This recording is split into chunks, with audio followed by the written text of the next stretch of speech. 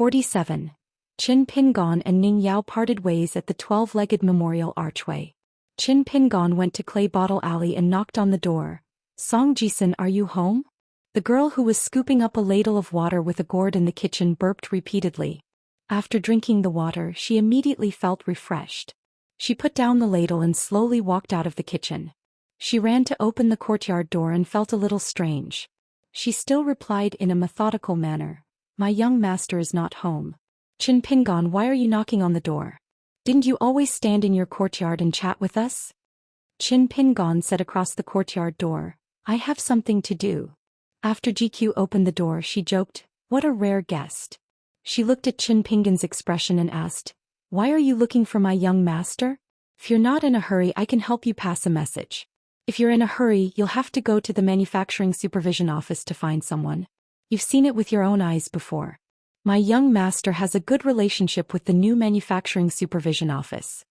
She found that Qin Pingon's feet were rooted to the ground. She rolled her eyes and said, "Come in, why are you standing there in a daze? Is my house a dragon's pool or a tiger's den? Or do I have to charge you one tael to drink water?" Speaking of this, the girl covered her mouth and giggled. "For you, the latter must be more terrifying." Qin Pingon pulled the corner of his mouth and forced a smile. He said softly, "Actually, I'm here to look for you. I shouted like that before because I was afraid that Song Jisun would misunderstand." GQ smiled knowingly and asked, "Then tell me what's the matter. I'll say the ugly words first. Neighbors are neighbors, friendship is friendship, but I'm just a little maid living under someone else's roof in Clay Bottle Alley. I can't do anything and can't help much. However, if you, Qin Pingon, want to borrow money, the problem can be solved with money. You're lucky. I have a little idea." Qin Pingon smiled bitterly. "It's really about money. I'll be frank with you. Xianxia was severely injured by someone at the covered bridge. The old shopkeeper of the Yang family's shop went to take a look, but he couldn't do anything about it." GQ looked confused. "Why haven't I heard about this? Who did Xianxia offend?" Qin Pingon said helplessly, "He's a foreigner from a place called Xingyang Mountain." GQ asked tentatively, "So you want to use your connections to find a good place for Xianxia to be buried? This is not difficult. I can ask my young master to speak to the supervising officer, and then let the Yamen office steward and gatekeeper step forward to invite old Fart Wei to find a place. As long as it is not a mountain in a forbidden area of the imperial court, it should not be difficult." Qin Pingon's face, which was already dark, became even darker. GQ also realized that she was thinking wrongly. She habitually bared her teeth, revealing her snow-white and neat teeth. She leaned against the spring festival couplets on the wall, tilted her head and smiled playfully. She asked, "Qin Pingon, you want me to repay you for saving my life? But I'm just a maid. Even the old shopkeeper of the Yang family's shop couldn't do anything. What can I do?" Qin Pingon struggled for a while, then slowly said, "Wang Zhu, I know you are not an ordinary person. That year when I saw you at the door of my house, I knew you were different from us. Later, you were also the first person to see that the snake gallstone was not ordinary. Now that I think about it, the way you looked at us, your neighbors, was no different from how those foreigners look at us." The young girl grinned. "Actually, there is. I don't only look at you mortals, I also look down on those immortal cultivators." However, GQ didn't say this out loud. Some principles to her were right and proper, but to others they were arrogant and unruly. Qin Pingon asked, "I came to you because I wanted to ask if there was a chance to save Xianxia. I used a locust tree leaf, and at that time I could only barely keep Xianxia alive. Although it wasn't very useful, at least it was useful. So I wanted to ask if you have any locust tree leaves, especially extra locust tree leaves." The young girl pointed at her own nose and asked, "Are you asking if my family's young master Song Jisun has locust tree leaves, or me, a little maid without parents?" Qin Pingon stared at the young girl and said bluntly, "Even if Song Jisun has them, he won't give them to me. I'm asking you, Wang Zhu. If you have them, are you willing to lend them to me? If you don't, do you know any other ways to save Xianxia?" The young girl, who was always called Wang Zhu, rubbed her chin with one hand and patted her abdomen with the other. She shook her head and said, "No, I really don't. I'm not lying to you. If you had come earlier, maybe there would have been a few locust tree leaves left. As for other ways, of course I don't have them. I'm not an immortal, so how would I know how to bring someone back to life, right? Qin Pingon, you can't force me. Lass, I was wrong about you. I thought you were different from them, not the kind of person who would force others to repay their kindness. Qin Pingon still didn't give up. You really don't have them? Whether or not I can do it, you can tell me. GQ shook her head and said firmly, in any case, I don't have them. Qin Pingon smiled. I know. The teenager turned and left. His thin figure quickly disappeared from Clay Bottle Alley. The young girl stood in the alley in front of her house, looking at the back of the teenager who was gradually disappearing. Her expression was complicated, with a trace of sadness for his misfortune and anger for his failure to fight. She said angrily, you squandered the locust tree leaves that were hard to get? Then you can die with Lu Xianyang. Anyway, the sooner you die, the sooner you can reincarnate. If you're lucky, you can continue to be a fellow sufferer in your next life. It's better than those pitiful creatures who don't even have a next life. The young girl walked back to the courtyard. When she crossed the threshold, she accidentally burped again and sneered, I'm a little full. She suddenly sped up and rushed forward, stomping heavily on the ground. Then she slowly squatted down and stared at the khaki-colored four-legged snake with horns on its head. She reprimanded, it's not difficult to return what you borrowed. You 5 little beasts, if you dare to go back on your words in the future, I'll skin you alive and stew you. The four-legged snake under the maidservant's feet struggled with all its might and made a slight hiss, as if it was begging for mercy. After Qin Pingon left Clay Bottle Alley, he ran all the way to the school. However, he was told by an old man who was in charge of cleaning the school that Mr. Qi had gone to the mountains outside the town with 3 foreign guests yesterday. He said that he was going to explore the secluded and strange places, and that it would take at least 3 days to go back and forth. Qin Pingon was disappointed. When he turned to leave, the old man with the broom suddenly remembered something. He stopped the teenager and said, by the way, before Mr. Qi left, he told me that if someone was looking for him in Clay Bottle Alley, I should tell that teenager. He had already said the reason. Whether he was in the school today or not, the result would not change. The teenager seemed to have known the result. His eyes were dim.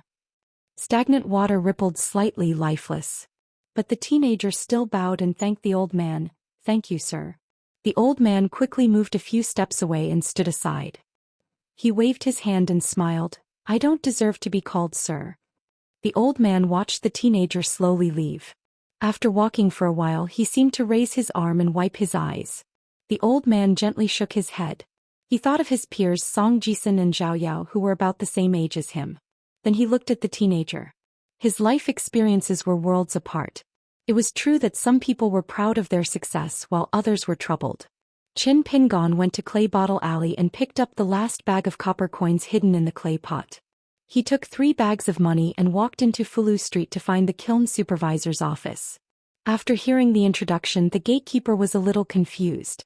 Song Jisun's neighbor in Clay Bottle Alley was looking for Song Jisun and the supervisor? Qin Pingon secretly handed him a gold copper coin that he had prepared in advance without saying anything. The gatekeeper looked down, weighed it in his hand and rubbed it with 2 fingers. He understood tacitly, but was not in a hurry to express his opinion. The teenager quickly handed over another gold coin. The gatekeeper smiled but did not take it. He said, since you're a sensible person, I'll be relieved to recommend you. Otherwise, if I lose this job because of you, I'll be a fool. Keep the copper coin in your hand first. If the steward agrees to let you enter the office, you can give it to me. If not, I can't help even if I want to. I'll just take it that this copper coin has no fate with me. What do you think? Qin Pingon nodded vigorously. Not long after, the old steward and the gatekeeper arrived together. The gatekeeper gave the teenager a look, hinting that he should not take out a copper coin at this time. Taking a bribe in public was not a small crime. Fortunately, the teenager did not do anything stupid. He only followed the steward to the back hall of the office. The gatekeeper sighed. He was a little confused.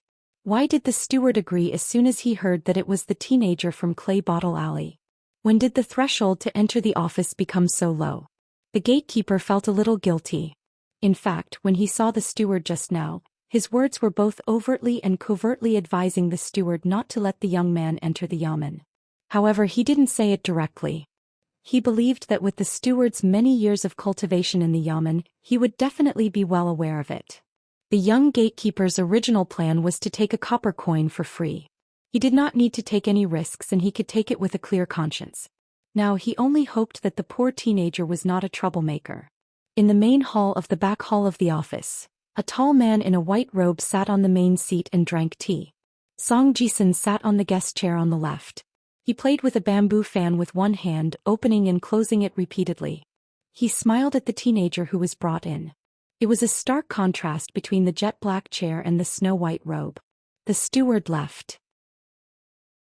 The man on the main seat put down his teacup and smiled at the teenager. Chin Pingon, sit anywhere you like. We have actually met in Clay Bottle Alley before. It's just that I didn't recognize you at that time.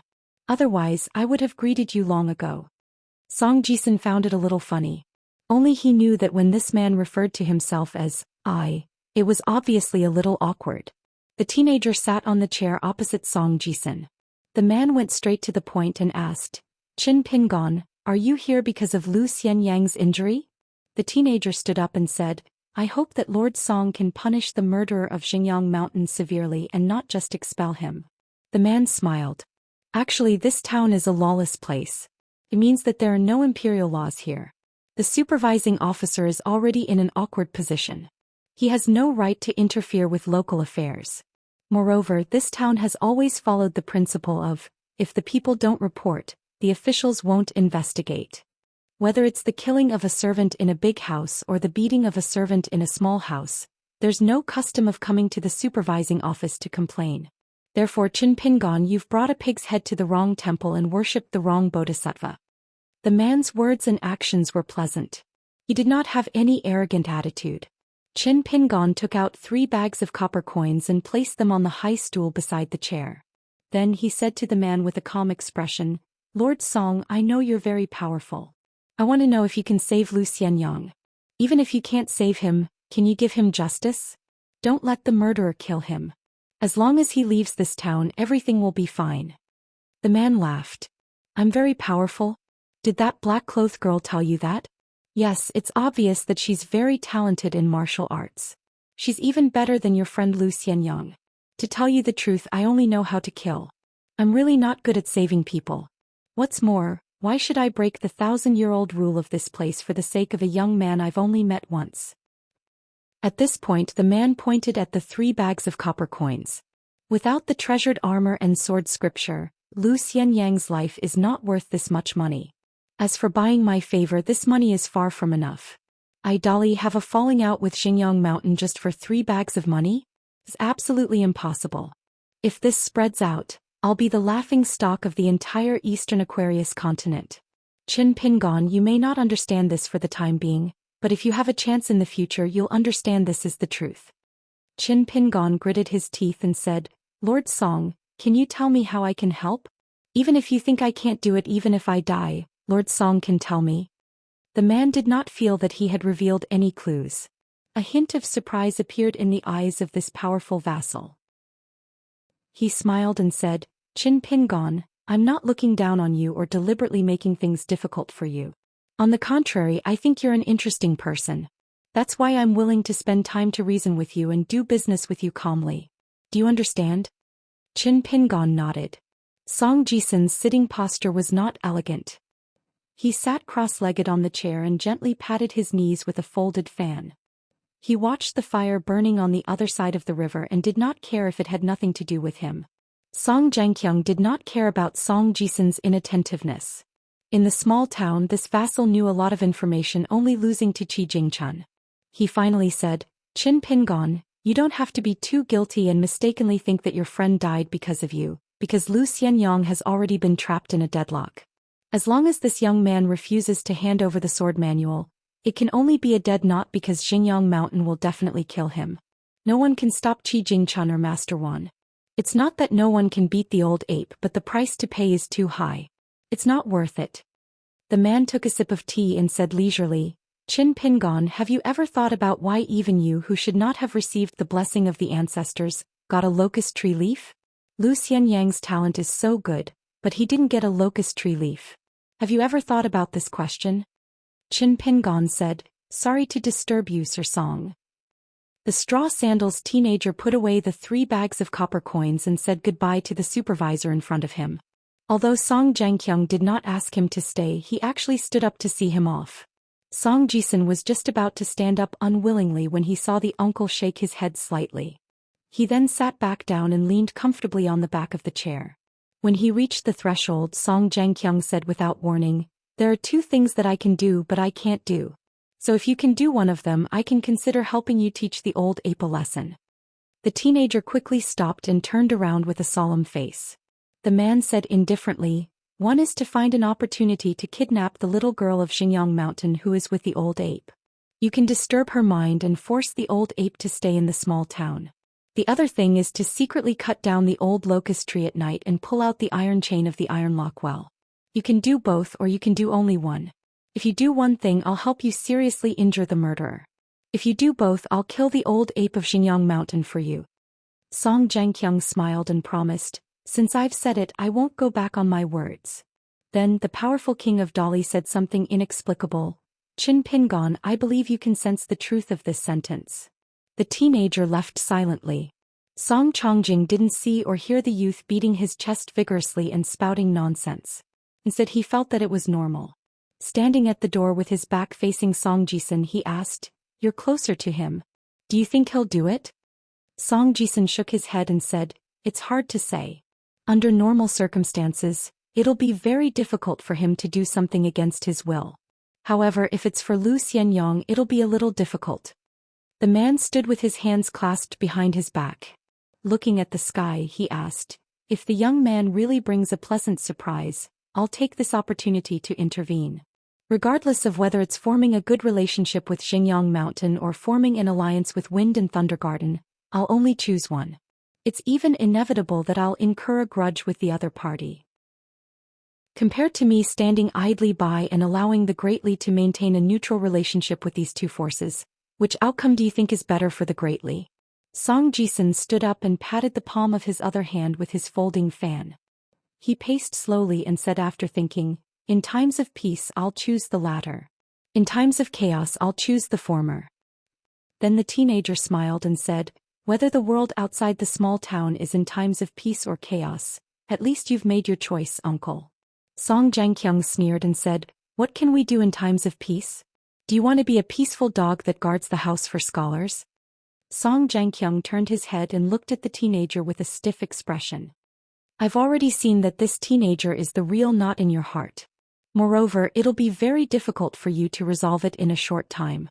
Once you leave the small town with this knot in your heart, it'll be detrimental to your future cultivation.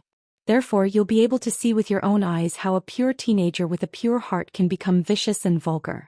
When the time comes, you'll feel that it's meaningless to be angry with this kind of person." Song Jisun opened his mouth, but in the end he didn't refute anything. In the end he fell into deep thought. The man walked back into the house and sat on the main seat. He raised his head and drank all the tea in the cup.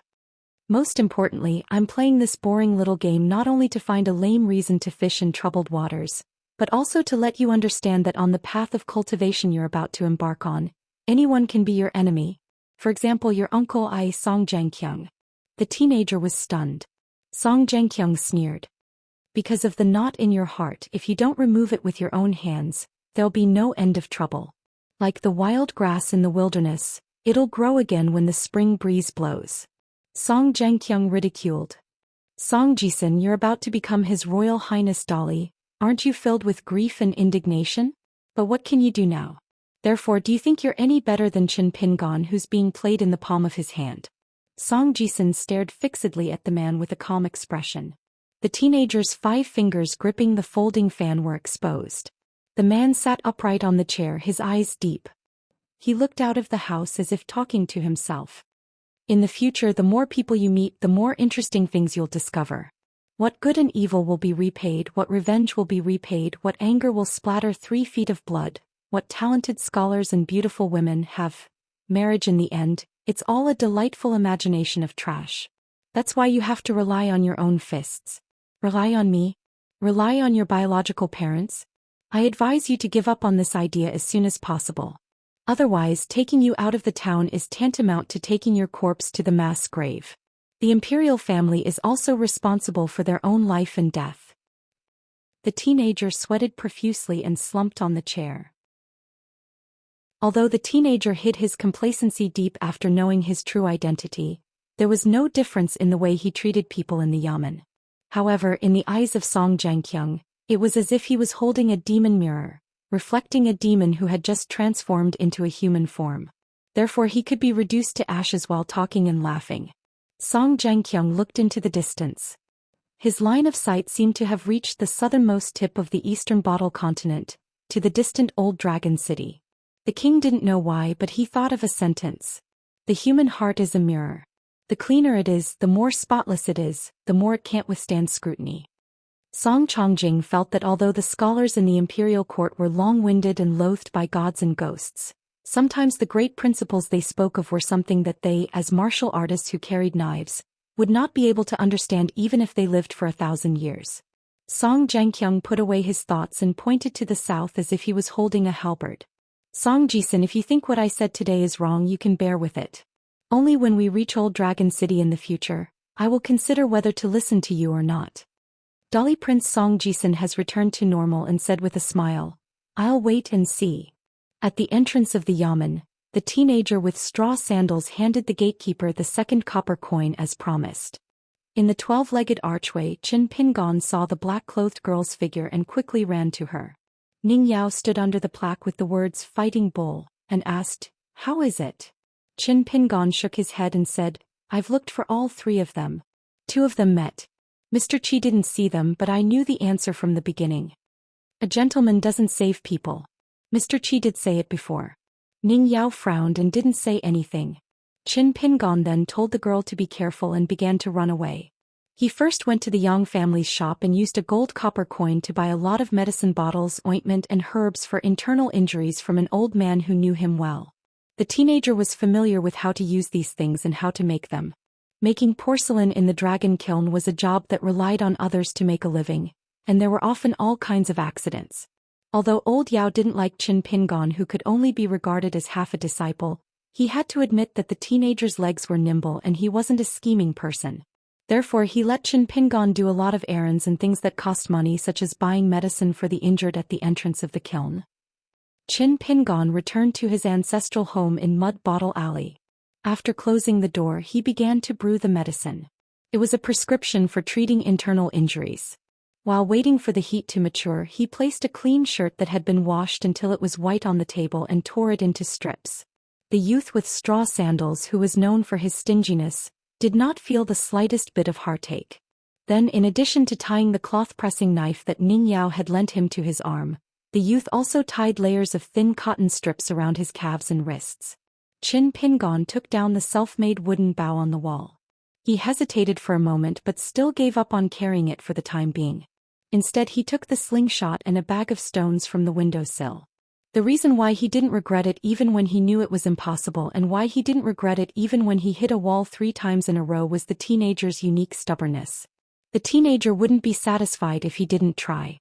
It was the same reason that the teenager begged the old shopkeeper to try again at the blacksmith shop for the last time.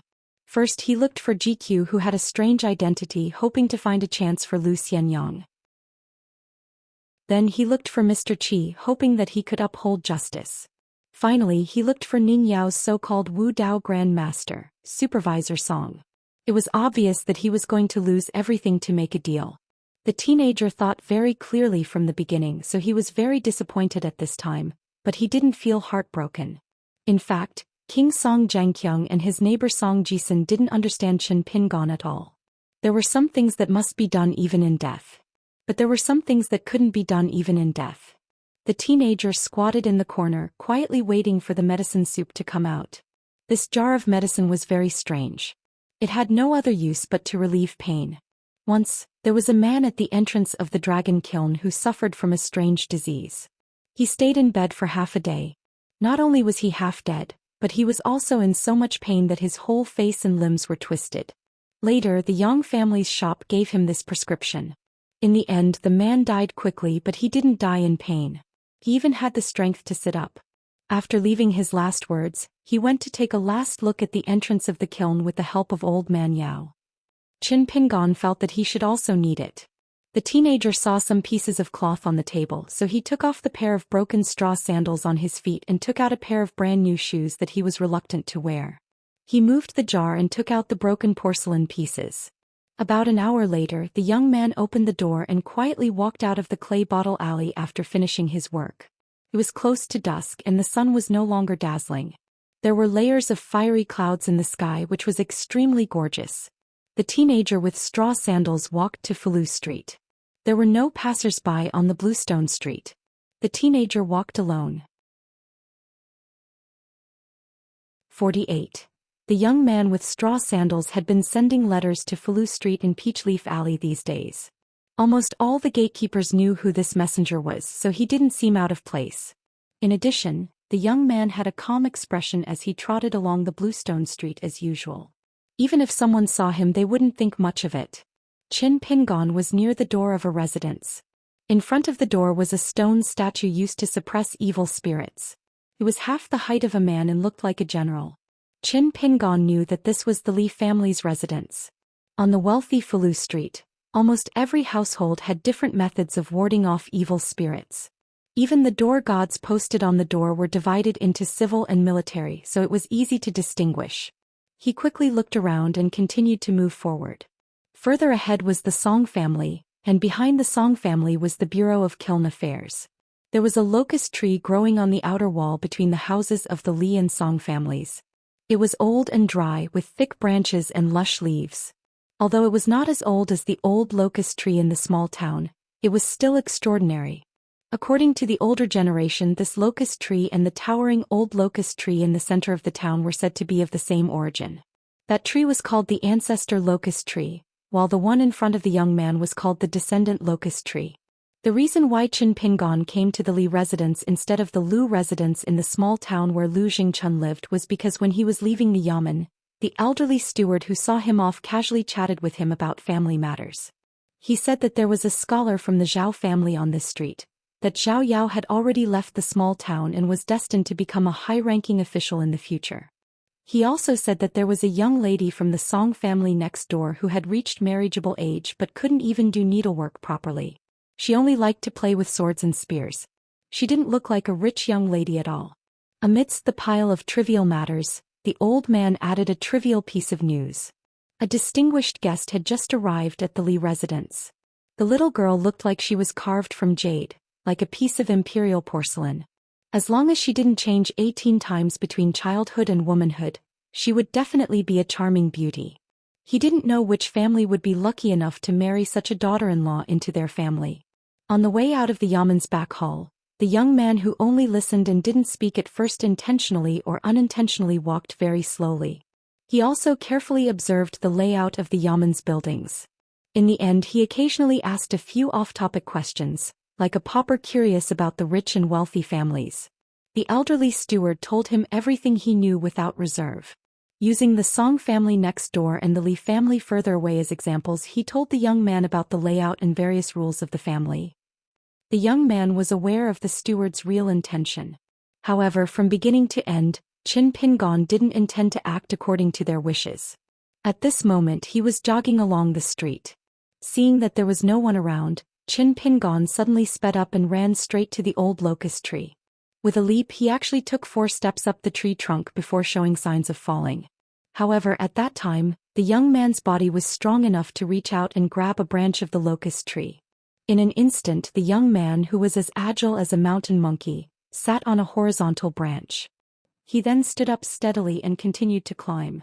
In a few blinks of an eye, Qin Pingon was squatting on a slanted locust tree branch, barely above the Tuzhong high wall of the courtyard. The young man's body was hidden behind the lush locust tree leaves. He held his breath and focused his mind, squinting his eyes as he looked around. He was in no hurry to sneak in. On the way back to the small town from the covered bridge with Ning Yao, Qin Pingon asked many questions.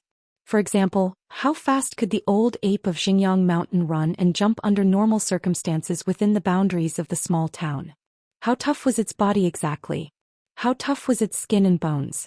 If a punch from me was no different from scratching an itch for the old ape, then how much damage would a slingshot or a wooden bow cause at a distance of 20 steps or 40 steps?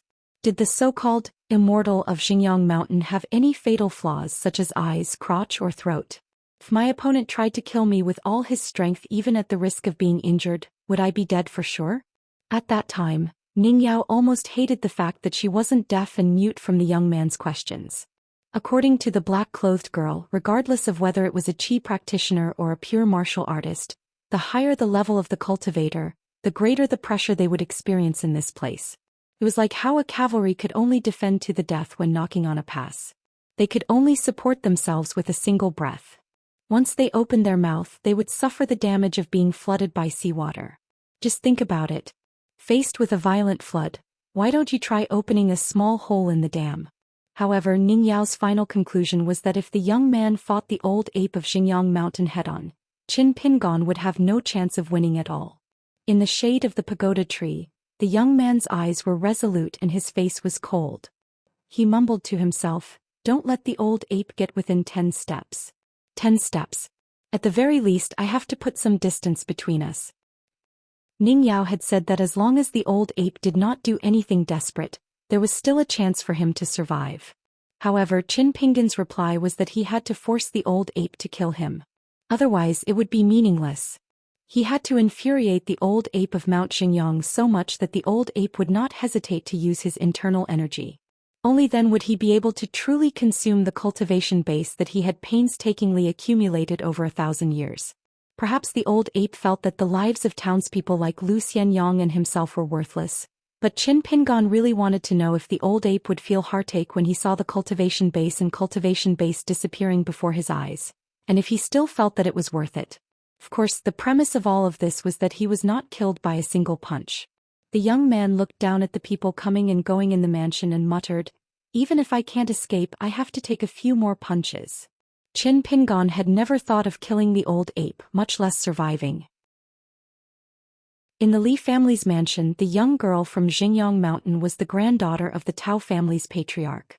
She was consecrated by the entire Li family like a bodhisattva. Apart from the first and second-class maidservants that the Li family had arranged for in the courtyard, these young girls who were children of the family were clean and nimble. Most importantly, they knew each other well and had clean backgrounds. It was possible that they had been loyal to the Li family since their ancestors. The courtyard was located in the middle and was not close to the streets of Fulu Street. The young girl's name was Tao Zi and her nickname was Tao Zi. She was the source of joy for the sword immortal patriarchs of Xingyang Mountain. Of course, it was not because of her innocent and adorable appearance, but because of the height of her sword Dao in the future. She was qualified to make Xingyang Mountain throw in massive amounts of resources for her.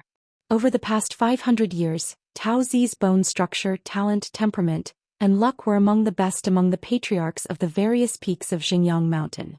To put it simply, the little girl Tao Zi would be a miraculous existence with very long legs but no shortcomings.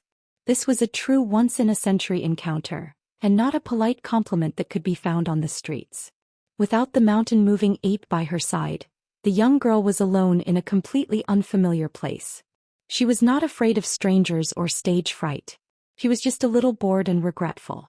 From Grandpa Ape's tone, it seemed like there was no way to move a mountain from here. This made the young girl very disheartened. When elder sister Su of Xingyang Mountain ascended to the middle 5 realms, she was gifted a mountain by the patriarch as a gift.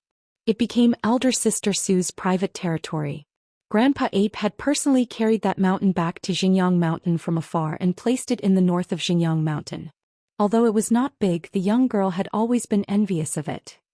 She felt that the study was a little stuffy, so she walked to the main hall. She put her hands behind her back and looked up at the horizontal board for a long time like an elder. The young girl was followed closely by 2 delicate and pretty maidservants. One of them had been discovered by the Li family as a child to have extraordinary talent. She was specially groomed into a martial artist and had made some achievements. In fact, to the direct descendants of the Li family, this kind of behavior was no different from rearing flowers, birds, fishes, and insects. They did not hope that the young girl would become a martial arts grandmaster in the future. It was not unheard of for servants to bully their masters within the walls of a large family. Moreover, the servants had high standards and great potential. It might not be a good thing for the next generation of the family. The young girl walked to the gate and skipped around in the courtyard. She did not leave the courtyard without permission and make things difficult for the servants. Grandpa Ape had reminded her that the people from the Wind and Thunder Garden had also arrived in town. She could not leave the courtyard before he dealt with them. Although the young girl she had been exposed to the treacherous nature of cultivation in the mountains since she was young. Danger lurked everywhere. Moreover, her family education was extremely strict, so she was not a mischievous child who would make her elders worry. In the end, the bored young girl sprawled on the stone table. There was a bird cage on the table. It seemed to contain a bird called a snake-hunting eagle. Its head drooped and it looked sickly. Its feathers were gray and dull. It did not look good at all. No matter how the young girl teased it, the snake-hunting eagle ignored her, so she found it boring. Now that she had nothing better to do, she whistled at the feathered beast for fun. There were 2 porcelain bird food jars in the cage that the Li family had privately forged in the dragon kiln. They were small and exquisite. One was simple and elegant to hold water, while the other was brightly colored to hold food. However, after the snake-hunting eagle was captured, it did not touch a drop of water or a grain of rice. It had already been almost 2 days. In the small town, the snake-hunting eagle was rarely caught. Occasionally, whether it was a young bird or an adult snake-hunting eagle, without exception they would all starve to death. No matter how hard they tried, they could not be raised, let alone become a hunting eagle that could be controlled by people. Seeing that the snake-hunting eagle still did not respond, the young girl who was whistling finally lost her patience. She stood up and turned to leave. There was a loud bang. One of the bird food jars in the bird cage shattered violently. The young girl first appeared sluggish for a moment. Then, almost instinctively, she pulled over a tall servant girl and had her stand in front of her. The tall and plump servant girl only felt that her wrist was tightly bound by an iron wire. It was so painful that she almost screamed out loud. However, the shorter servant girl had sharp eyes. She stood in front of the young girl at the first moment and quickly looked around. The second bird food jar in the cage exploded with a loud bang like a firecracker on the table. There's an assassin on the roof of the Pure Fragrance courtyard. The servant girl who had practiced martial arts finally caught sight of the figure. On the roof of the courtyard next door there was a half-squatting figure. The servant girl began to run. The wall of the courtyard was not very high. She stepped on it and grabbed the edge of the wall with both hands. Relying on her outstanding strength, she quickly climbed to the top of the wall. For a moment she was in a bit of a dilemma. This courtyard was not far from the Pure Fragrance courtyard, but the assassin was on the roof of the main building of the Pure Fragrance courtyard, and the Pure Fragrance courtyard was close to Falu Street. That person could easily jump over the wall. Therefore, in a flash she made a decision. She did not jump down the wall and run to the Pure Fragrance courtyard. Instead, she ran along the wall like a cat and jumped onto the roof of her courtyard. During this time, the servant girl was always on the lookout for the assassin's sneak attack. Very strangely, the assassin did not obstruct her steps, nor did he have any intention of immediately retreating. The eaves of the 2 courtyards were about 10 meters apart. The servant girl watched the assassin's movements as she quietly retreated from the eaves. Finally, she quickly took a deep breath and prepared to run. The servant girl was greatly shocked. The assassin who was confronting her from afar was actually a shabbily dressed, thin youth. The youth's waist was tied with 2 small luggage bags. She could not see the murder weapon in his hands, so he must have hidden it. The servant girl felt that it was most likely a slingshot. He was also very doubtful. If it hit her head, she dared not say that she would die on the spot, but she would definitely be seriously injured. With the youth's almost terrifying accuracy, he had intentionally smashed the bird food jar twice. Could he really not hit her or the little girl from Xinjiang Mountain? In the courtyard, the little girl angrily said, "Idiot! Be careful of the trick of luring the tiger away from the mountain. Come back quickly."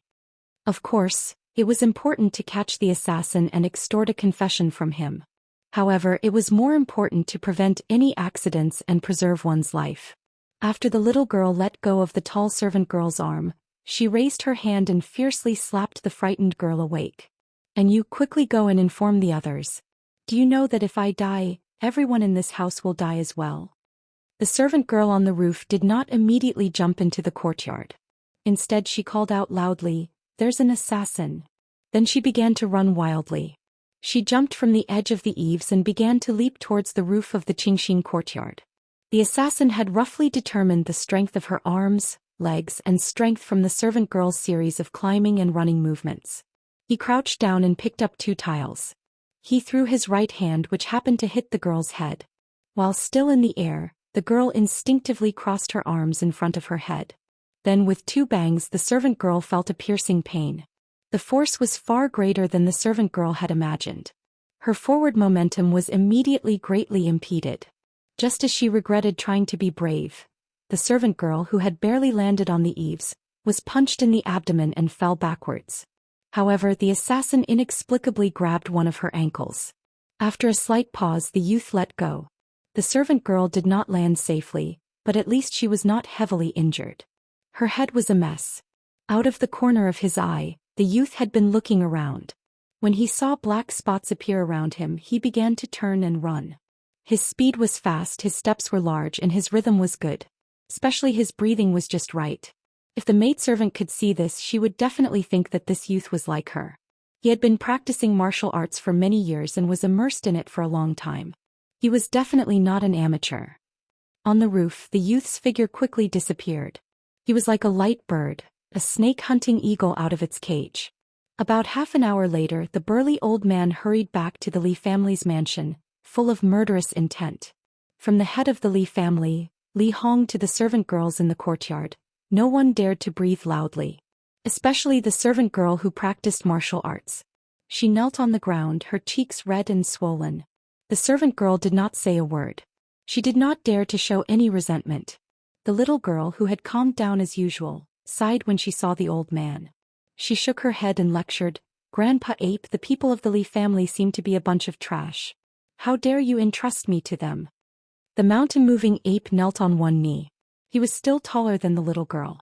The white-haired old man said guiltily, "Miss, I was wrong." The old man turned his head and said in a deep voice, "Li Hong." The head of the Li family in the small town roughly understood the orthodox language of the eastern Bottle continent.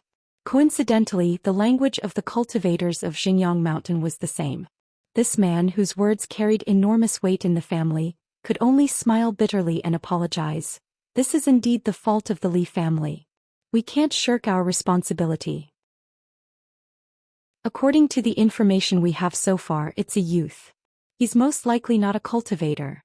The Yamen hasn't given us any useful intelligence for the time being. They only said that they'll send more capable people to guard the mansion day and night." Tao Zi thought for a moment and said, "That assassin doesn't seem to be here to kill me." Then she added, "At least not today." The head of the Li family, who was just about to calm down, immediately felt his heart in his throat again. The white ape frowned and asked, "Is that youth thin, dark-skinned, and about this height? And wearing straw sandals?" The servant girl kneeling on the ground nodded vigorously. The white ape grinned. His eyes were gloomy. "Good fellow. So he's here to provoke us." He waved his hand and said, "Don't get involved in this matter. I know the background of that assassin. He's an ordinary youth in Mud Bottle Alley." The little girl whispered, "Grandpa Ape, don't let your guard down." The mountain-moving ape hesitated for a moment, then stood up and ordered the head of the Li family, "Then let the Yamen take out a household file and send it to the Li family. Check the background of that youth's 18 generations of ancestors. Then, in terms of the manpower to guard this courtyard, it's easy to have fewer people, not easy to have more people, but more people." The old man quietly increased his tone and sneered, "Li Hong, I advise you to ask your family's stabilizing force to come out as well. Don't treat this matter lightly. If something really happens to my family's young lady here, even I, an old beast in your eyes, can't shoulder the responsibility, let alone you, a branch of the Li family?" The head of the Li family hurriedly bowed and apologized. He said anxiously, "Ancestor Ape, you're asking too much of the Li family." The mountain-guarding ape of Xinjiang Mountain fell into deep thought and murmured, "Is it that kid from the Wind and Thunder Garden who took the opportunity to pick a fight? Or is it Song Zhengqiang of the Yamen's plan?" The old man shook his head in the end, only finding it ridiculous. No matter who instigated him to court death, you don't know how to find a better pawn to cross the river. A little grasshopper without much meat. Are you trying to fill the gap between your teeth? Well, I was worried about not having a chance to kill. This is a good reason. I'll kill that bumpkin from Mud Bottle Alley first, Then I'll kill you, the little bastard from the Wind and Thunder Garden. The old man smiled at the little girl and said, My lady, I'll help you clean up the mess this time. There won't be any more accidents. The little girl smiled brightly and raised her fist to boost the morale of the mountain-guarding ape of Xinjiang Mountain. Before the old man left, he looked at the head of the Li family. The latter smiled bitterly and said, I'll go and ask the ancestor to come out and be Miss Tao's personal retainer. The old man nodded and strode away. The old man took the bait casually and directly followed the fishing line to Mud Bottle Alley. I've clearly taken the bait. You can come and kill me. If they were outside the town, the mountain-moving ape of Xinjiang Mountain would not dare to be so arrogant. However, in this world, spells, divine abilities and artifacts were all forbidden, so he had a huge advantage. This was also the reason why Xinjiang Mountain did not send out a sword immortal patriarch. The old ape walked all the way and only realized this when he approached Mud Bottle Alley. The youth in the alley can't be here purely to avenge his friend, right? Before this, the old ape had been thinking deeper about the conspiracy involving the concealing line of grass ash that stretched for thousands of kilometers. Now that he suddenly realized this possibility, he found it especially preposterous. The old ape smiled and quickly understood the reason. If that's the case, it makes sense. That's right. Since he's not a cultivator, he's not that afraid of death. It's just a cheap life anyway. However, to be careful, the old ape still did not swagger into Mud Bottle Alley from this end. Regardless, this trip was destined to not be in vain. The little bastard who was valued by the Wind and Thunder Garden would only live a little longer than the bumpkin from Mud Bottle Alley. After taking a huge detour, the old ape walked into Mud Bottle Alley from the corner of an alley near Gukan's house. In fact, the old ape was very suspicious of whether the assassin youth had the courage to stay in the ancestral home and wait for death. If he was smart and cowardly, he could have died after the young man from the Wind and Thunder Garden. The old ape grinned. Then his smile instantly froze. In the dusk, Mud Bottle Alley already appeared dark and blurry. The burly old man suddenly looked up. For some reason, a thin youth was standing at a high spot in front of the alley. His feet were stepping on the holes that had just been dug out not long ago, allowing him to leverage himself. The youth carried a quiver of arrows on his back and held a fully drawn wooden bow in his hand. The tip of the arrow was pointed at one of the old ape's eyeballs. The youth was completely silent. Not only was the bow drawn to a full moon, even the slightest of breaths seemed to have disappeared. As a result, the ancestral guardian of Xinjiang Mountain could only rely on his keen sense of danger to detect the youth above him. He did not give the old ape any chance to react. The arrow whistled through the air like a gust of wind. It was powerful and heavy. After shooting the arrow, the youth did not make a second choice. He shrunk his neck and quickly hung the wooden bow diagonally on his shoulder. He exerted force with the tip of his feet and crossed the walls on both sides to borrow the momentum to climb up the eaves. The old ape pulled back the palm that was blocking his forehead. The arrow was nailed into his palm. It was not deep and a wound could be vaguely seen. However, the old ape was still scared. If he had been shot in the eye by someone close to him in the small town, it would have been a tragedy where he would not be able to call for help. He pulled out the arrow casually and snapped it, dropping it to the ground in Mud Bottle Alley. The old man clenched his fists and looked up at the sky in the alley. His face was ashen and his throat moved as he let out a low and suppressed sound, like an extremely angry ancient beast. The old man used both his hands and feet to climb up to the roof in an instant.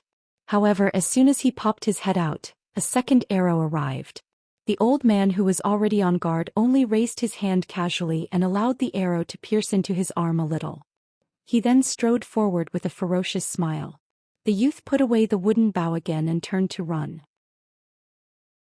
A series of cracking sounds could be heard from the continuous eaves on one side of Mud Bottle Alley. The old man's strides were much bigger than the youth's after all. He gradually closed the distance and would soon catch up to the thin youth, who was already agile enough. The old man exerted force in an instant and soared into the air to pounce forward. A giant hand that was the size of a palm leaf fan reached for the youth's head. The youth seemed to have eyes on the back of his head.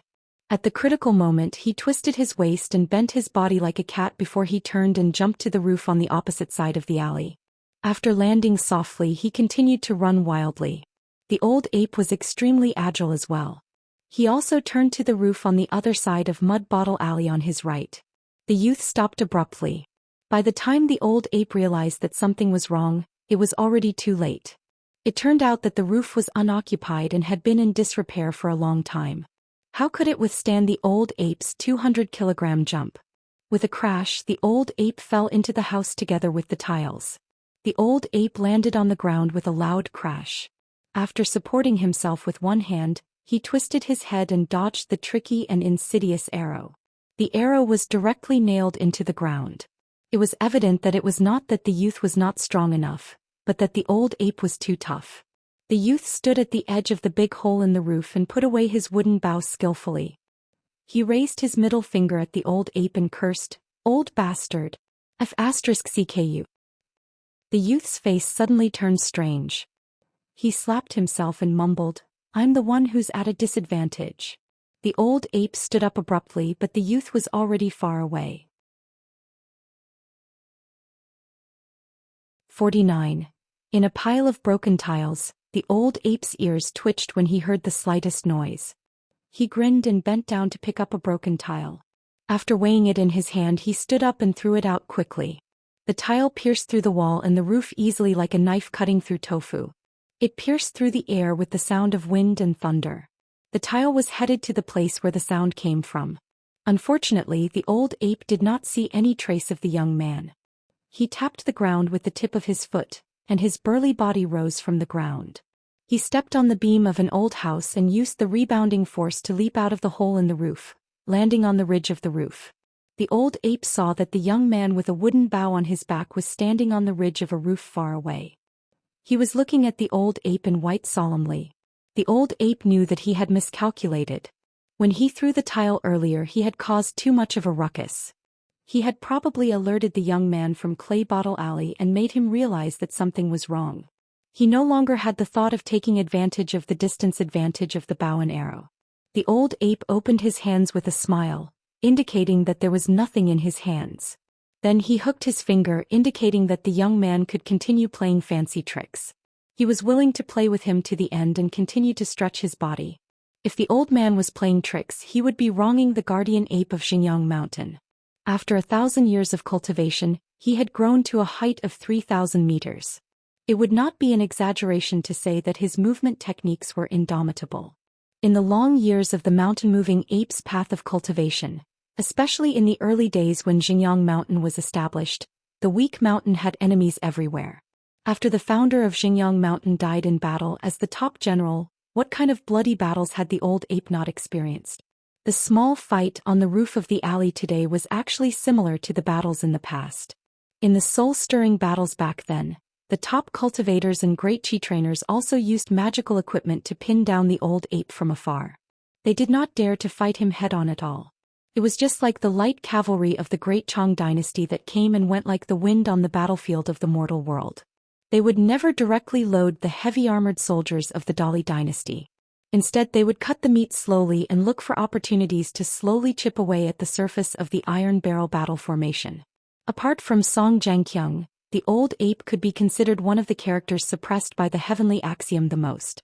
Due to his special status, the military grandmaster with the tiger tally had been favored by the world.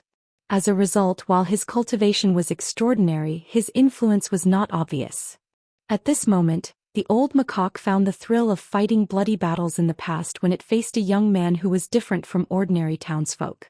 The old macaque did not deny that the young man had given it a lot of surprises. He knew how to calculate people's hearts, how to set up traps, and how to make use of the geographical advantage. Of course, the most important thing was that he was quite bold. The old macaque lifted its head to look at the sky. The sun was setting in the west and dusk had arrived.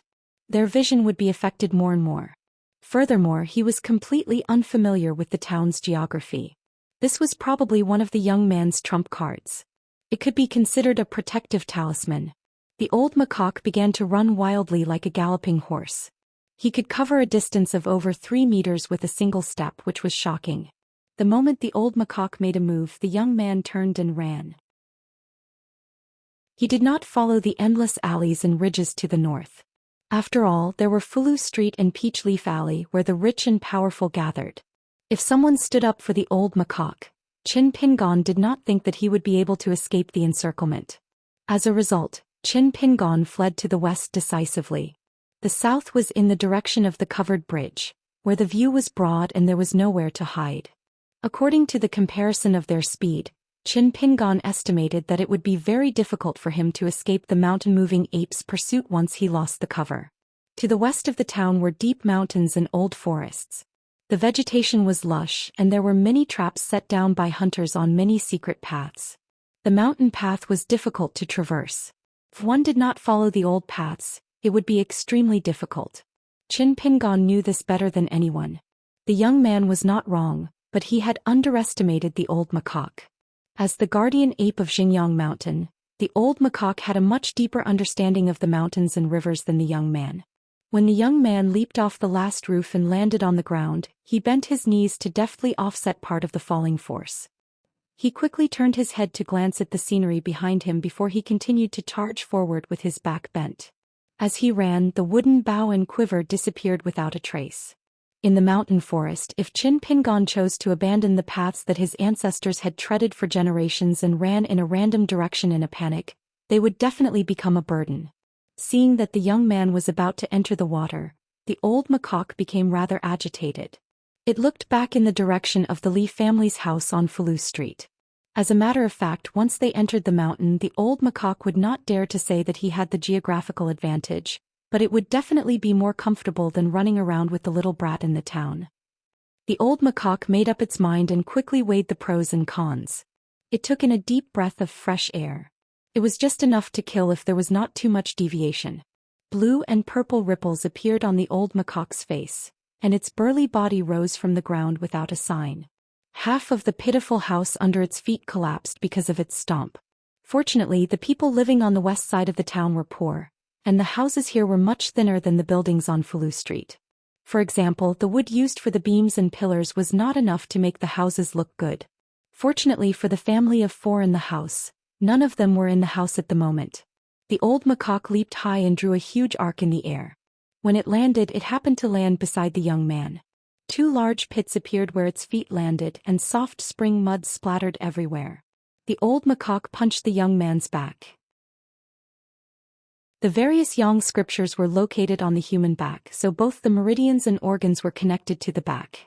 In particular, the back was only an inch away from the heart, so it was the most fragile part. His life was hanging by a thread. Hearing the noise beside him, the young man suddenly exerted his strength. He was 2 to 3 times faster than when he lured the old macaque to step on the rotten roof. This at least meant that the young man had been hiding his strength from the beginning to the end.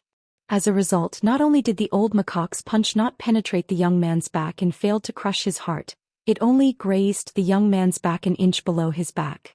Although the young man did not take the punch head-on, he was still sent flying with his feet off the ground as if he had been hit by a hammer. In the next scene, the young man's breathtaking agility were vividly displayed. Blood trickled down the corner of the straw sandals boy's mouth. After being sent flying by the punch, he was supposed to fall flat on his face. However, the moment the boy extended his hands and placed them on the ground, he bent his elbows and exerted force. His entire body flipped in the air in one smooth motion. After landing on the ground with both feet, he used the inertia of his forward momentum to continue fleeing without slowing down at all.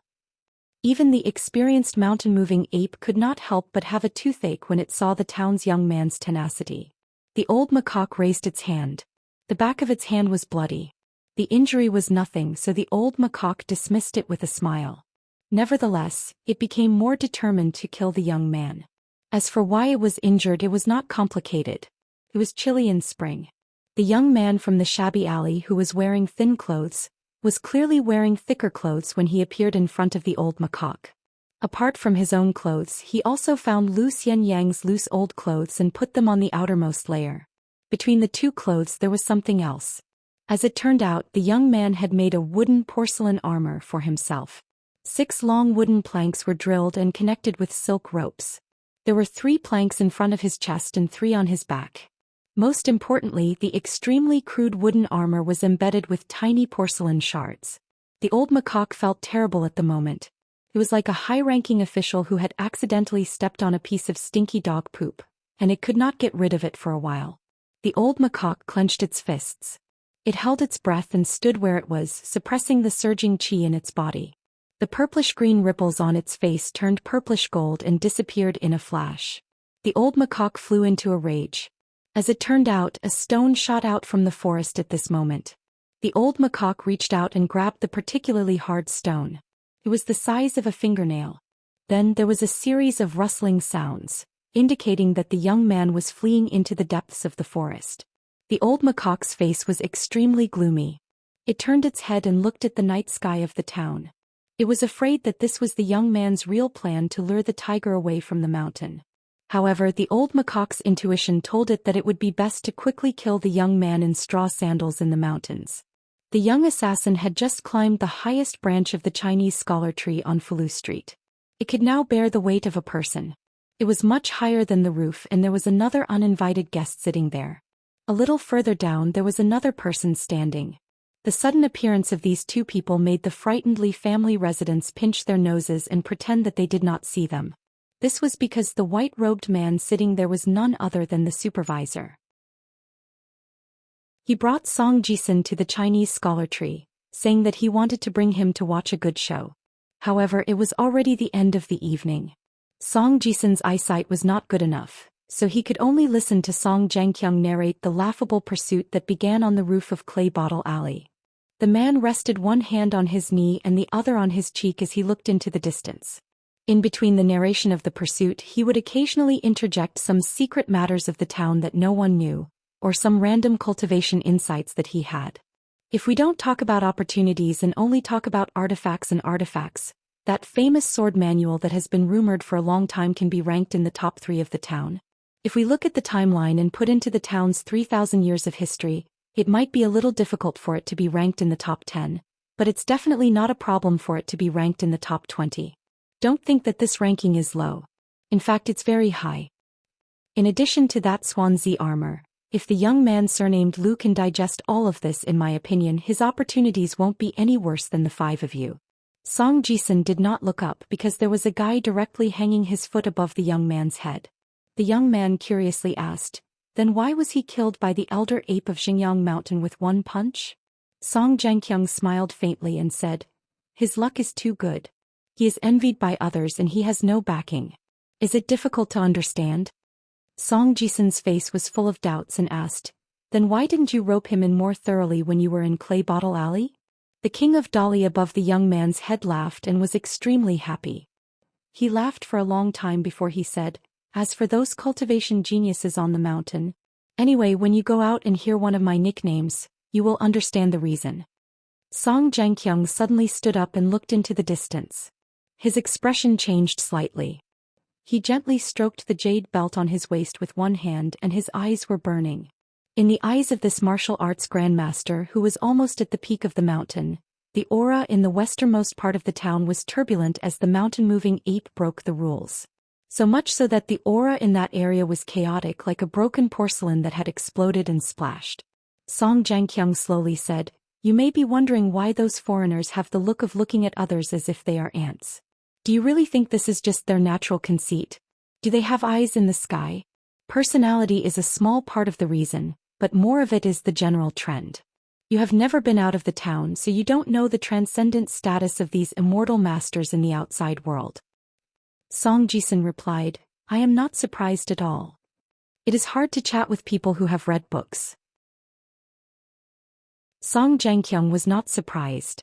He continued to say, because there is a line between you and them.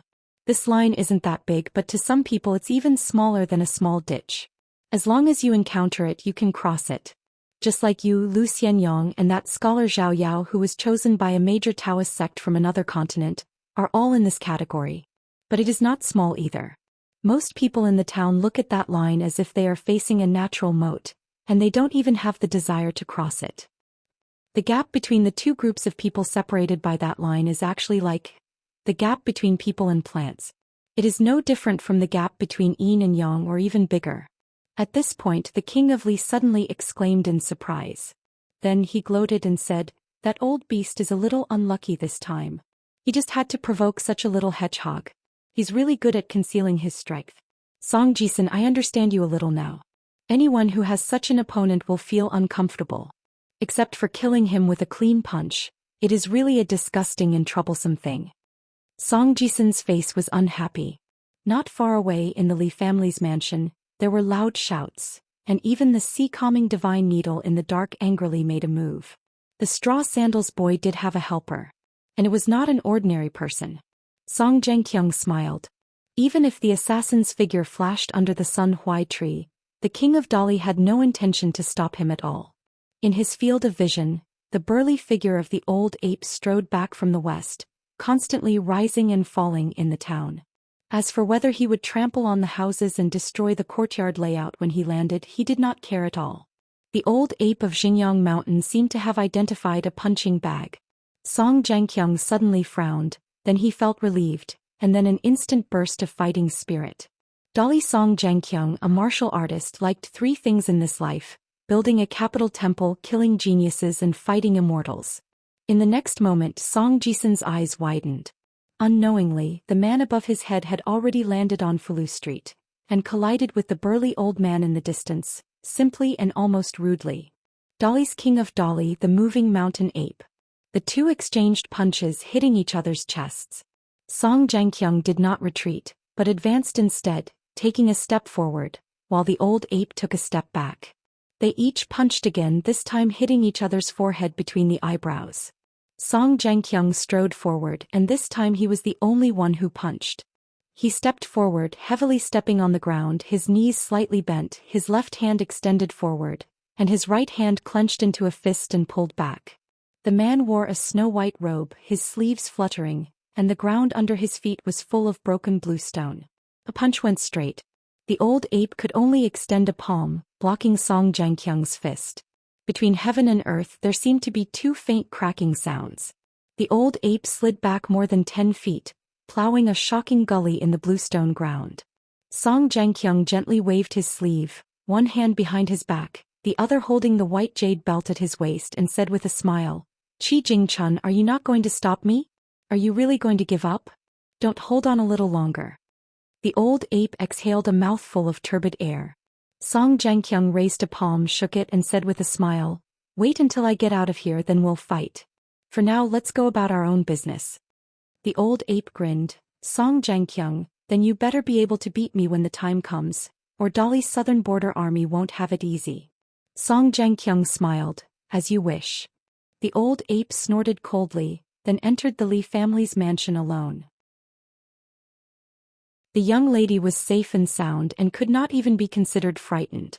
After the old ape understood the details, he realized that it was just a clumsy trick, and after thinking for a while he rushed to the west of the town with a sinister smile. He entered the mountains to hunt. 50. In the night, Qin Pingon fled deep into the mountains. Not long after, he ran into a bamboo forest where the soil was exceptionally soft. The straw sandals youth began to deliberately increase his footsteps. About half an hour later, when he was about to run out of the bamboo forest, the youth suddenly climbed onto a bamboo on his left and swung to another nearby bamboo. He was more like an ape than the mountain-moving ape of Xingyang Mountain. After repeating this several times, he finally landed lightly on the ground. He squatted down and wiped his footprints with his hand. When he turned around and saw that he was about 5 to 6 feet away from the first bamboo, he continued to run. In less than the time it took for a stick of incense to burn, the faint sound of the stream could be heard. Not only did the youth not stop running, he leaped high into the air and fell into the stream. Soon the youth stood up. Turned out that he had landed on a huge rock.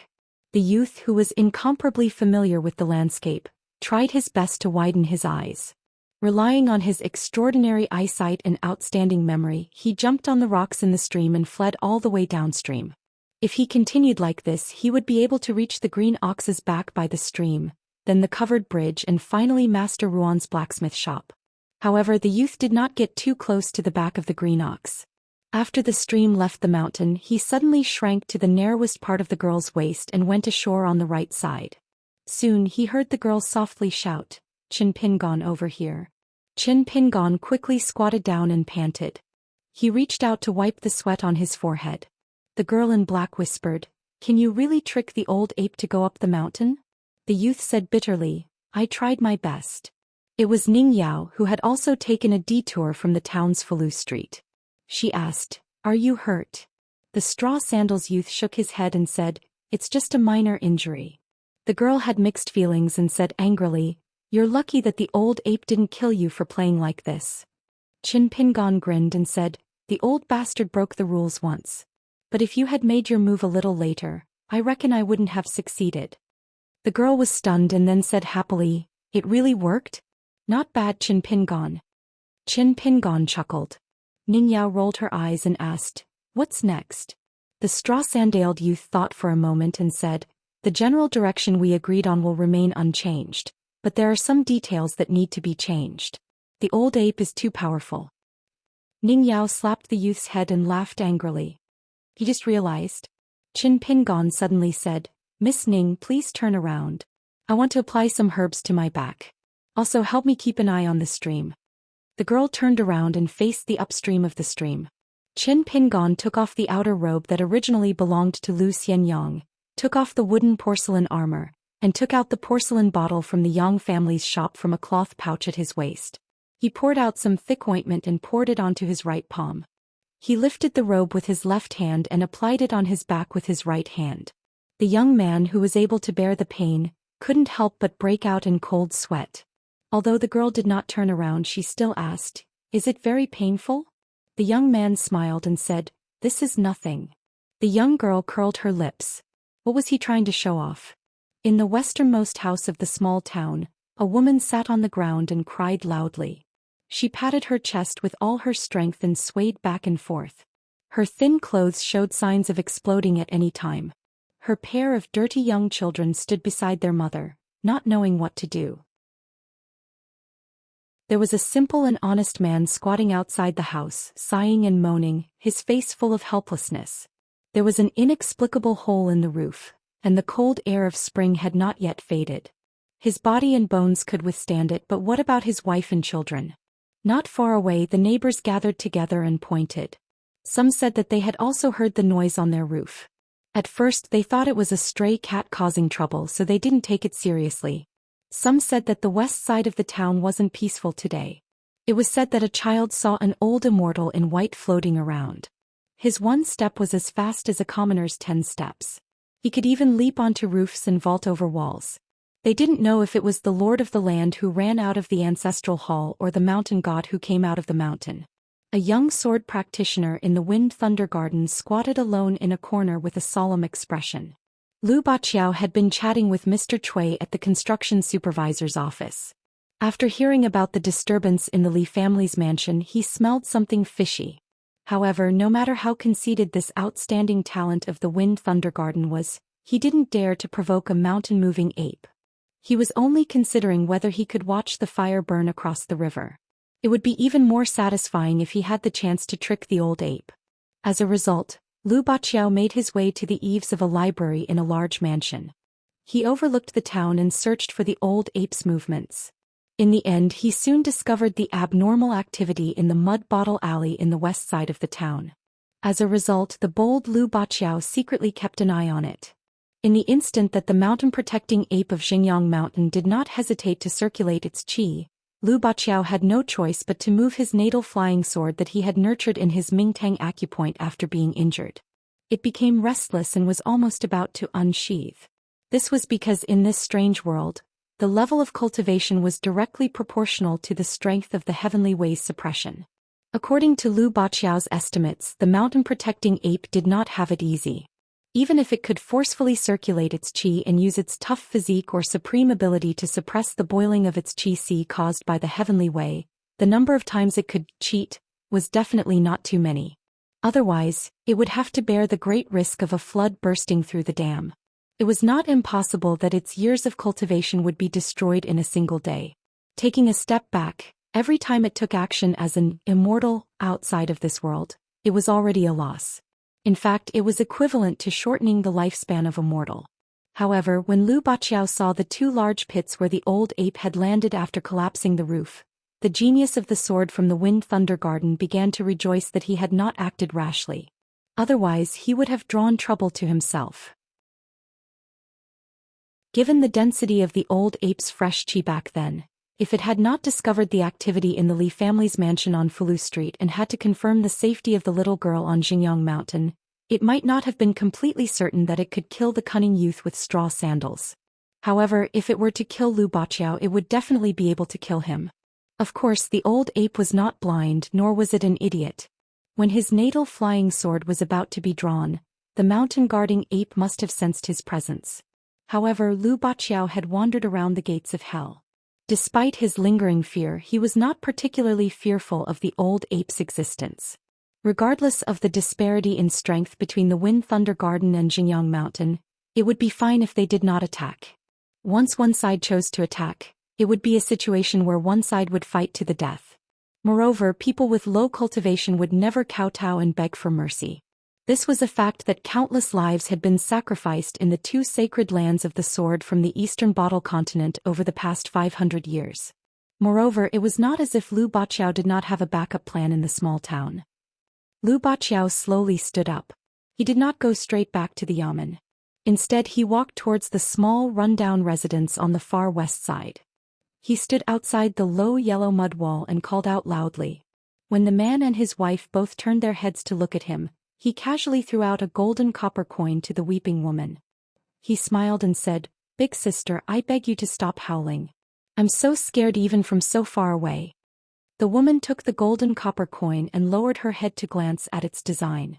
It was similar to a copper coin, but the color was different. She was a little dazed and asked softly, "Gold?" Lu Baqiao laughed and said, "No. But it's much more valuable than gold." The woman was stunned at first. Then she flew into a rage and threw the golden copper coin at the young man. She stood up and scolded with her hands on her hips, "Get lost. I might believe it if it's gold, but it's more valuable than gold? Do you think I haven't seen the world? I'm also someone who hasn't seen silver with my own hands. You little bastard who hasn't even grown hair yet. You don't even care about the little loach in your pants. How dare you come to my place and pretend to be a master? My man is not dead yet."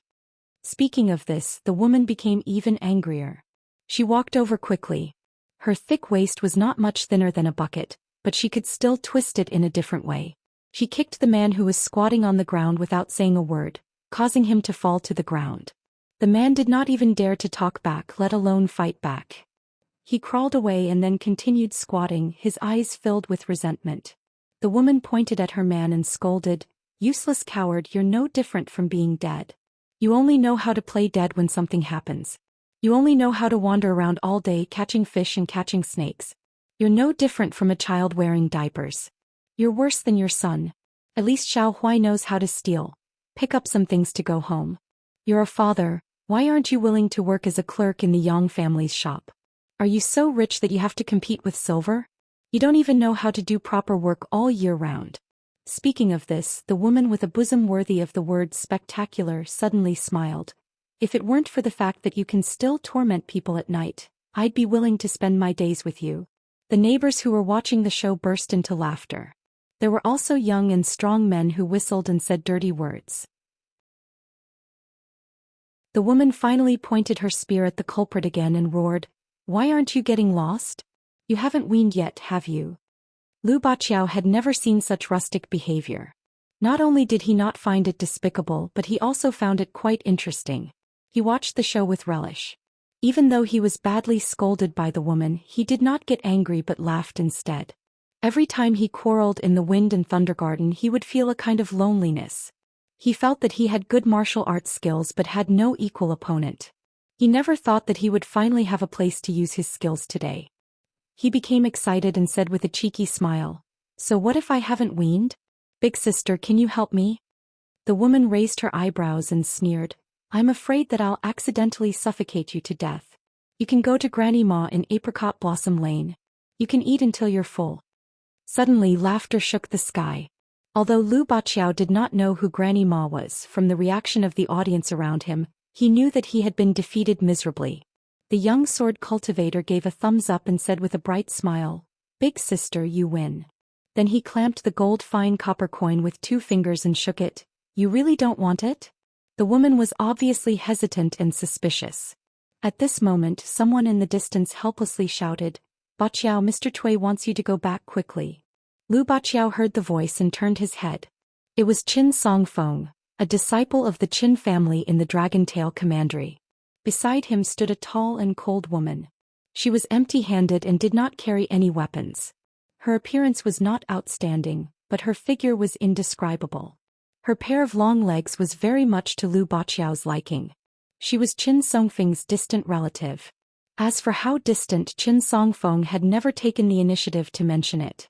The woman had always called Qin Songfeng by his name. Along the way the three of them usually got along. Lu Baqiao did not feel that the woman was arrogant, just that her temperament was naturally cold. Since Cui Minghuang had spoken, Lu Baqiao did not dare to stay any longer. He followed the two to Falu Street.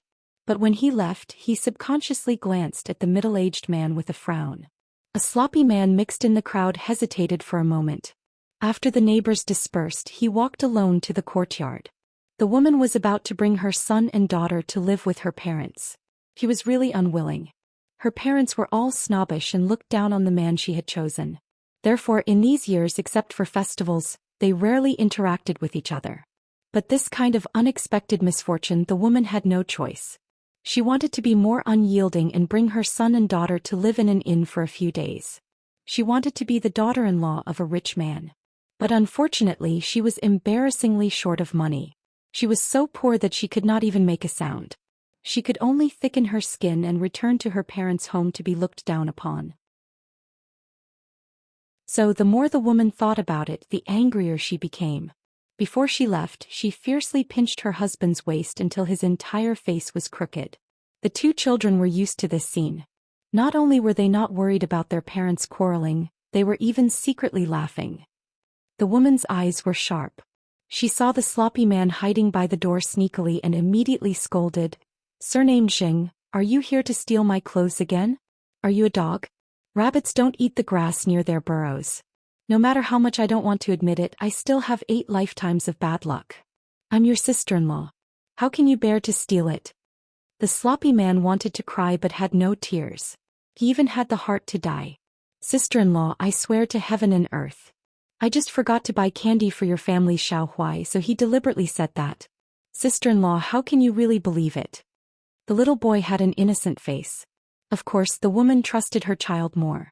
She raised her hand and was about to slap the man. The latter quickly shrank his neck and ran to the side. He shouted to the man squatting on the ground, "Senior brother, why don't you persuade sister-in-law?"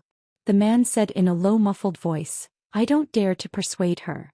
The sloppy man sighed. This world can't let honest people survive. The woman held the children in each hand and walked to the courtyard door. Suddenly she turned her head and threw a coquettish look. She smiled and said, "Surnamed Xing, bring more money next time. Sister-in-law will sell it to you. I'll only charge you 50 copper coins each. How about it?" The sloppy man's eyes lit up. He said timidly, "Isn't it a little expensive? The new clothes from the shop in Apricot Blossom Lane. The fabric is the best, but it's only this price." The woman changed her face faster than flipping a book. She scolded, "You really dare to have such bad thoughts? Go to hell, you deserve to be a bachelor for life. Your life is worthless. If you die at the East Gate one day, no one will collect your corpse." After the woman and the children left, the sloppy man jumped back lightly and sat on the wall of the courtyard. He said angrily, "Senior brother, I don't want to criticize you, but you're really blind. That's why you chose such a shrewish woman as your wife." It turned out that this sloppy man was the gatekeeper of the east gate of the town. His surname was Xing and he was a bachelor. The honest man who was still squatting on the ground in the courtyard jumped out. "I'm happy." The gatekeeper of the town, who was in charge of collecting money from outsiders, was silent for a moment. He said, "Master asked you to bear with it for the time being. Don't fight with others." The gatekeeper looked up and glanced at the pitiful roof. He suddenly laughed. "Master also said that if you really can't bear it, you can find your wife to vent your anger. Anyway, sister-in-law isn't afraid of you tormenting her. She likes this kind of attitude." The man who couldn't even beat a fart with 10 sticks raised his head and looked at the sloppy man on the low wall. The latter quickly changed his words. "Hey, I Xing Dafeng said it. Master didn't say such things." The honest man stood up. He had a short stature and bronze skin. The muscles on his arms were bulging, causing his sleeves to be stretched. He was also a little hunchbacked. He said to the gatekeeper in a bad mood, "If master is willing to say more than 10 words to you, I'll take your surname." The gatekeeper repeated his master's words in his heart. He then counted with his fingers. It really wasn't more than 10 words. The sloppy man first cursed. Then he was very discouraged and sad. He actually revealed his true feelings for the first time, so he looked especially pitiful. The hunchbacked man asked, "Is there anything else?" The gatekeeper nodded. "Master asked you to deal with that person." The hunchbacked man frowned. He habitually squatted down and faced the house. He said in a muffled voice, "Why should I?"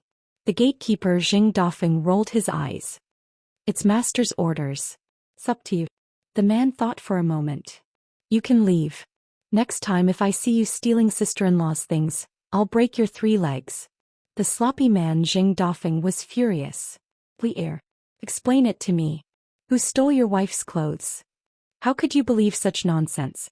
Is your brain flooded with water?" The man turned his head and looked at his angry junior brother. His face darkened and he remained silent. Jing Dafeng was like a resentful girl who had been wronged. He said in grief and indignation, "I won't dare to do it again. Is that okay?" The gatekeeper stood up and tapped the ground with the tip of his foot. Like a locust tree leaf, he floated into the street. When he was far away, he dared to curse, "Li'er, I'm going to find sister-in-law to buy her underwear."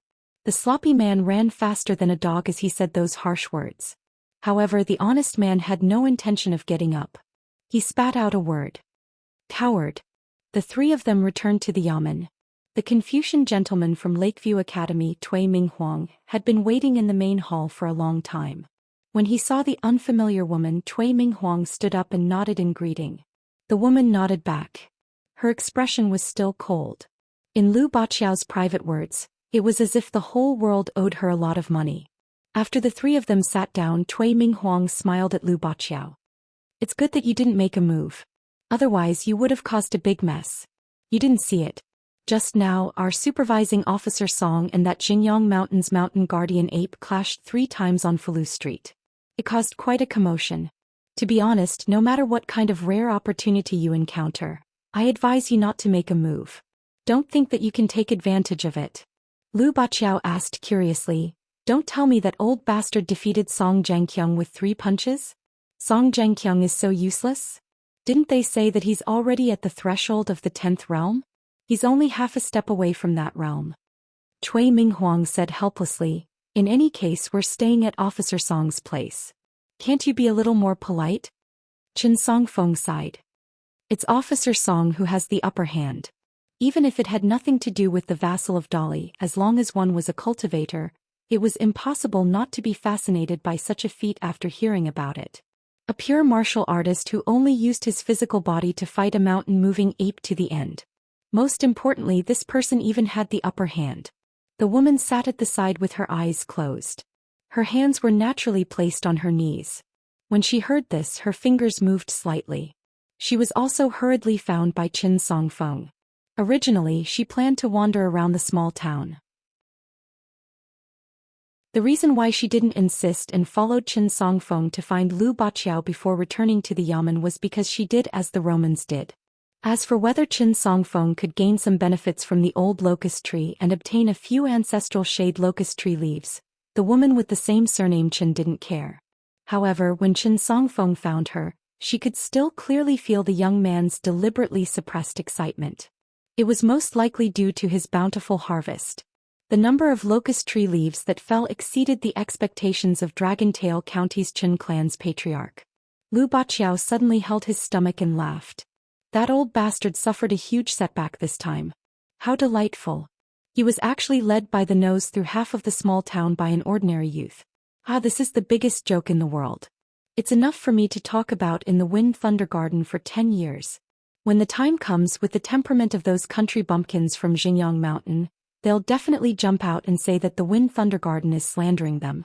If you have the ability, show me the evidence. I'll show you the evidence. If it weren't for the small town's prohibition of spells and the price of breaking the rules is too high, I'd copy this scene into the voice and appearance mirror even if I die. Tui Minghuang's expression suddenly changed slightly. He shouted at Lu Baqiao, "Baqiao. The woman opened her eyes almost at the same time. Lu Baqiao was just about to ask what was going on, but he suddenly shut his mouth. Soon a white-robed man slowly walked in. After crossing the threshold, he smiled at Lu Baqiao and asked, "What's so funny? It's better to have fun together than to have fun alone. Why don't you let me have some fun too?" Cui Minghuang had already stood up and was about to speak. He meant to give the main seat to this Dali vassal king.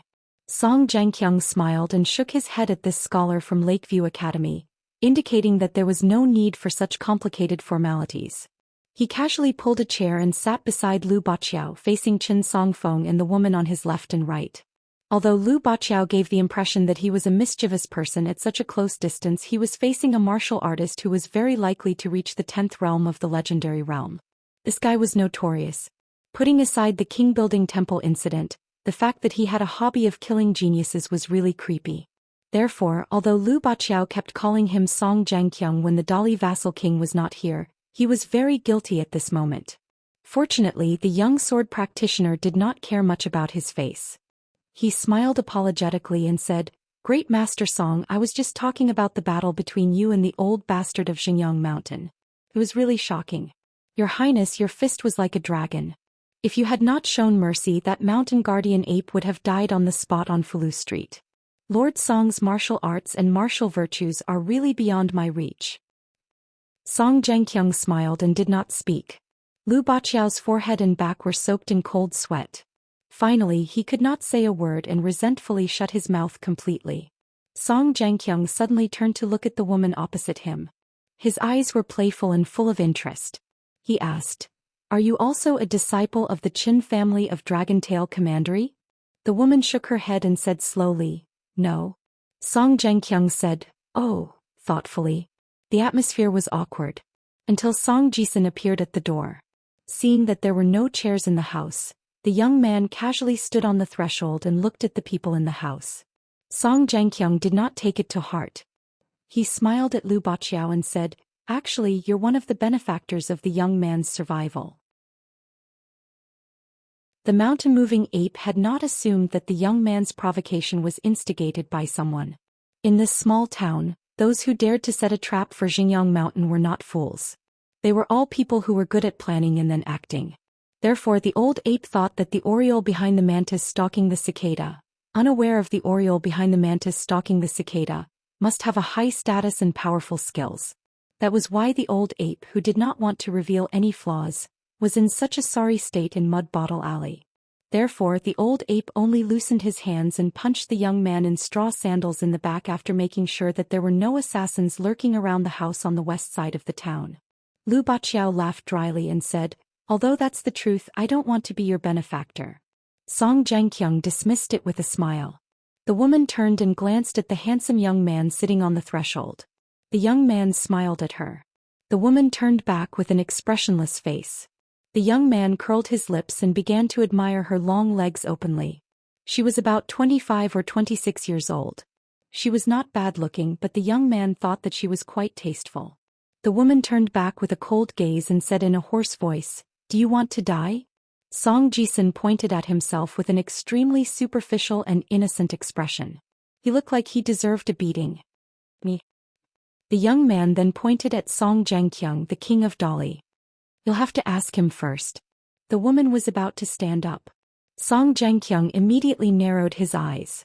In the main hall, a majestic pressure slammed down on everyone's heads like a storm. There was nowhere to hide. Everyone's skin felt like it was being pricked by needles. Only Song Jisun, who was at the door, did not feel anything. Qin Songfeng spoke with difficulty, but his tone was not weak. "Your Highness, this lady is not from Eastern Bottle Continent, so I hope your Highness will be careful." The woman smiled and stood up. "You dare to kill me? Aren't you afraid that Dali will be destroyed?" Cui Minghuang was about to stop her. The woman flew backward. The chair behind her turned into dust in the air. The woman's tall body was completely embedded in the wall, almost like an object embedded in the wall. Song Zhangqiang stood under the wall mysteriously with his hands behind his back. He looked up slightly at the woman who was bleeding from her 7 orifices and smiled. "Little girl, do you think that your father or ancestor is very powerful so you're qualified to show off in front of this king?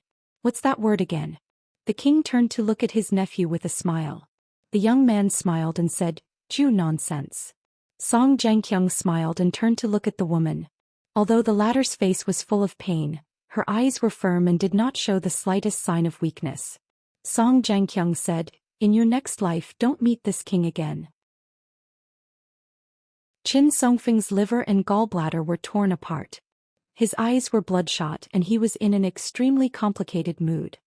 He was about to speak with great anger and great fear. He was about to speak, but Cui Minghuang had already taken a step forward and bowed to apologize. He lowered his head and said sincerely, "Your Highness, can you give me face and not lower yourself to her level?" Song Jianqiang's mouth twitched, full of sarcasm. The woman who was looking at the king of Dali suddenly closed her eyes as if she had accepted her fate. At this moment the young man on the other side of the threshold laughed and said, "Uncle, forget it. If word gets out that you bullied a woman, it will damage your reputation." Song Jianqiang's figure paused slightly. It was so subtle that even Cui Minghuang and Lu Baqiao only felt that the killing god did not move at all. Song Jianqiang tilted his head, stretched out 2 fingers and flicked casually. It was as if he was brushing the dust off his shoulder. Lu Baqiao, the number 1 of the younger generation in the Wind Thunder Garden, was dumbfounded. Cui Minghuang was relieved. Qin Songfeng felt as if he had fallen into the clouds. Song Jianqiang smiled at Lu Baqiao and said, "Boy, not bad. I think highly of you." The woman opened her eyes and pulled herself out of the wall. After landing, her figure swayed and she said to the back of the man, "Qin will remember today's lesson." Song Jianqiang ignored her and said to Lu Baqiao, "After leaving the town, go to the capital of Dali and find me. I have something for you. It depends on whether you can carry it or not." Lu Baqiao blurted out, "Talisman sword." Cultivators all knew that the talisman sword was one of the main magic artifacts of Taoism. But if a sword could be directly crowned with the name Talisman Sword, and known by the world, one could imagine how amazing this sword would be. Song Jianqiang and Song Jisun walked out of the courtyard. The man smiled and said, "Have you vented the anger in your chest?" Song Jisun nodded and said, "More or less. Regarding the incident with Qin Pingon, this guy even tricked his own nephew." Of course, Song Jisun was full of resentment. Song Jisun suddenly frowned and asked, "That woman seems to have a strong background. Uncle, aren't you afraid that if you beat the young one you'll provoke the big one, and if you beat the big one you'll provoke the old fart? If the county records are not lying, then I know how powerful those old bastards are. When the time comes, will Dali really be fine?" The man calmed the young man with one sentence. "You've underestimated Song Jianqiang." In the main hall, Cui Minghuang sat back in his seat without showing any emotion. Lu Baqiao slumped against the back of the chair and said with lingering fear, "Oh my, is the difference between the 7th and 8th realms so big?"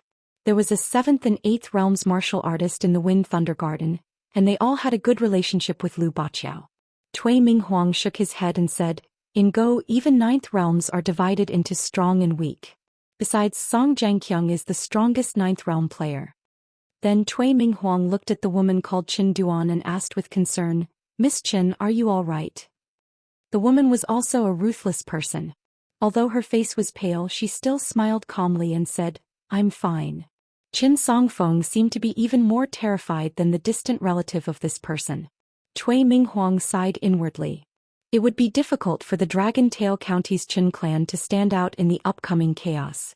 Lu Baqiao clicked his tongue and said, "You can bounce my flying sword back to my acupuncture point with a flick of your finger without hurting my spirit at all. That's unbelievable." Cui Minghuang joked, "Now you know that there's always someone better than you, right?" Lu Baqiao laughed evilly and said, "Someone better than you? Mr. Cui, you're not a gentleman at all." Cui Minghuang didn't know whether to laugh or cry. He couldn't be bothered to pay attention to this idiot. Lu Baqiao thought for a moment and comforted the woman with the strange name. He didn't want her to take things too hard and go looking for trouble with Song Jianqiang. If that happened, everyone in the room would have to bear the consequences. "Big Sister Qin, although I'm saying this to boost other people's morale and diminish my own, it's not shameful to lower your head and take a step back when you meet Song Jianqiang." Qin Songfeng wanted to say something but stopped. However, the woman grunted and said indifferently, "Song Jianqiang is indeed qualified. I'm not unconvinced, I'm just unwilling to accept it." Lu Baqiao said heartlessly, actually it doesn't matter if you're unwilling to accept it. Look at me, I'm so happy right now. When I return to the Wind and Thunder Garden, I'll have another 10 years to brag about. I actually fought Dali Song Zhangqiang. Even if it was only one move, Lu Baqiao came out unscathed in the end. Of course, if I can really get that Dali's talisman sword, I'll brag about it for 100 years. The woman's thoughts turned elsewhere. She couldn't help but think of the young man sitting on the doorstep. The young man who could stop Song Zhangqiang from killing people with just one sentence. After the old shopkeeper of the Yang family's shop returned to the town, he went straight to the courtyard behind his shop. It was neither big nor small, just big enough for the 3 workers in the shop to live in. The shopkeeper pushed open the door to the main room in the backyard and saw an old man sitting on a chair, fiddling with his old tobacco pipe. After the shopkeeper closed the door, he called Old Man Yang. The old man quickly put down the old bamboo pipe and poured a cup of tea. He smiled and asked, "Shopkeeper, is there someone in a hurry to use medicine? Do you need me to go up the mountain in the dark?" The old shopkeeper looked at the old man, who looked to be about the same age as him, and shook his head. He picked up the teacup and sighed, "Today I've seen a patient for Master Wan. It's a young man surnamed Lu. He was beaten half to death by a foreigner. I'm feeling uneasy, so I thought I'd come to your shop to sit and relax." Old Man Yang, whose face was full of wrinkles like the bark of an old locust tree, smiled and said, "Shopkeeper, just sit down. We're not outsiders." The shopkeeper suddenly remembered something. "By the way, Old Man Yang, you helped a child many years ago. The poor child in Mud Bottle Alley who helped his mother get medicine at a young age. Is his name Chen Pingon?" Old Man Yang was a little surprised and nodded. "Yes, that child's mother finally passed away. If I remember correctly, she didn't survive that winter. After that, I saw the child a few times, but not many times. I couldn't stand it at that time, so I gave the child a worthless prescription." "What happened? Was the child injured by someone?" The shopkeeper took a sip of tea and smiled bitterly. "Didn't I just say that the young man's surname is Lu? Old Man Yang, you really have a bad memory." Old Man Yang laughed and didn't care. The old shopkeeper asked cautiously, "Old Yang, should we do something for our shop?" Old Man Yang picked up the old tobacco pipe made of small Nanju bamboo and shook it. "Shopkeeper, you don't need to do anything." The shopkeeper seemed to have eaten a calming pill and nodded. That's good, that's good. Old Man Yang, I'll leave first. You do what you need to do." Old Man Yang was about to stand up and send him off, but the shopkeeper quickly persuaded him, "No need to send me off." After the shopkeeper walked down the stairs, he looked back and saw Old Man Yang was about to close the door. After looking at each other, Old Man Yang grinned and the shopkeeper quickly turned around and left. When the shopkeeper took over the shop in his middle age, his father, who was dying on the bed, said some strange words. "If the shop encounters a big problem, find Old Man Yang and do as he says." This sentence seems to have been passed down from your grandfather's grandfather. In the future, when you pass down the shop to the next generation, don't forget to say this. You must not forget. At that time, the old shopkeeper nodded vigorously in agreement. Only then did the old man swallow his last breath and pass away peacefully with his eyes closed. The night gradually deepened. Old Man Yang lit an oil lamp. As he smoked, the old man thought of some things that happened in the past. They were all trivial matters that no one would care about. An ancestral house that had been passed down from generation to generation was neatly tidied up. It didn't look like a family in Clay Bottle Alley. An honest man squatted in front of the courtyard. Looking at a delicate and pretty child, he asked with a smile, "Son, after the new year, are you an adult?" The child raised his hand and said in a lively and childish voice, "Father, I'm 5 years old, so I'm an adult." The man smiled and felt a little sad. "Then when father is not here, mother will be handed over to you to take care of. Can you do it?" The child immediately straightened his back. "Yes." The man smiled and stretched out a big hand full of calluses. "Pinky promise." The child quickly stretched out his small white hand and happily said, "Pinky promise I won't change it for 100 years." The father and son Pinky hooked their pinky fingers and their thumbs were tightly pressed together. After the man let go, he slowly stood up and turned his head to look at the graceful figure who was busy in the main room. Then he suddenly strode away. The child behind him shouted, "Father, Tonghulu is delicious." The man's lips trembled. He turned his head and squeezed out a smile. "I know. In the end, the child was sensible. He blinked his eyes. The small ones are more delicious. The man quickly turned his head and didn't dare to look at his son again. He continued to walk and murmured, "Son, father is leaving." In the Yang family's shop, a child who came to buy medicine every few days was pushed out of the shop by an impatient shop assistant. The young shop assistant scolded, "How many times have I told you? These few pieces of silver can't even buy the dregs of medicine. How can you be so annoying and block the way for half a day? We are a medicine shop. We are doing business, not a temple. There is no bodhisattva for you to worship. If it weren't for your young age, I would have hit you. Get out, get out." The child clenched the shriveled money bag tightly. He wanted to cry, but he insisted on not crying out loud. He still repeated the same words over and over again. "My mother is still waiting for me to boil the medicine.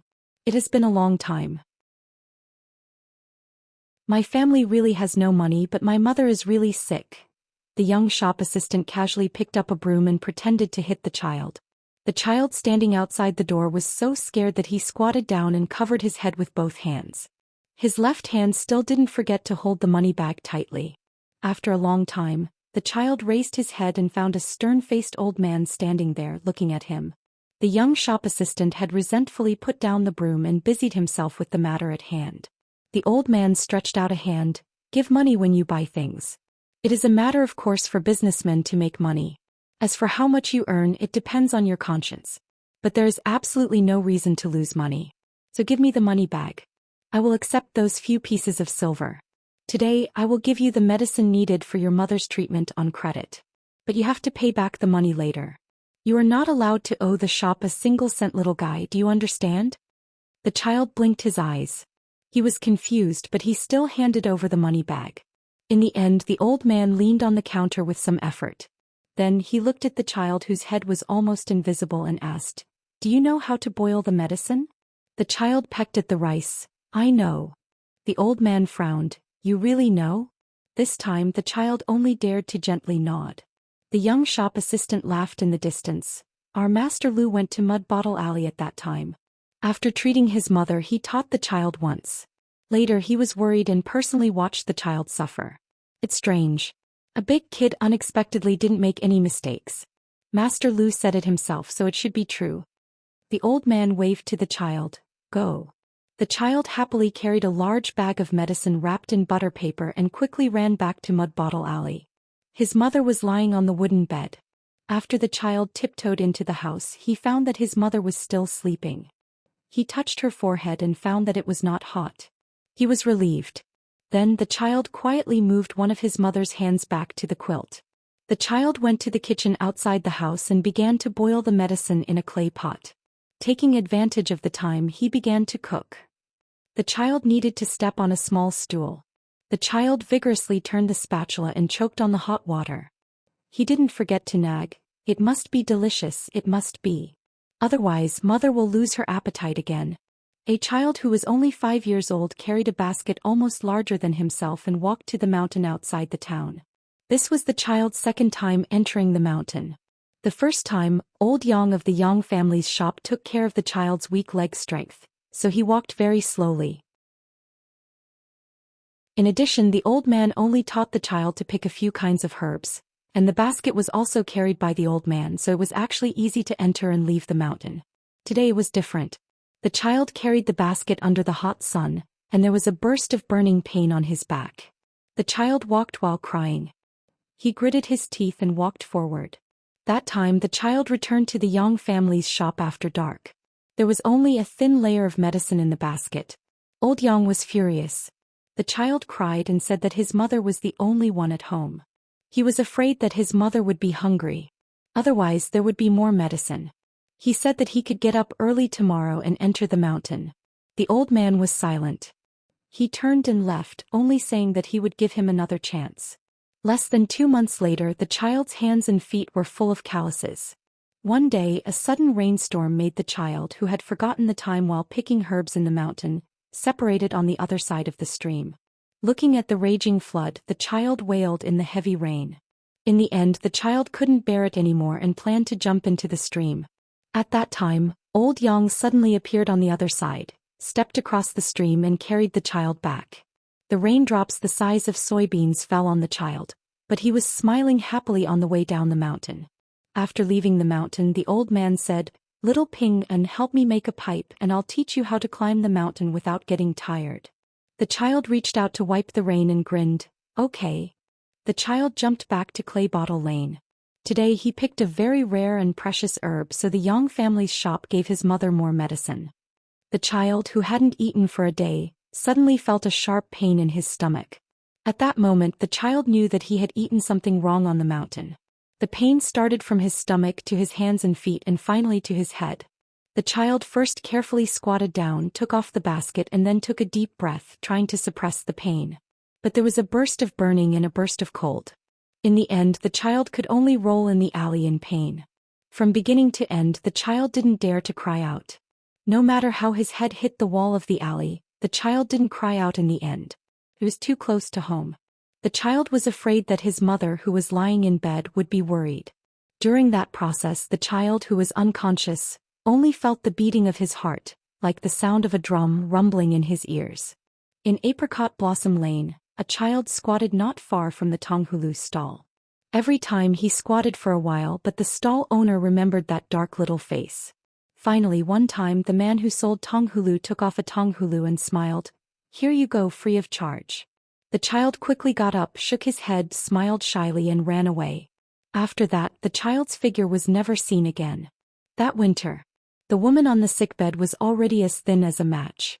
Naturally, her face was withered and ugly. The child, who had just returned from praying at the dilapidated statue, went to Apricot Blossom Lane to fetch water from the iron lock well. He came to the bedside and sat on a small stool. Seeing that his mother was awake, he softly asked, "Mother, are you better?" The woman smiled with difficulty, "Much better. It doesn't hurt at all." The child was overjoyed. "Mother, praying to the bodhisattvas is useful." The woman nodded and shakily stretched out a hand. The child quickly held his mother's hand. The woman turned her body to the side in extreme pain and stared at her child's face. The woman, who had been tortured by illness, suddenly brimmed with happiness. She murmured, "How can there be such a good child in the world, and how can he be my son?" In the winter of that year, the woman didn't make it through the end of the year. She didn't wait for her son to put up the spring festival couplets and the door god and died. Before she closed her eyes, it just happened to snow in the small town. She let her son go out to see the snow. The woman listened to her son's footsteps running out of the house. She closed her eyes and piously murmured, fragmented peace, my little Pingon, years of peace, years of peace, years of peace, years of peace, years of peace." From that day on, Chin Pingon became an orphan. It's just that he turned from a child to a teenager. 51. After he returned to Falu town, he had a brief sparring session with the Prince of Li, Song Chongjing. The old ape of Xingyang Mountain did not stay in the Li residence for too long. He flew out of the town and stopped for a moment at the place where the young man with straw sandals entered the mountain. Then he returned to the place where he punched and carefully observed the depth of the young man's footprints on the ground. Apart from that, the old ape also saw a series of faint footprints of an adult. It guessed that they were probably left by the young sword cultivator from the Wind Thunder Garden. When it punched the young man from Clay Bottle Alley, the young man was clearly trying to take advantage of the situation. There was an instant of sword chi leaking out. Although it was fleeting and well hidden, the old ape was a veteran of hundreds of battles. It had also cultivated for 1,000 years on Mount Xingyang, where sword chi could break bottles. It was all too familiar with sword chi and sword intent. The guardian ape of Mount Xingyang had lived for too long, so it was too knowledgeable. It had seen sword immortals who were adept at nurturing high-tier flying swords. Among them, there were dozens of miniature flying swords that were as tiny as hair. It had also seen life-bound flying swords as large as mountains that could cut rivers in half with a single slash. The old ape pondered for a while before continuing forward. After entering the mountain, it was overgrown with weeds and then a bamboo forest. Most of the ground was covered with dried leaves from last autumn and winter. However, since it was the closest to the town, the bamboo forest did not appear barren and messy. Following the imperceptible footprints, the old ape discovered that it was about to leave the bamboo forest. The old ape did not walk out of the bamboo forest directly. Instead it looked around and did not see the young man's footprints. It looked up and saw no obvious footprints on the bamboos around it. However, the old ape still did not pursue the young man up the mountain. Instead it rose from the ground and stepped on the top of a thick bamboo. It slightly increased its strength and leaned its body toward the mountain. The bamboo bent and was about to collapse when the old ape suddenly dispersed its aura. Its burly body was as light as a feather. Without the heavy burden, the bamboo immediately rebounded and straightened. The old man stood on the top of the bamboo like a deity riding the wind. His body swayed slightly with the bamboo. After looking around and looking down, the old ape finally discovered some clues. The corners of its mouth twitched and it looked to its left. After listening carefully, it vaguely heard the sound of flowing water. The old macaque sneered. "You're as cunning as ever." The old macaque stepped on the bamboos and ran toward the stream on its left. It did not know how many bamboos were broken along the way, but when it arrived at the stream, the old macaque was unsure whether the young man with straw shoes would follow the stream into the deep forest or escape downstream. The old ape squatted by the stream and frowned. It was rather resentful. If they were in the outside world, as long as there was a mountain with a bit of spiritual energy, the old ape would be able to forcefully summon the earth god, who had lost his backing, and find out where the young man went after asking. This was also one of the original supernatural powers of the mountain-moving ape. Otherwise, no matter how powerful and famous other cultivators were, they would never be able to easily order around the gods of a region. The path to the Great Tao was different. It was just like how the Minister of War could not order a small minister counselor of the Ministry of Revenue to do this and that. The most important thing was that the Minister of War and the Minister Counselor were not in the imperial court of a country. The old macaque fell into deep thought as it listened to the stream. Logically speaking, the young man had probably honed his skills and stamina since he was young. He might have even studied shallow breathing techniques, which gave him an extraordinary physique. His body was light, his bones were hard, and his qi and blood were strong, which allowed him to play cat and mouse games with the old macaque on the roof of the alley. If that was the case, it made sense for him to hide in the depths of the dense forest where he was familiar with the path. If he was a pure young man, he only wanted to seek revenge because of his hot-bloodedness. After tasting the severity of the situation, he gradually cooled down and naturally became fearful. It was reasonable for him to run to the blacksmith's shop in the south to seek protection from Master Wan. The former would only take time, whereas the latter would not only consume energy, but it would also consume the incense on Xinjiang Mountain. The old macaque followed its heart and blurted out, "This young man must die." After saying that, the old macaque no longer had any doubts. It chose to pursue the young man downstream. To the south of the town there was a winding yellow mud path. On both sides of the path were the paddy fields of the townspeople. Halfway through the path, there was a small dilapidated temple with white walls and black tiles. Although it was called a temple, it was actually a place for the townspeople to rest. Especially during the busy farming season, hot summer or stormy weather, it made a world of difference whether there was a shelter or not. At this moment, Qin Pingon and Ning Yao were resting here. Ning Yao was born with an integrated sword heart, so it was easy for her to see at night. She easily discovered that the dilapidated walls were filled with young children's charcoal scribbles. Most of them were names. Most of the lower parts were mottled, distorted, or overlapped. Only on the higher parts were some names that were clearly visible. Song Jisan Jiqiu Zhao Yao Xie Shi Chao Shi. It was a long string of names. She guessed that they were written while riding on the neck or standing on the shoulders of their friends. Ning Yao even saw the names of Lu Xianyang, Qin Pingon and Gu Kan. They were clustered in the highest part of the upper left corner, which made them seem rather out of place. Ning Yao retracted her gaze and asked, "Anyway, we've done the first step. We've forced the old macaque to breathe for the first time. Are you really going to the town to retrieve the wooden bow? Isn't it too risky? What if the old macaque is very cautious and doesn't go up the mountain to find trouble with you? Wouldn't you be like a lamb in a tiger's den?" The straw sandals teenager had been silently exhaling. The length of his breaths was not fixed. Everything depended on his feelings. He pursued the most comfortable state. After hearing Ning Yao's words, he said with a determined look, "There's no other way. We have to retrieve the wooden bow. Otherwise, all our previous efforts will be in vain. Besides, I shot an arrow at the old macaque's head in the mud bottle alley. It's just as Miss Ning said. Even at such a close distance, as long as the arrow doesn't hit the old macaque's eyes, the damage is negligible. Ning Yao was a little annoyed. I've already said that your little tricks won't work. You didn't believe me before and didn't listen to my advice. Fine, I'll let you be. But since you believe me now, you should follow my method, right? In fact, regarding how to deal with the old macaque of Xingyang Mountain, the young man and the young woman discussed this matter on the covered bridge at first. Qin Pingon only asked the young woman to wait for him to go back to the town to find the three people. However, the young man suddenly changed his mind and caught up with Ning Yao before she reached the stairs at the north end of the covered bridge. After that, the two of them had a huge disagreement. The young woman who carried both a saber and a sword was very firm in the beginning. Qin Pingon was not a cultivator and did not even know the fist style. He should just watch from the side. At most, he would help her to kill the old macaque to avenge Zhou Xian and vent the hatred in her heart. However, when Qin Pingon asked her how to kill the old macaque, Ning Yao was unwilling to tell him. She only said that she had a trump card that allowed her to travel the world alone. How could she not have a trump card that had been passed down in her family? Qin Pingon did not agree. That was why Qin Pingon went to find her 3 times. Qin Pingon stood up and stretched his waist. With almost no obstruction, he stood up and said, I've rested enough. Ning Yao was surprised.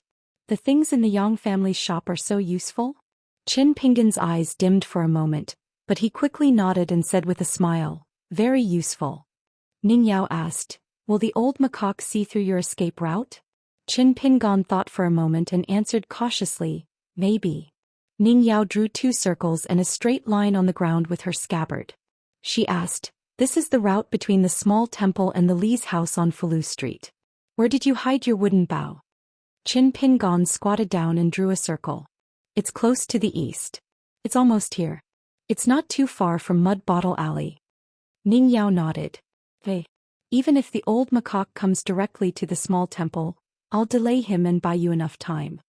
Qin Pingon drew a small circle in the middle of the line with his finger. If it's really the worst-case scenario, Miss Ning, can you lure him here? It's the place where I entered the mountain. It won't take long for me to get the wooden bow and rush over. The girl in a dark green robe leaned on the ground with her scabbard. She said proudly, maybe I'll bring the old macaque's head to your place. Qin Pingon shook his head. Don't try to be brave. Be careful. Ning Yao wanted to hit his head with her scabbard. Who was the one trying to be brave? She glared at him. Hey. The person standing in front of you is me, Ning Yao, the future #1 sword immortal in the world. Okay. The young man stood up and looked down at the 2 cloth bags on his waist, just in case. He tightened them again and looked up with a smile. I know. So don't die in a small place like this. Otherwise it'll be a loss. When you become a big shot in the future as a friend, I'll be able to bask in your glory. Ning Yao sighed. Qin Pingon, you're so wishy-washy and indecisive. I advise you not to marry a wife in the future. Just find a random girl and marry her. The young man chuckled and didn't refute. Just as he was about to leave the temple, Ning Yao said, I'll send you to the stream first. Then I'll go northwest for a while to prevent the old macaque from worrying about the safety of the little girl. Not long after I left the bamboo forest, I didn't find any trace of you. I gave up the chase and turned back to the town. Qin Pingon thought about it and didn't refuse. The young man and the girl ran to the stream together. The girl's breathing was like a great river. The water was deep and the undercurrent was surging. The young man's breathing was like a stream, thin and long. The atmosphere was different. Ning Yao couldn't help but ask, will the wooden bow's arrowhead really work if you smear that herb on it? The young man replied, it's useful on a 200-pound wild boar anyway. It should work on the old macaque too. Ning Yao didn't say anything else. The two of them approached the stream, which was where the young man with straw sandals had come ashore. The young man and the girl unleashed their strength almost at the same time. They leaped up high and jumped to the opposite bank. The girl held her scabbard and slowed down after landing. The young man sprinted, jumped across the river and ran after landing. He did everything in one breath and brushed past the girl in an instant. Qin Pingon was about to turn his head when the girl said, go to the town first. Don't worry about me. The young man continued to move forward. He turned his head and reminded her as he ran, I'll take a detour and pick a secluded alley to enter the town. I might be a little late. Ning Yao nodded. After Qin Pingan's figure disappeared, she stopped holding her sword and began to walk slowly to the west. Not long after, the girl stopped and squinted her eyes to look upstream into the distance. A tall and sturdy figure suddenly shot towards the north bank from the big rock in the stream and landed more than 20 steps in front of the girl with an overbearing aura. The old macaque was puzzled. He did not sense the young man's hidden aura around him. He glanced at the white scabbard sword at the girl's waist and asked with a smile, "Young lady, you were the one who caused trouble at Fortune Street, weren't you?" The girl held her sword and saber hilts in silence. The old macaque asked curiously, "Young lady, although you've been hiding on the way to the town, I know you're not simple. You're definitely not the two good-for-nothings from Clear Wind City and Old Dragon City. However, I'm curious. What's the grudge between us? Why do you have to do this? Or is there a grudge between your clan and Xingyang Mountain?" Ning Yao did not say anything. She unsheathed her sword and saber and flashed away. Her narrow saber arrived first and slashed at the head of Xingyang Mountain's guardian patriarch. The old macaque casually raised his hand and forcefully deflected the saber's edge with his arm. The girl used the momentum to spin her body and swept her sword horizontally at the old macaque's neck. The old macaque also used his arm to forcefully deflect the sword's edge. Since the girl's first two moves had failed, she did not get close to the old macaque. Instead, she kept a distance from him and walked slowly. After the old macaque appraised the sharpness of the two weapons with his unparalleled body, he completely ignored the bloody groove on the outside of his arm. He said with a smile, "Your weapons are really good.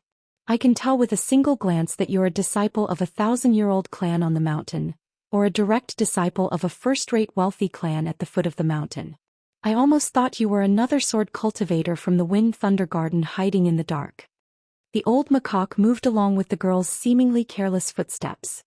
He shifted his gaze along with her and said in a deep voice, "Young lady, I know you won't give up even if you suffer a setback. I'll give you one last chance. I'll let you tell me your clan's background. If you're killed by me after that, Xingyang Mountain won't admit their mistake. They won't care where you're from or who your master is." Ning Yao turned a deaf ear to that. She was still searching for the old macaque's real weakness. After all, she was not the vassal king of Dali who had touched the threshold of the 10th realm. She could not take on a mountain-moving ape head-on. The old macaque, who thought he had already given in too much, sneered. "Since you don't know what's good for you, I'll let you be."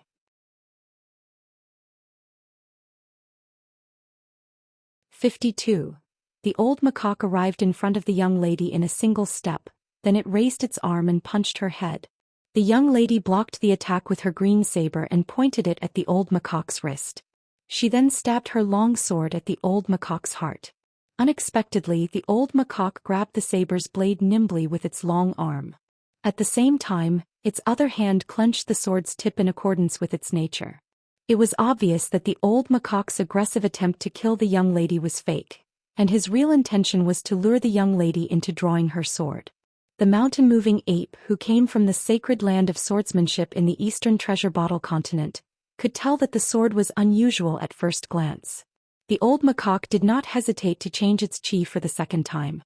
Even though the tip of the sword had penetrated the old macaque's chest and was only an inch away from piercing his heart, the old macaque still felt that it was too late. Seeing that the situation was bad, Ning Yao decisively let go of the sword's hilt and pulled out her saber with all her might. The blade slid past the old macaque's palm, producing a piercing metallic sound. After pulling out her saber, the young lady leaned back and quickly retreated without stopping. As expected, the old macaque turned sideways and swung the sword's tip backward. The long sword was thrown dozens of meters away. It then kicked the young lady.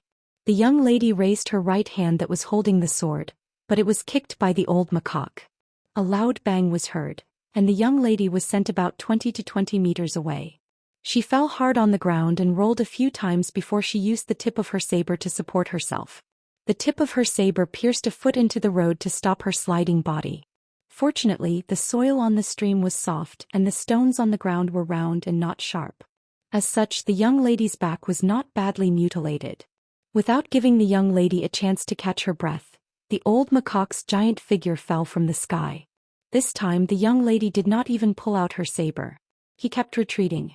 The old macaque did not chase after the young lady.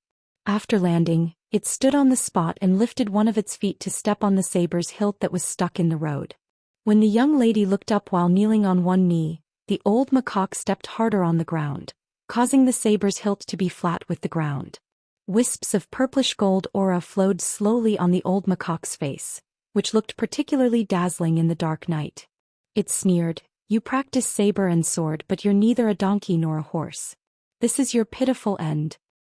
The girl stood up and swallowed a mouthful of blood. "Is that all you've got?" The old macaque shook its head and smiled. "I was only giving you another chance just now." Taking a deep breath, Ningyao replied, "In my hometown, a battle of life and death doesn't matter who the parents are. As long as you have the ability to kill me fair and square, I'll admit that I'm not as skilled as you. When my parents find out the reason in the future, they'll at most look for trouble with you in the eastern Aquarius continent. They'll definitely not implicate Xinjiang Mountain. Therefore you can rest assured and fight to your heart's content." It was the first time the old ape had heard the young girl being so talkative. She was very different from the young girl in the curtained hat who was serious in speech and manner. Therefore, when the old ape felt a chill on the back of its neck, it quickly turned its head. A streak of white light brushed past its neck, leaving a shallow wound on the tip of the sword. If he did not turn around, even if he could not pierce through the old ape's neck in one breath, he would still be severely injured. By then he would really fail miserably. One wrong step would lead to many wrong steps. Once he thought about how he would lose the moral high ground if he revealed his real body and dharma form prematurely, he would have no room to bargain with Qi Jingchun and Master Wan. He might even implicate his mistress and have to bear all kinds of dangers in this world alone. The old ape of Xinjiang Mountain finally became angry for the third time. The flying sword did not return to its scabbard. Instead, it circled around the girl and spun quickly to please its master. When the old ape saw this, it was so angry that it laughed out loud. Good. I didn't have a good time fighting Song Jiangqiang, so I'll play with you next. Do you know how many heavy blows your skin and flesh can withstand?" The girl carefully observed the purplish gold aura on the old ape's face and frowned slightly. Contrary to her expectations, even if the old ape used its supernatural powers and spells 3 times, it still held back a certain amount of energy. It would not cause the dam of its main aperture points to collapse and be forced to reveal its true form. Moreover, shortening one's lifespan was extremely fatal to human cultivators below the upper 5 states. Of course, it was also painful for a mountain-moving ape, but at the same time, it was not as fatal as other people. The girl moved her fingers slightly and the long sword spun along with it. She smiled. "No wonder my father said that Xinjiang Mountain of Eastern Treasure Bottle Continent is not worth mentioning. You've always been arrogant, but your sword aura is weak." The old ape's hair and beard stood up. It roared angrily, "You're courting death." It pounced on the girl who did not know the immensity of heaven and earth. Ningyao did not linger on the battle and ran north. She was surrounded by dangers along the way. If the flying sword had not obtained the 2 words on the plaque of Fighting Bull with Qi, its sword aura and spiritual intent had not skyrocketed at the same time. Moreover, it had a telepathic connection with the girl and could point the tip of the sword wherever she wanted. The long sword itself was like an unruly existence, which blocked the old ape's thunderous attacks time and time again and helped its master escape by a fluke. If it was a natal item cultivated by a sword cultivator through untold hardships and was so compatible with her mind, the old ape would not be surprised at all. However, the old ape clearly sensed that the unsheathed long sword was definitely not the strange girl's natal flying sword. She was more like an ordinary martial artist who traveled the Jianghu with a handy divine weapon, and only required the blade to be sharp enough. She had never walked the path of sword cultivation that nurtured the sword heart and nurtured the sword spirit. However, what was strange about the girl was that she was not entirely a martial artist. For a martial arts grandmaster who focused on tempering the body, what she pursued was immortality even if heaven and earth collapsed. If she was overtaken by a weapon, she would be reduced to an unorthodox path. The reason the old ape could not capture the girl along the way, apart from the disturbance caused by the flying sword, was that the girl had learned a variety of things. She was a sword cultivator, a martial artist, and a chi refinement cultivator. Her aura was pure and long. The old ape really could not figure out which sect in the Eastern Treasure Bottle Continent could train such a strange junior. Therefore it became more careful when it attacked to test her background. In any case, as long as it did not get close to the town, the old ape would not have any worries no matter how chaotic it was over there. The girl, who was fleeing everywhere, turned paler. "You're an arrow at the end of its flight." The old ape grinned hideously. "Let's not talk about whether you can survive until you get back to the town. Even if you're lucky enough to succeed, do you really think I can't kill you?" The old ape leaped over the girl's head and landed on her path. It turned around to block the girl's path to the north and smashed the flying sword more than 300 meters away with a punch. However, the clingy flying sword arrived in the blink of an eye and stabbed at the old ape's head again. When the old ape tried to find a chance to grab the flying sword tightly and imprison it in its palm, it retreated slyly as if it had foresight and did not want to fight. The flying sword came and went like the wind, which was impossible to guard against. No matter how tough the old ape's skin was, it was still in a rather sorry state. The girl was unwilling to fight the old ape in a straight line, so she slanted and ran northeast. The old ape moved horizontally as well, which intimidated the girl the whole time. The old macaque slapped away the flying sword that was flying toward it from the side as if it was swatting a fly. The flying sword finally pulled itself out of the mud like a woman twisting her waist. It hovered in the air while the tip of the sword quivered violently like a furious wild cat. Very soon, it charged at the old macaque aggressively again. The old ape was impatient and it could not help but ask, "How can this flying sword ignore the rules here? What's your relationship with Qi Jingchun or Wan Gu?" Ning Yao's forehead was almost hit by the old ape's palm. While his body leaned back, he reached out to grab the handle of his flying sword. Then he was forcefully pulled out of the range of the old ape's palm. He slid backward as if his arm was being dragged by someone.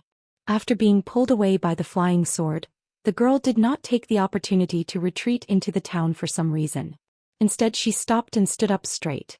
She tilted her head and spat out blood. The flying sword hovered next to the girl and buzzed. It was a puzzled child who was chattering endlessly with an elder. The girl pressed her left shoulder with her right hand. The old ape suddenly slowed down and laughed out loud. As expected, this flying sword that acknowledges you as its master can indeed disobey the rules, but it's still a flying sword after all. No matter how mystical and spiritual it is, it's still inferior to you when you're controlling it. Unfortunately, your body and soul were severely injured in the town and haven't recovered, so you can't control it at all. Therefore, it's been intermittent and it's attacking on its own. In any case, you never really wanted to injure me seriously and only used a defensive move to save your life, so you had no choice but to control the flying sword according to your will. The girl finally spoke again. "You talk too much." Her lips were red, her face was white, and she wore a dark green robe. In the middle of the night, the girl looked like a female ghost that wandered the countryside at night. The old ape walked forward step by step and clicked its tongue. "You have a good sword, but your body's weak. You're weak, but you're strong. How pitiful. You and that young man from the alley tried everything to make me change my breath so that this world would retaliate. Young lady, why don't you take a guess now? Once I finish my third breath, will I incur the wrath of heaven and earth when I change my next breath? Will I be able to withstand the seawater pouring in?" The girl suddenly smiled playfully. She tapped the tip of her foot and leaped backward. She was only 3 meters high and 1.5 meters away. The old ape, which initially wanted to chase after her, was baffled. It continued to walk forward slowly as it was afraid that it was a trick, and it decided to wait and see. Subsequently, the girl, who was in the air, tapped the tip of her foot again. This time she exerted more force on the tip of her foot and twisted her ankle, so she did not jump backward straight. Instead, she jumped to the right. It turned out that before the girl could fall, the flying sword had already reached the girl's feet, which were at the highest point in the air. Therefore, the girl accurately borrowed the force every time to continue to dodge backward and higher. Even the experienced old ape was stunned because the scene in front of it was strange and comical. The girl was like a little elk jumping on a lattice. She jumped continuously with a lithe and agile aura, and she soon disappeared into the night sky. Perhaps she was worried that the old ape would launch a sneak attack halfway, so she jumped without any order. She jumped from left to right, high to low, front to back. The old ape twitched its mouth and remarked with a complicated look, "What an antelope hanging its horn." Despite that, the old ape did not watch the girl escape. It tapped the tip of its foot and casually picked up a pebble, then held it in its hand and hurled it into the air. The pebbles were quickly picked up by the old ape. Then they were hurled at the girl with the momentum of wind and thunder. Although most of the pebbles missed, 7 to 8 of them still posed a great threat to the girl, so she had no choice but to drive her flying sword to crush them. In the night sky, a series of booming sounds resounded, like the blossoming of spring thunder.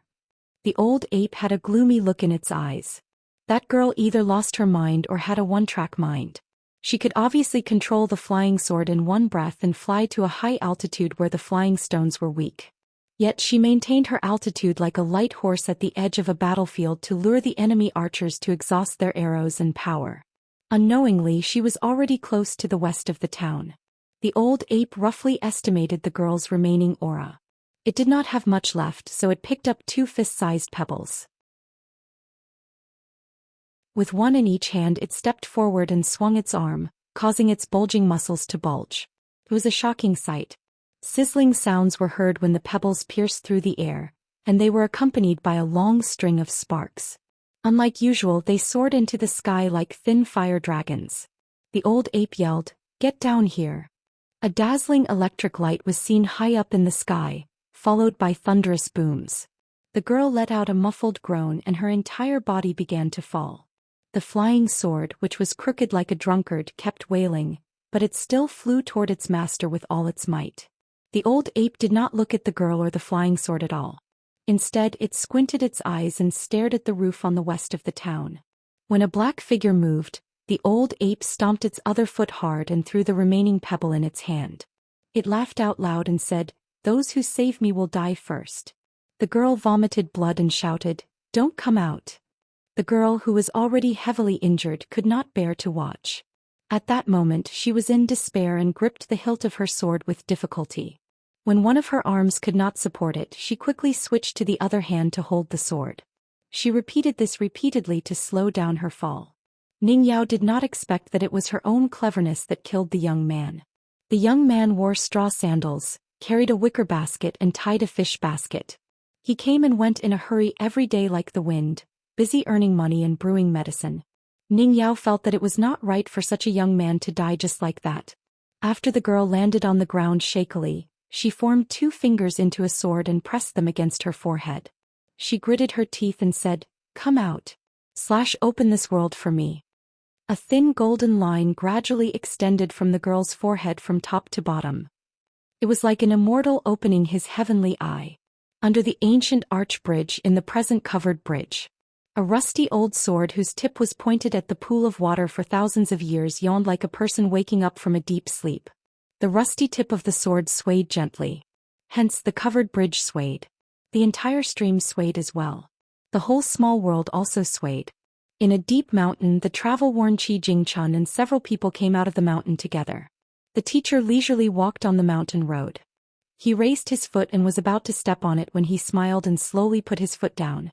In the backyard of the Yang family's shop, Old Man Yang sat next to an oil lamp and dozed off. When he woke up, he knocked the table with his pipe. Dali's vassal Song Zhangqiang jumped and cursed in the government office for no reason. In the blacksmith shop's sword-casting room, Ruan Ting, who was in charge of hammering, missed. The pony-tailed girl holding the sword was shocked. Ma Kushuan, who was regarded as a fool by everyone, was lying on the roof looking at the night sky. He suddenly sat up with a murderous look. At this moment, a familiar voice sounded, getting closer and closer. "Miss Ning, why are you standing there like a fool? Run." "I'm not dead, that's a piece of clothing I took off." "Old bastard's brain is not working well, why are you also stupid?" The girl was already a little delirious. When the edict ceremony was about to be completed, she suddenly felt as if she was riding on clouds and mist. She was carried on someone's shoulder and ran into the small town. Ning Yao suddenly woke up. Her body was bumped up and down on the shoulders of a certain young man. She was a little uncomfortable and embarrassed. She was completely stunned. Ah.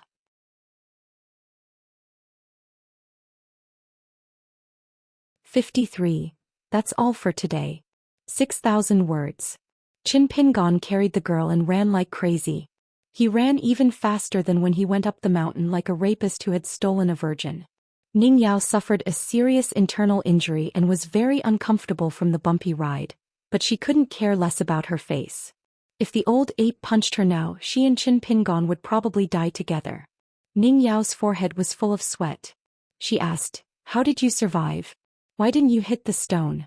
How did you know that the old ape's backup plan was aimed at you and not me?" After asking a lot of questions, Ning Yao suddenly realized something. "Let's not talk about that first.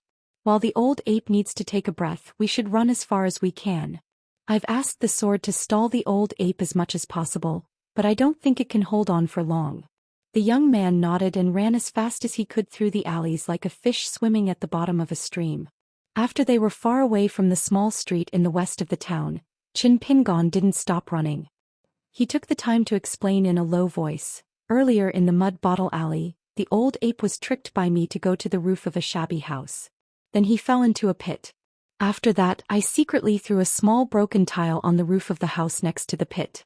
As expected, the old ape thought that I was careless and leaked my footsteps. He suddenly smashed the tile and broke through the wall and the roof of the neighboring house. I was so scared that I broke into a cold sweat. Actually, I was hiding on the roof just now. I didn't dare to show my head because I was afraid that you would be distracted. I also thought that I could shoot an arrow at the old ape. Then I saw the stone that the old ape smashed you with. It was hanging in the sky like a fire snake. I guessed that if it raised its head, everyone in the town would see it. I didn't dare to be careless. At that time I thought that if it were me I would definitely use you as bait. I would hit those who were hiding in the dark first and then deal with those who were out in the open. How nice would it be to skewer two fish with one bait, right? So I took off Lu Xianyang's clothes first and threw him out before I dared to save you." Ning Yao's eyes lit up and she clicked her tongue in wonder. Then she inexplicably began to settle scores. "Qin Pingon, who did you learn these tricks from? Since he was so sanctimonious, he was definitely not as honest as he appeared. Speak. When Daoist Lu saved me in your ancestral home in Mud Bottle Alley, apart from taking off your veil hat, did you take advantage of me?" Qin Pingon was at a loss, as if he had been slapped in the face by an oxtail when he was a child. "What?" The young girl did not continue to denounce him. Instead she laughed to herself. Qin Pingon was a money grubber, but he was definitely not a pervert. Ning Yao firmly believed in this, just like how she always believed that she would become a great sword immortal in the future. It wasn't something that was rare and could be counted on one's fingers, but the kind that was unique to her. Ning Yao whispered, "Put me down." Qin Pingon asked, "Can you walk by yourself?" Ning Yao said helplessly, "I can't walk for now, but if you continue to run like this, my heart, liver, spleen and stomach will be shaken out by you. When the time comes, I won't be smashed to death by the old ape's fist, but end up dying on your shoulder like a piece of pork. The old ape will be laughed to death by us." Qin Pingon slowed down and said with a headache, "Then what should I do? Find a place nearby to hide? I originally wanted to leave the town, but that place is not easy to be found." Ning Yao suddenly thought of something and asked curiously, "Where is your self-made wooden porcelain armor? Why aren't you wearing it?" Qin Pingon smiled bitterly. "It's meaningless to deal with the old ape. Instead it will affect my running speed, so I just took it off. Fortunately I did so, or else I wouldn't know how to take you away from there. I can't carry you or hug you. Just thinking about it gives me a headache." Ning Yao sighed and made up her mind. "Qin Pingon, put me down first and then carry me to the place you mentioned." Qin Pingon naturally had no objections and did as she said without hesitation. He carried the young girl on his back and continued running. He asked, "Miss Ning, where's your saber? Why is there only a scabbard?" The young girl hugged the young man's neck and said unhappily, "It's buried in the ground." Qin Pingon did not ask any more questions and ran to a secluded place outside the town. The surroundings of the desolate mountain range were filled with numerous tombs that no one had paid respects to since a long time ago. The tombs were overgrown with weeds, and it was luxuriant to the point it was like a vegetable garden. The cries of night owls rose and fell from time to time, and it was truly terrifying. Fortunately, Qin Pingon had a feeling for this place that his peers did not have, so he did not feel uncomfortable. About half an hour later, Qin Pingon carried the young girl and passed through countless broken and collapsed statues, circling around to the back of a huge statue.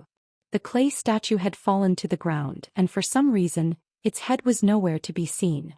Its body was more than 20 feet long, and it could be imagined that this statue had once sat upright in the ancestral hall, and how majestic and awe-inspiring it was. Qin Pingon squatted down and tried to put Ning Yao down first. However, after waiting for a while, there was no movement from her. Qin Pingon was so frightened that he thought Miss Ning had died on the way. Just as Qin Pingon was dumbfounded on the spot, as if he had been struck by lightning, unable to say a word, the girl who had been sleeping soundly on the way finally woke up. She subconsciously wiped the corner of her mouth with the back of her hand and asked in a daze, "We've arrived." The young man squatting on the ground could not understand at this moment. In any case, tears almost flowed out of his eyes. The young man hurriedly took a deep breath and restrained his strange emotions. His hands gently released the girl's legs and he turned his head with a smile. "This is a temporary hut that I built last autumn. In the past I often brought Gukin here to play. He complained that he wanted to play around, so I used a chopper to chop some branches to build a frame, and then covered it with leaves and grass. It's quite sturdy. Last winter there were 2 big snowfalls, but it didn't collapse." Ning Yao stood up straight and looked back. The flying sword did not return in a sorry state. This was a good sign. At least it meant that the old ape did not find the direction of their hiding place. Qin Pingon asked Ning Yao to wait for a while and took the lead to enter the temporary hut made of wood and grass.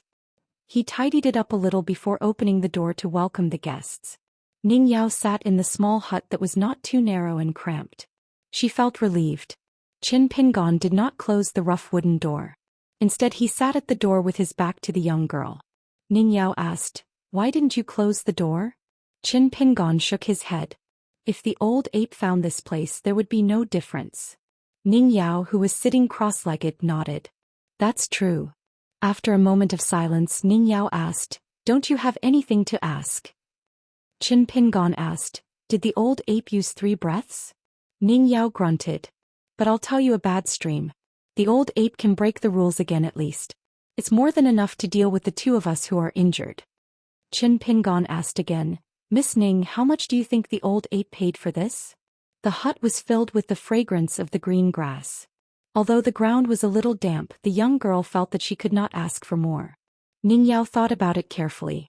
And said, "The elder macaque attacked a total of 3 times. The first time was from Mud Bottle Alley to the westernmost part of the town.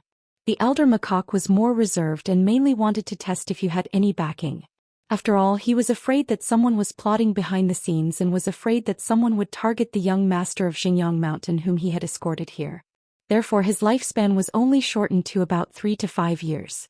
After that, he confronted me by the stream for about 20 years. The third time was estimated to be at least 50 years. Qin Pingon's eyes were shining. He bent down and pulled out a blade of grass. After brushing off the soil, he chewed it and said happily, "Let's call it 180 years. I've made a fortune. Even if we don't consider the trap of the woman surnamed Kai in Yunxia Mountain, an ordinary person can only live for 60 years. I've earned 2 more lifetimes. Besides, the old ape's lifespan was almost 200 years. I think he would die of anger when he thought of this." Ning Yao frowned and said, "Qin Pingon, do you think your life is worthless?"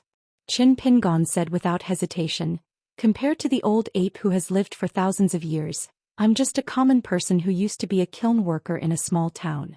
Of course I'm worthless. It's not shameful to admit this." Ning Yao was flustered by Qin Pingon's fallacious reasoning. Qin Pingon turned his head and smiled. "Of course, when I think of this and accept my fate, I still feel aggrieved in my heart. Think about it, why is my life worthless when I'm just here to experience the world?" Ning Yao was just about to agree and then show off a few heroic and knowledgeable sayings of the sages. Unexpectedly, the youth quickly gave an answer. He seriously asked himself, could it be that I didn't do enough good things in my previous life? But I didn't have time to do any good deeds in this life. Won't I be doomed in my next life? What should I do? Ning Yao picked up the empty green scabbard on her leg and gently tapped the young man's back with the tip of the scabbard. The young man in straw sandals suddenly grimaced. He turned his head and looked angry but didn't dare to say anything. Ning Yao glared at him and said, "This life hasn't come to an end yet. Why are you thinking about your next life?" Qin Pingon quickly stretched out a finger and motioned for Ning Yao to keep her voice down. The young girl quickly shut up.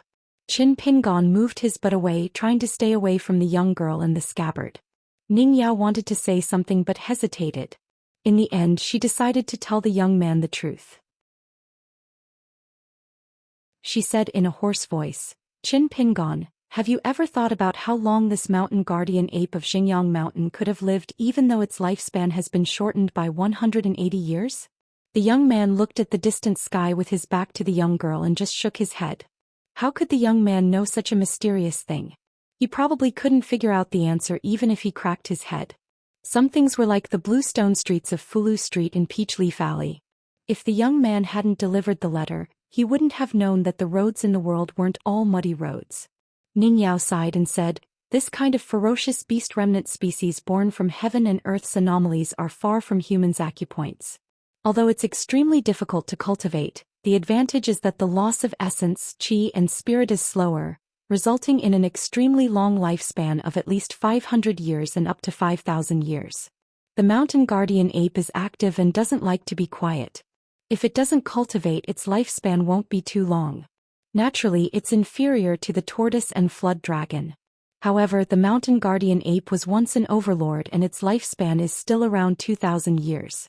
Moreover, this mountain guardian ape has obviously cultivated Dao techniques and supernatural powers. Once it reaches the upper 5 realms, with its physique of the 9th realm, it's not impossible for it to live for 3,000 or 4,000 years, let alone 2,000 years." Ning Yao looked at the thin figure and said, "So don't think you've lived enough." Qin Pingon didn't say a word. Ning Yao felt a little sad. The two of them didn't say anything. The girl who revealed heaven's secret gradually felt a little guilty. She racked her brains to come up with the right words to comfort that guy. However, just as Ning Yao's head was about to explode from thinking, she heard the soft snoring of the straw sandal youth. Ning Yao was instantly dumbfounded. In the depths of Apricot Blossom Alley, there was a large house that was tidied up from inside to outside. Even the path in front of the house was much cleaner than other people's houses. An old woman who had absolutely no affinity for kindness flicked the wick of the lamp to make the light in the house brighter. Then she looked at her grandson dotingly and began to nag, day after day, year after year. "Why are you on the roof again in the middle of the night? As the old saying goes, spring is cold in autumn. You never listened to my advice. You're still growing. If you really get sick from the cold, how am I supposed to live?" The simple-minded youth grinned. After the old woman sat down, she sighed and began to recite her family's difficult scriptures. "My good grandson, you don't know. During the day today, that ingrate smelled some meat and suddenly came to our house with big and small bags of gifts. You weren't at home at that time, so you didn't see his face. He's really a filial son and a kind father." Grandma was almost moved to tears. When she said this, the old woman's face was full of ridicule. She suddenly spat a mouthful of thick phlegm on the ground. She regretted it a little and quickly used the tip of her foot to crush it. The old woman looked up at the indifferent youth. She was angry, but she couldn't bear to hit him. She could only say angrily, "Heartless child, you don't even know how to care for your grandma. Your real name is Ma Xian, but you were born without a mother. If it's not a hard life, then what is it?" Grandma added the word, hard, to your name. If you think it's bad luck, you can change it back in the future. It doesn't matter, you don't have to care about what Grandma thinks. Grandma is a country old woman, a toad in the fields. She's short-sighted and deserves to suffer all her life. The old woman began to wipe her tears. The youth Ma Xian placed his hand on the back of the old woman's bony hand. The old woman looked at her grandson. The youth's eyes finally had some emotion. She smiled and patted the back of Ma Xian's hand. "Grandma, I am a person without good fortune. Your grandfather has a conscience, but he doesn't have the ability, so he is unreliable. My son has the ability, but he doesn't have a conscience, so he is also unreliable. If you don't have a future, then all the hardships Grandma has suffered in this life would have been for nothing. Suffering is nothing, just don't be like Grandma. In the future you have to have a future, a great future. If anyone bullies you, you have to bully them back. Don't be a good person. As for a bad person, it's fine to be one a few times. Don't just eat your fill and harm others. Be careful of retribution. Even if the heavens like to sleep all year round, there will always be a time when they open their eyes. If you are caught red-handed, I.O." The youth had heard these old sayings from a young age. Not only had his ears grown calluses, they had even been changed several times. However, the youth did not retract his hand, allowing his grandmother to gently hold it. The old woman suddenly asked, "Why do you like GQ, that cheap servant girl?" The youth smiled, "Because she is beautiful." The old woman slightly increased her strength and patted the back of Ma Xian's hand, cursing, "You heartless maggot. You won't even tell Grandma the truth?" The youth chuckled, "Grandma, don't worry, it is a good thing." The old woman was skeptical, but she temporarily suppressed this question and changed the topic. "Do you know why your parents didn't want you?" The youth smiled. "At that time my family was poor and couldn't afford to raise me." The old woman suddenly raised her voice and screamed, "Poor? Our Ma family's 7 or 8 generations really can't be considered poor. We were just used to pretending to be grandsons. In the end, we didn't even know how to be grandfathers anymore. In fact, our ancestors left behind an ancestral rule. No matter how rich you are not allowed to build a house on Fulu Street, not even on Peachleaf Alley. Your parents deserve to be struck by lightning. If they were poor, would they be wearing gold and silver every day? Would they be able to eat and drink delicious food every day? Besides not daring to move to a place where the 4 families and 10 clans gather, what kind of good fortune did they have?" Every time she mentioned her son and daughter-in-law, the old woman's teeth would itch. She sneered, "Those ancestral rules are just things that have been buried in the ground for so many years. How much money can they be worth now? Grandson, when you become successful in the future, don't take it too seriously. Grandma has lived for many years and has seen many rich and poor people. In the end, only people without ability are honest people." Ma Xian's smile was brilliant. It was unknown whether he felt this was reasonable or just ridiculous. This youth had been like this since he was young. He could eat any kind of loss and endure any kind of bullying. But when he was stubborn, even his grandmother couldn't persuade him and wouldn't listen. The old woman thought for a moment, then got up and ran out to see if the courtyard door was locked. She returned to the room and sat down again. She lowered her voice, "Grandson, don't think that Grandma has been pretending to be mysterious all these years. Other than being a midwife, giving people a bowl of talisman water to drink, or shamelessly collecting junk from people. But let Grandma tell you, those old things that I have collected are all top treasures." The youth returned to his lazy appearance. It was obvious that Ma Xian had no interest in his grandmother's big box of junk. The old woman continued to talk about the various tricks she had used in her early years and was very proud of herself. Ma Xian suddenly asked, "Grandma, Qin Pingan's father from Mud Bottle Alley, did he die in?" The old woman's expression changed dramatically. She quickly reached out and covered her grandson's mouth. She sternly said, "There are some things that can be done but can't be said." The youth smiled and nodded, no longer asking questions. After that, the old woman no longer had the mood to show off her past glory. She was sick and had a heavy heart. From time to time she would look at the night scenery outside the window. Ma Xian smiled and asked, "Grandma, you have been a witch in our town for so many years. Everyone in Apricot Blossom Alley says that you can cross the boundary between yin and yang and lead the souls of the dead back to the world of the living." The old woman rolled her eyes and said, "Others believe in this foul atmosphere, but you also believe in it? Grandma is even afraid of thunder. If I really see a ghost, won't I be scared to death?" "Grandma, don't be afraid." The youth Ma Xian laughed softly. "Humans and ghosts walk different paths. The great path leads to the sky and each of us walks on one side." At dawn, Ning Yao, who was in her small nest, slowly opened her eyes. There was no trace of the youth. She quickly got up, bent over and walked out. She tiptoed and jumped onto the huge shoulder of the worn-out statue that was lying on its side. In the distance, the youth in straw sandals was running in her direction. His footsteps were neither fast nor slow, and it did not seem like he was being chased. When he saw the girl in dark green, he quickly waved his hand to signal her to come down. Ning Yao jumped down from the Buddha's shoulder and stood in front of the youth. "The old ape did not find us." After saying this, Qin Pingan faced the headless statue, put his palms together, bowed his head and muttered. Ning Yao vaguely heard that he was sincerely begging her not to blame him. She rolled her eyes but did not say anything. After that, Qin Pingan whispered mysteriously, "I'll take you to see 2 statues. They are very interesting." Ning Yao asked, "Are the gods and bodhisattvas willing to come out and see you? Doesn't that mean that they are sincere?" Qin Pingan said resentfully, Miss Ning, what are you saying? Ning Yao raised her eyebrows. Qin Pingon continued at lightning speed. You sound like you have read books. Ning Yao suddenly changed into a different person. She coughed a few times and said in her heart, restrain, restrain, restrain. The youth led the way in front and the girls silently followed behind. Ning Yao subconsciously stretched out a finger and rubbed the space between her eyebrows. Her life was hanging by a thread. The girl hesitated for a long time. She took a deep breath and said 2 words weakly, thank you. The youth had always been observant and alert, so he naturally heard the girl's sudden words of gratitude. However, deep in his heart he felt that she did not need to thank him. On the contrary, he should be thanking her. However, Qin Pingon did not know how to say it, so he simply ignored it.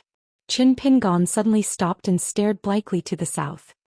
He said to himself, what if the old ape has been expelled from the country by Mr. Qi, so he did not chase after us? What should we do? The girl was speechless. Qin Pingon continued to move forward.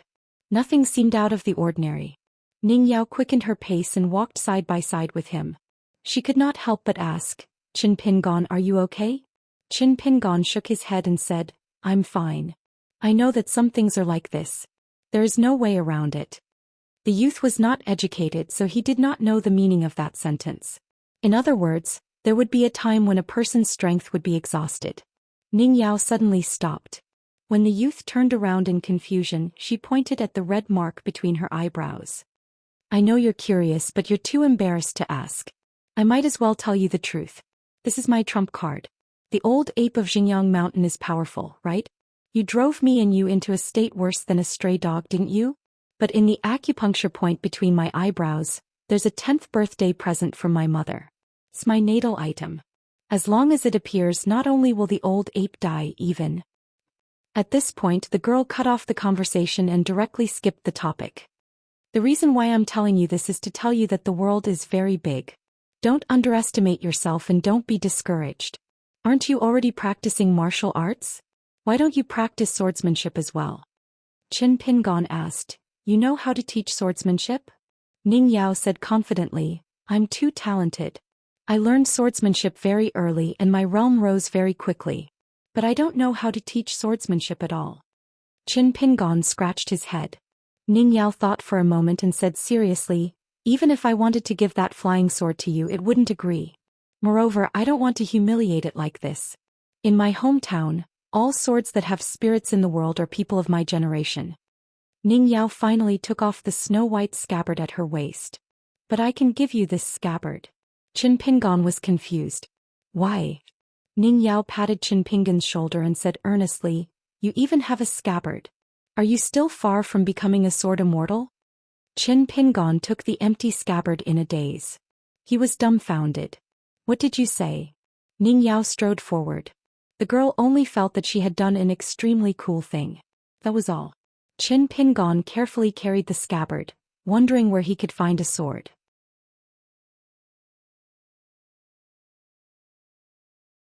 54. Qin Pingon led Ning Yao to a colorful statue. It was about a head taller than the young man. It originally had 3 pairs of arms, but now only the highest arm was left. It was raised high and the lowest arm was shaking hands. The reason why one arm could shake hands was because the 10 fingers of the statue were intertwined. Therefore, even if the other arm was cut off at the shoulder, the palm and wrist were still left. The colorful clay statue was an armored deity with a big beard, clanging armor and continuous scales. The edge of the armor was decorated with 2 pearls and the pearls were full. Compared to the ugly Zhou Xian Yang's ancestral Mingzi armor, in terms of appearance, it was really the difference between a child and Granny Ma. The deity statue stood on a square, pitch-black stone pedestal. Compared to the headless deity statue that the 2 of them had been living under last night, this painted deity statue, although it had many broken arms and the painted sculpture was modeled, it still exuded a spirit that was in high spirits. The most important thing was that at the waist and abdomen of the clay statue, the hands were intertwined together in an extremely strange posture. Ning Yao saw the clues at a glance and understood why Qin Pingon hurriedly brought her here. She nodded and said, it is indeed a bit like the stance of the stance boxing in the Hanshan manual, but it is a bit different from the sword furnace in the manual. Ning Yao thought for a moment and asked, can you find the other broken arms nearby? Qin Pingon squatted on the ground and shook his head regretfully. I've looked for them but I didn't find anything. They were probably trampled by the children who came here to play hide and seek. After so many years, these clay gods and clay bodhisattvas have probably suffered all kinds of hardships. Take a look at this one. His tallest fist is missing a large piece of his wrist and there are many cracks around it. Obviously it was damaged by slingshots or stones. The children in the small town were all like this. The more the adults did not allow them to come here to play, the more they liked to secretly come here to catch crickets and dig for wild vegetables. Especially when it snowed every year, there would often be dozens of people here having a snowball fight. It was very lively. After they had fun they would not care about anything else. When they were young they liked to compete to see who could climb higher. Some people liked to climb on the top of the statue to pee and see who could pee further. So think about it, after years there are no complete clay statues. In fact, when I was young I had a few wooden statues. Later, I heard that a lazy man found it too tiring to chop firewood in the mountains, so he set his eyes on them. At the beginning of winter he secretly took them home and chopped them into firewood and burned them. The young man kept muttering and was a little sad. At that time I was chased to the mountains by old man Yao because I didn't have the ability to understand kills. If I knew in town that someone did this I would definitely persuade him. If it really didn't work I would agree to help him chop firewood. Although the clay gods and clay bodhisattvas never show their spirits, they are still bodhisattvas and gods. In the end they were chopped into firewood. How could such a wicked thing be done? Ning Yao and Qin Pingon's focus at this moment were completely different. Ning Yao pinched her chin with one hand and supported her elbow with the other. Her eyes were overflowing with color as she slowly said, "If I didn't guess wrongly, the sword furnace in your family's fist manual was born from this. However, it's not the pair of hands you see now, but the pair of arms in the middle of this Taoist spiritual official statue. It's the sword furnace formed from the hands that disappeared." Although I don't know why the person who wrote the fist manual only chose one hand and didn't choose the hand gesture we see now, I can be sure of one thing. The sword furnace, or the spiritual official's finger sword gesture, might be different in size. Qin Pingon was confused, but he didn't forget to refute and remind her. The fist manual is Gu Kan's. I'm keeping it for him. Ning Yao didn't bicker with Qin Pingon. She pointed at the Taoist spiritual official's sword furnace and explained, "Do you see that? In the fist manual the right hand's little finger is protruding. But here the 9 fingers are entangled, circled and interlocked. Only the left hand's index finger is protruding. The purpose is to form a sword gesture with the fingers and ultimately nourish the index finger." Ning Yao continued, "I've traveled around your world for many years. I've seen many temples for heavenly kings and spiritual officials from various Taoist temples. This clay statue..." Qin Pingon waited for her to continue but he didn't get an answer. He could only ask, "Is there anything strange about it?" Ning Yao nodded and said seriously, "It's the shortest." The young man squatting on the ground didn't say anything. He just gave her a thumbs up. Ning Yao turned her head and asked, "Have you seen a Taoist spiritual official's statue that's taller than your Mount Biyun?" "Of course not." Qin Pingon was stunned and asked doubtfully, "Mount Biyun is on our side?" Ning Yao suddenly understood and explained, "It's the tallest mountain here. A long time ago, it's said that there was once an enlightened master who buried a heavenly master's seal on Mount covering cloud to suppress the dragon chi in this world." Qin Pingon's eyes lit up. "Do you know the approximate location? Can we dig it?" Ning Yao smiled and said, "Why? Do you want to dig it up and sell it?" Qin Pingon, whose truth was exposed, blushed slightly and said frankly, "We don't have to sell it for money. As long as it's something good and valuable, it's good to keep it at home as a family heirloom." Ning Yao used her finger to point at the guy who only cared about money in the air and said unhappily, "If you can establish your own sect in the future, I reckon that with a sect leader like you, your disciples and guests won't have to worry about food and clothing for the rest of their lives. They'll just have to lie down and enjoy life." Qin Pingon didn't think that far. As for establishing a sect, he didn't understand. He stood up and asked, "No matter the size, is this also a kind of sword furnace?" Ning Yao nodded and said, "The big and small sword furnaces are divided into left and right hands. The real object of nourishment is definitely not the left index finger and the right little finger, but all the way up to..." When Ning Yao said this she closed her eyes and concentrated. She didn't even need to form seals to be able to sense it. She opened her eyes and bent her finger, pointing to 2 places on the back of her head. They were the jade pillow and sky pillar acupuncture points. They were indeed suitable places to nourish her life-flying sword. She smiled and said, "The left-hand sword furnace corresponds to here and the right hand points to here." Qin Pingon said blankly, "Miss Ning, in fact I've always wanted to ask. This sword furnace is said to be the foundation of a fist manual, but the fingers are twisting here and there. What does this have to do with practicing the fist? Can I gain strength?" Ning Yao was dumbfounded. If Ning Yao had to explain martial arts or the ways of cultivation, then it would be too difficult for her. She couldn't even talk about how she had smoothly crossed all the big and small obstacles along the way. After all, to Ning Yao herself, was there a need to say these useless truths? Wasn't it natural to be familiar with them? So the young girl scolded the youth with a stern face. "If you don't have the cultivation, then it's useless to talk. Why are you asking so many questions? Just focus on practicing. But can't bear the hardship?" Qin Pingon was skeptical and said carefully, "Miss Ning, is that really the case?" Ning Yao crossed her arms in front of her chest and asked with a righteous expression, "Otherwise?" Qin Pingon stopped asking about this matter and looked up at the painted statue that Ning Yao called the spirit official of Taoism. He said, "This is the Immortal of Daoist Lu's family." Ning Yao said helplessly, "What do you mean by the Immortal of Daoist Lu's family?" First, Taoism. Although Taoism has the word family, it's definitely not the family of the common people in your small town. Taoism is so big that it's far beyond your imagination. Even I don't know how many Taoists there are in Taoism and how many branches there are. I only heard my father say that the ancestral court is now divided into 4 parts. Upper, lower, north and south. Forget it, telling you this is like playing the lute to a cow. Secondly, immortals, immortals, immortals. Although you are used to chanting together and even the mortals in the world are the same, at the end of the day immortals and immortals walk different paths. Let me give you an example. Have you heard of this saying before? Qin Pingon nodded and said, "In the past, Granny Ma often quarreled with Gukan's mother in Apricot Blossom Alley. I always heard this sentence." Ning Yao seemed to be giving advice at this time. Why should Buddha fight for an incense stick? Because Immortal does need incense. Without incense, Immortal will gradually weaken and eventually lose his boundless spiritual power.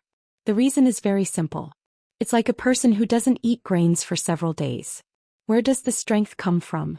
Why does the secular imperial court want officials everywhere to ban obscene temples?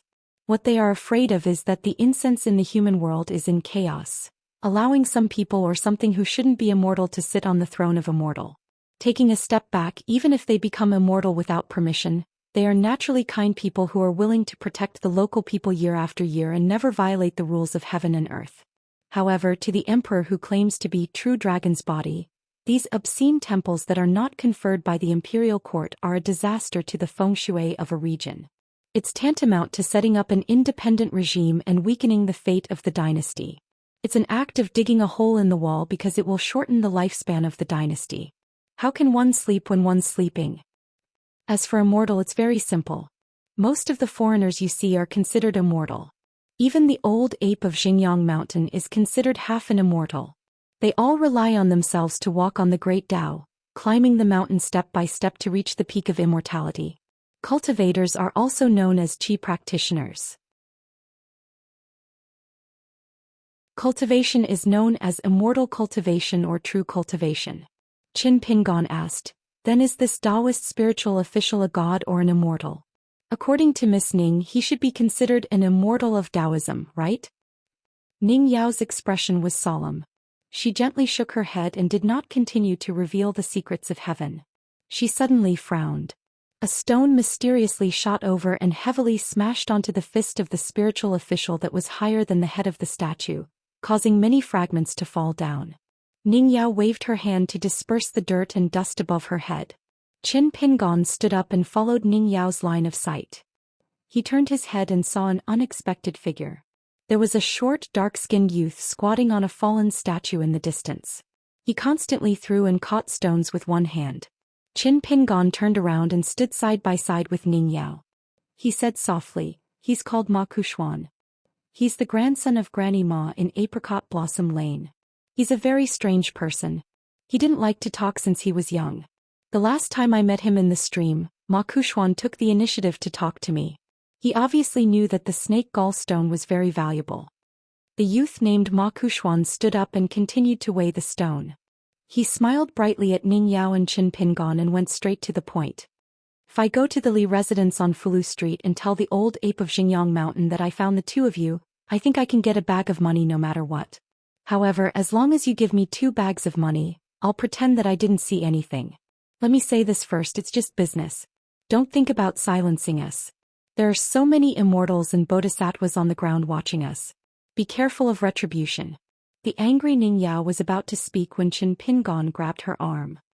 He took a step forward and asked Ma Kuxuan in a deep voice, "If I'm willing to give you money, will you really not tell anyone?" Ma Kuxuan was slightly stunned. It seemed that he didn't expect this young man and girl to be so easy to talk to and actually do business with him. However, he was too lazy to continue acting. He took out a beautiful and exquisite bag of money and casually threw it on the ground. He smiled and said, "I've already received my payment from the Li residence. However, I'm not doing this for money. You're Qin Pingon from Mud Bottle Lane, Song Jisen's neighbor, right? If you want to blame someone, blame the person next to you. He's too annoying. She ruined many people's plans yesterday." The youth's mouth twitched and he pointed at himself. "Like me." Qin Pingon looked around. Ma Kuxuan looked at Ning Yao and smiled. "Don't worry. The old ape has something to deal with for the time being. I'll take this opportunity to ask for something from you. You know what it is, right?" Ning Yao sneered, "Be careful that you don't have the life to use it." Ma Kuxuan chuckled, "You're not my wife. Why are you worried about this?" Qin Pingon really couldn't imagine why someone would think that such a ghastly person was a fool. Ning Yao's face was gloomy.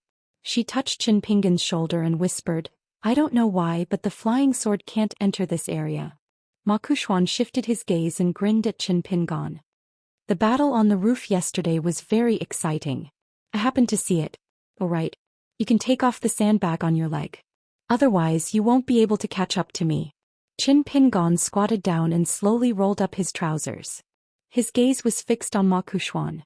It wasn't until this moment that Ning Yao was surprised to find that inside Qin Pingon's pants, there was a sandbag that was neither thick nor thin tied to his calf.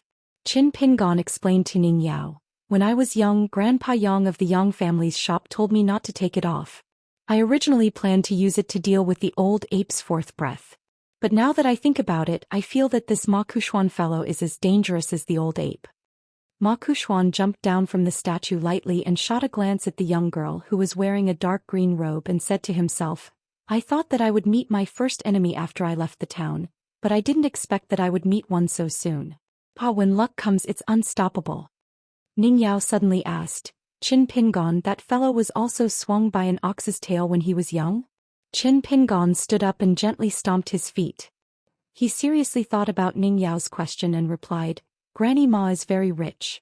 So I remember that this Ma Kuxuan's family's ox is very big. When it swings its tail, it's very scary." When Qin Pingon stood up, Ma Kuxuan squatted down and placed a handful of stones in his left palm. In the end, the youth from Clay Bottle Lane and the youth from Apricot Blossom Lane, 2 people of the same age, faced each other from afar.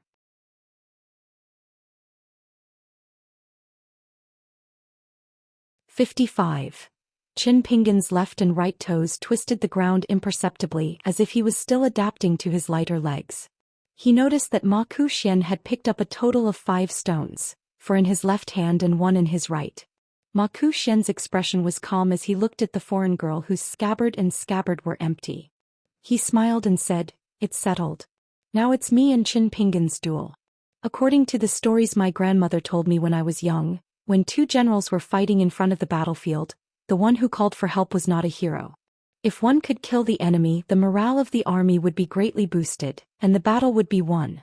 Ning Yao looked at Ma Kuxian and felt annoyed. She had never seen such a person who deserved a beating. Song Jisen from Mud Bottle Alley was also very shrewd and also liked to drop his bag of books. He always acted like a little teacher, but at least he looked like a scholar. The short and thin youth in front of her had skin no whiter than Qin Pingon's, and his eyes were especially big. His entire person gave people a very strange feeling, especially with this kind of awkward sour language. It was as if an old woman had put half a kilogram of powder on her old tree bark, pretending to be shy. It was really tragic. Qin Pingon did not say any harsh words to his peers from Apricot Blossom Alley. He bent slightly, suddenly exerted his strength and rushed forward like a galloping horse. So fast. Looking at Qin Pingon's back as he sprinted away, and in the blink of an eye, the distance between them had increased by more than 20 feet. Even the experienced and knowledgeable Ning Yao couldn't help but sigh with emotion. This wasn't to say that Qin Pingon could run faster than foxes and hares among his peers in the world. Naturally, this wasn't the case. Instead, in this world, this cage, Qin Pingon could rely on decades of hard work to train his body to such an extent. This was what Ning Yao admired the most. Ning Yao thought for a moment. Could it be that being able to endure hardships was also a kind of talent? The distance between the two youths was instantly reduced by half. Qin Pingon could even clearly see a series of subtle changes in Ma Kuxian's expression. After a moment of surprise, it turned to fear and he quickly regained his composure. Then without hesitation he quickly raised his arm. His slender arm bloomed with a shocking explosive force. Qin Pingon, who had been staring at the movement of Ma Kuxian's right hand, no longer rushed forward in a straight line. In an instant he turned to the right. Ma Kuxian's arm actually showed a subtle pause. His wrist shook and his target was Qin Pingon, who had deviated from the straight line. The stone shot, it was fierce. Although it was not as terrifying as the mountain, it was still not to be underestimated. Qin Pingon, who should have been flustered, didn't stop. He twisted his waist and turned his upper body sideways. The stone just happened to flash in front of his eyes, and the hair on the forehead of the straw sandals youth was swept up by the cool breeze. Ma Kuxian's left hand, which held the remaining stones, lightly flung one of them into the palm of his right hand. This short youth from Apricot Blossom Lane did not seem to think that he could finish off Qin Pingon with a second attack. Therefore he did not stay where he was and began to run to the right. At the same time he flung out a second stone. The straw sandals youth suddenly bent down without warning. His hands were almost touching the ground. The stone quickly streaked past his back, scraping Qin Pingon's thin clothes. Fortunately it was only a scratch. Although it looked frightening, the wound was not deep. At this moment the distance between the two had been reduced by half. Although Ma Kuxian also realized that he should increase the distance, Qin Pingon's charge was too fast. In contrast, Ma Kuxian's hurried change of position was like an old bull pulling a broken cart. Therefore, when Qin Pingon's dark face came closer, the straw sandals youth's resolute and bright eyes were particularly dazzling. On the contrary, Ma Kuxian's expression clearly showed a hint of hesitation. Should he give up on throwing stones and decisively retreat? Or should he stake everything on one throw and decide the victor on the third stone? Ma Kuxian's hesitation was in stark contrast to Qin Pingon's indomitable spirit. At this moment the straw sandals youth did not look like the kind person from Clay Bottle Lane at all. At this critical moment, Ma Kuxian took a step back and waved his arm again. It was clear that Ma Kuxian believed in the stone in his hand. Let alone fighting, this solitary youth had never quarreled with anyone before. Ever since he was young he did not like to hang out with people of the same age. Compared to Qin Pingon or Guqian, he was more like a solitary wild cat. He liked to grab a handful of stones when he had nothing to do. As he walked he would throw them. Of course his strength was very light. It looked like he was just playing casually and no one took it seriously. Only when Ma Kuxian was on the shore under the covered bridge when there was no one around he would play by himself. The slightly thinner stones would often create more than 10 ripples on the surface of the water before smashing into the inner wall of the stone arch bridge on the opposite shore. His strength and dexterity could be imagined. Ma Kuxian would often squat on the back of the green bull and throw stones at the fish swimming in the water. Regardless of whether or not he could hit the fish, the stones the youth threw into the water almost never caused a splash. As a result, in the ancestral house in Apricot Blossom Lane in the courtyard or on the roof, there would often be several bird corpses badly mutilated. The distance between the two was less than 10 steps. After dodging Ma Kuxian's stones twice, Qin Pingon's footsteps leaned towards nimbleness and lightness, not revealing any of his muscles or bones. The straw sandals youth was like a light and fluttering leaf. However, when Qin Pingon and Ma Kuxian were about to collide, Qin Pingon finally revealed his heavy side. He took 3 large steps in succession, both fast and fierce, full of tension. When he landed, it was like a hammer smashing down a sword. When he raised his foot, it was like pulling up the roots of a mountain. 3 steps, he was almost within reach. Ma Kuxian still did not have time to throw the stone. Logically speaking, the situation was already over.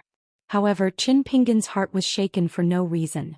However, he still did not cower back because the situation was pressing. He could no longer pull back before the precipice, so he might as well leap up and take a risk. The corners of Ma Kuxian's lips curled up into a playful smile. His left hand loosened, throwing away the remaining stone. His raised right hand was already clenched into a fist, so he took advantage of this opportunity to send out a punch. He had set a trap for Qin Pingon from the very beginning. The so-called hesitation, purposely giving Qin Pingon a chance to get close to him, and even the reason why he had chosen to use stones as a means of attack, were all the meticulous plans of this foolish kid from Apricot Blossom Lane. All of this was for the sake of showing weakness to the enemy, luring this loach youth who could slip away from the old ape to his side, making this Qin Pingon deliver himself to his doorstep. The distance of an arm was the distance of a fist. Qin Pingon was not too obvious a left-hander. As a result, his fist collided with Ma Kuxian's right fist. The instant their fists collided, the 2 youths both sent out a kick towards each other at almost the same time. Qin Pingon and Ma Kuxian flew backwards at the same time, fiercely crashing into the mud. The 2 were separated by another 20 or so steps. Ma Kuxian crawled up and knelt on one knee, gasping for breath. He raised his arm and loosened his fist. Because the stone in his hand had not been thrown out, the youth's palm was now scarlet red, a ghastly sight. Ma Kuxian grinned and rubbed his stomach. His eyes were burning as he laughed loudly at Qin Pingon. Qin Pingon, do you dare to come again? Qin Pingon's left hand was in an even worse state. Because of the attack on Yunxia Mountain's Kai Xianxian in the alley, his palm had been deeply cut by the broken porcelain. During this period of time, even though he had been applying the secret medicine passed down from the Yang family's shop, injuries to the muscles and bones would take 100 days to heal. No matter how tough the youth's body was, he was not the kind of immortal who could grow flesh and bones. Therefore, in this exchange of punches and kicks with Ma Kuxian, Qin Pingon was at an even greater disadvantage. Qin Pingon's bandaged left hand was already trembling uncontrollably. Blood seeped out of the bandage and dripped onto the grass by his feet. Qin Pingon deliberately took a deep breath, and thus clearly felt the piercing pain from his abdomen. He wanted to determine just how much this degree of pain would affect his following actions. This was due to habit. Qin Pingon came from a poor background. It was precisely because he had too few things that he was particularly calculative. On the other hand, rich people like Zhou Xian and Lu Jingchun would definitely not care about a few copper coins in their pockets. This was a big business not caring about the details. Of course, Qin Pingon could not do that. As a result, the impression that Qin Pingon gave others was that he was reserved, gentle, and patient. As for that Ma Kuxian who had appeared out of nowhere and wanted to fight to the death with Qin Pingon, Ning Ning, and Yao Ning, he was most likely an unreasonable freak. At the very least, Ning Ning could be described as showing off his ability, but Ma Kuxian was completely unfathomable. Qin Pingon did not turn his head. With his back facing Ning Yao, he lightly waved his hand, indicating that he was fine. Ma Kuxian slowly stood up. In front of him, the youth grabbed a clump of grass and casually wiped the blood from his palm. Qin Pingon also stood up. Ma Kuxian was the first to exert force. 2 mud pits appeared where he had been standing. This skinny monkey-like youth was unbelievably fast. He jumped high into the air and his knee struck towards Qin Pingon. Qin Pingon's fist smashed into Ma Kuxian's knee. However, Ma Kuxian's body was leaning forward in midair, and his fist smashed into Qin Pingon's forehead. Ma Kuxian's originally curled-up legs instantly stretched out, and he heavily stomped down on Qin Pingon's chest. Qin Pingon felt as if he had been hammered in the head by a sledgehammer, and at the same time his chest was also struck. He fell backwards onto the ground. Ma Kuxian's body somersaulted in midair, and after landing he continued to charge forward with a sinister smile. He quickly arrived in front of Qin Pingon, who had just gotten up, and Ma Kuxian kicked out. Qin Pingon crossed his arms in front of his body. His left arm was outside and his right arm was inside, protecting his chest and face. Qin Pingon was sent flying by this kick. However, his center of gravity was extremely low and he protected his vitals, so there was no bloody scene. He continued to roll. Ma Xian did not let him off and continued to charge forward. The moment Qin Pingon stopped rolling, he unknowingly, intentionally or otherwise, knelt down on one knee and bent his waist to run. Ma Xian's expression froze. In the next moment, Qin Pingon shot out like an arrow from a bow, instantly arriving in front of Ma Xian. His speed was extremely fast, and compared to before, it was as if he was a completely different person. Showing weakness to the enemy. Qin Pingon also knew how to do this. This time Ma Xian did not even have time to punch out before Qin Pingon's shoulder slammed into his chest.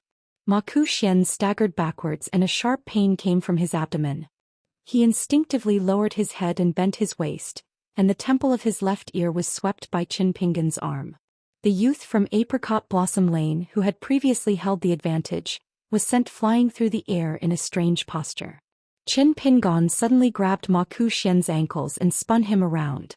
With a roar, he threw the short youth, who was only 90 jin, far away. He crashed into a sitting statue that was about 1.5 feet tall.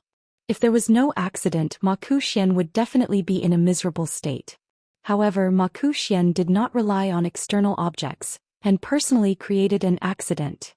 His 2 feet stepped on the head of the statue one after the other, and then he bent and straightened in an instant. His whole body used the huge rebound force, similar to Qin Pingon's previous sneak attack, to shoot toward the opponent on the ground in the distance. However, Ma Xian's eyes suddenly widened in shock. He saw Qin Pingon standing in his original position with one arm raised high. At some point, a short knife had appeared in his hand, and the tip of the knife was pointed directly at the rapidly approaching Ma Xian. This was probably what people called courting death. Even though Qin Pingon's hand was trembling violently, it was enough to stab through Ma Xian's body. The only difference was whether the wound would be the arm, the head, or the chest. Even though Ma Xian was in a desperate situation, and even though he was extremely frightened, he did not give up at all.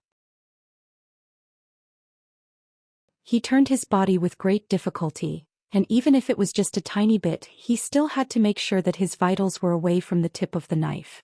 Right at this moment, a slender figure appeared between the two youths. It was a middle-aged man with a long sword on his back and a tiger tally at his waist. He did not seem to make a move, but Ma Xian seemed to have flipped the world around him. Not only did his feet land on the ground, he even stood up straight beside the man. Then, the man with the sword turned his head to look at the youth holding the knife who had taken a step back. His eyes were filled with undisguised praise and admiration. He chuckled softly and said, "The two of you fought well this time." Qin Pingon took another step back as blood seeped out of the corner of his mouth. The man smiled and suggested, "I saved Ma Xian, so I owe you a favor. After I get out, I'll persuade the mountain-moving ape of Xingyang Mountain to give up on pursuing the two of you. What do you think?" Ning Yao came to Qin Pingon's side. The military cultivator from Martial Mountain took a deep look at the girl, and then said to Qin Pingon, "You don't have the right to bargain. If you agree, nod. If you don't, then continue to remain silent. If you feel that it's unfair and if you're lucky enough to escape from the old ape, then after you leave this town, you can find me at Martial Mountain and ask for justice." Qin Pingon put away the knife Ning Yao had lent him and hid it in his right sleeve. He nodded at the man from Martial Mountain and said, "If there's a chance, I will." Just as Ma Xian was about to speak, the man said indifferently, "The dead have no right to speak ruthlessly to the living." Ma Xian pursed his lips tightly and lowered his head in silence. The master and disciple of Martial Mountain gradually disappeared into the distance. Qin Pingon sat on the ground. Ning Yao hurriedly squatted down and asked worriedly, "How are you? Where are your injuries the most serious? Do you have any use for Daoist Lu's prescription?" The youth with a bruised nose and swollen face said bitterly, "It's fine. I can still feel the pain, which means my injuries aren't that serious. Alright, if the old ape comes over now. Let him come." The girl also sat on the ground and raised her eyebrows. "You were there just now. I'll be there later. What's there to be afraid of?" Qin Pingon had no choice but to swallow back the second half of his sentence.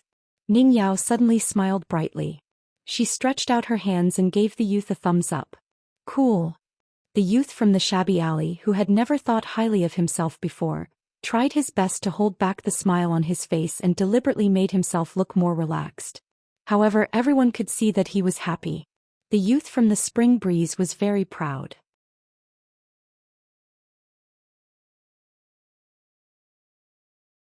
56. Walking among the wild hills where foxes and rabbits roamed, the man suddenly stopped in front of a tombstone.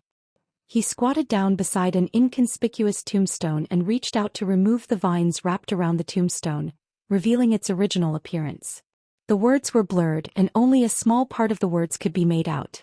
The man sighed. The divine path has collapsed and rites and music are flourishing.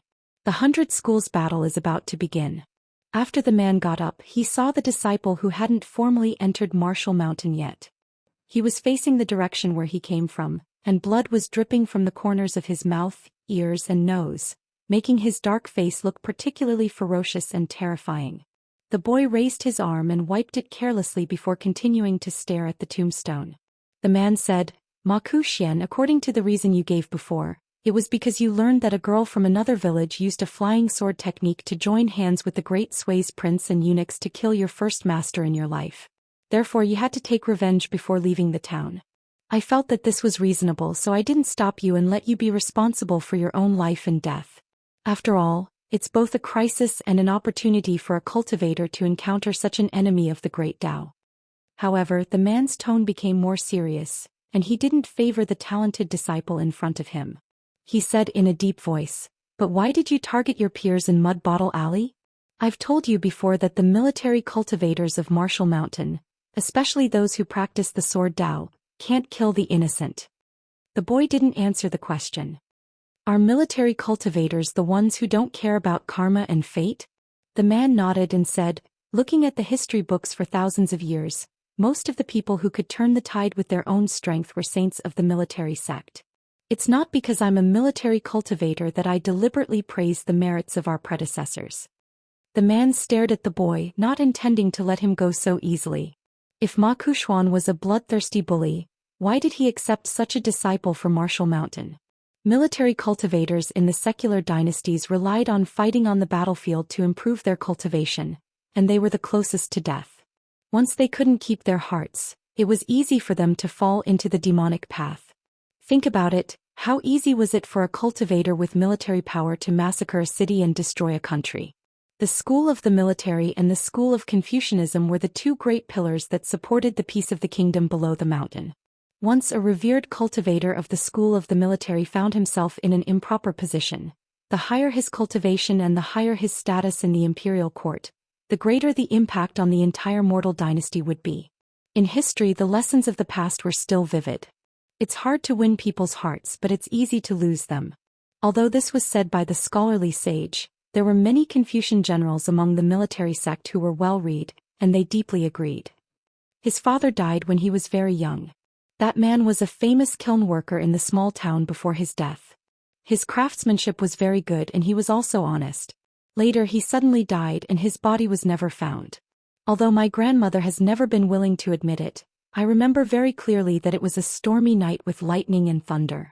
I was woken up by the sound of thunder, and then I found that my grandmother was not by my side. Just as I opened the door, I saw my father sneaking back, surprised and scared. It was very strange.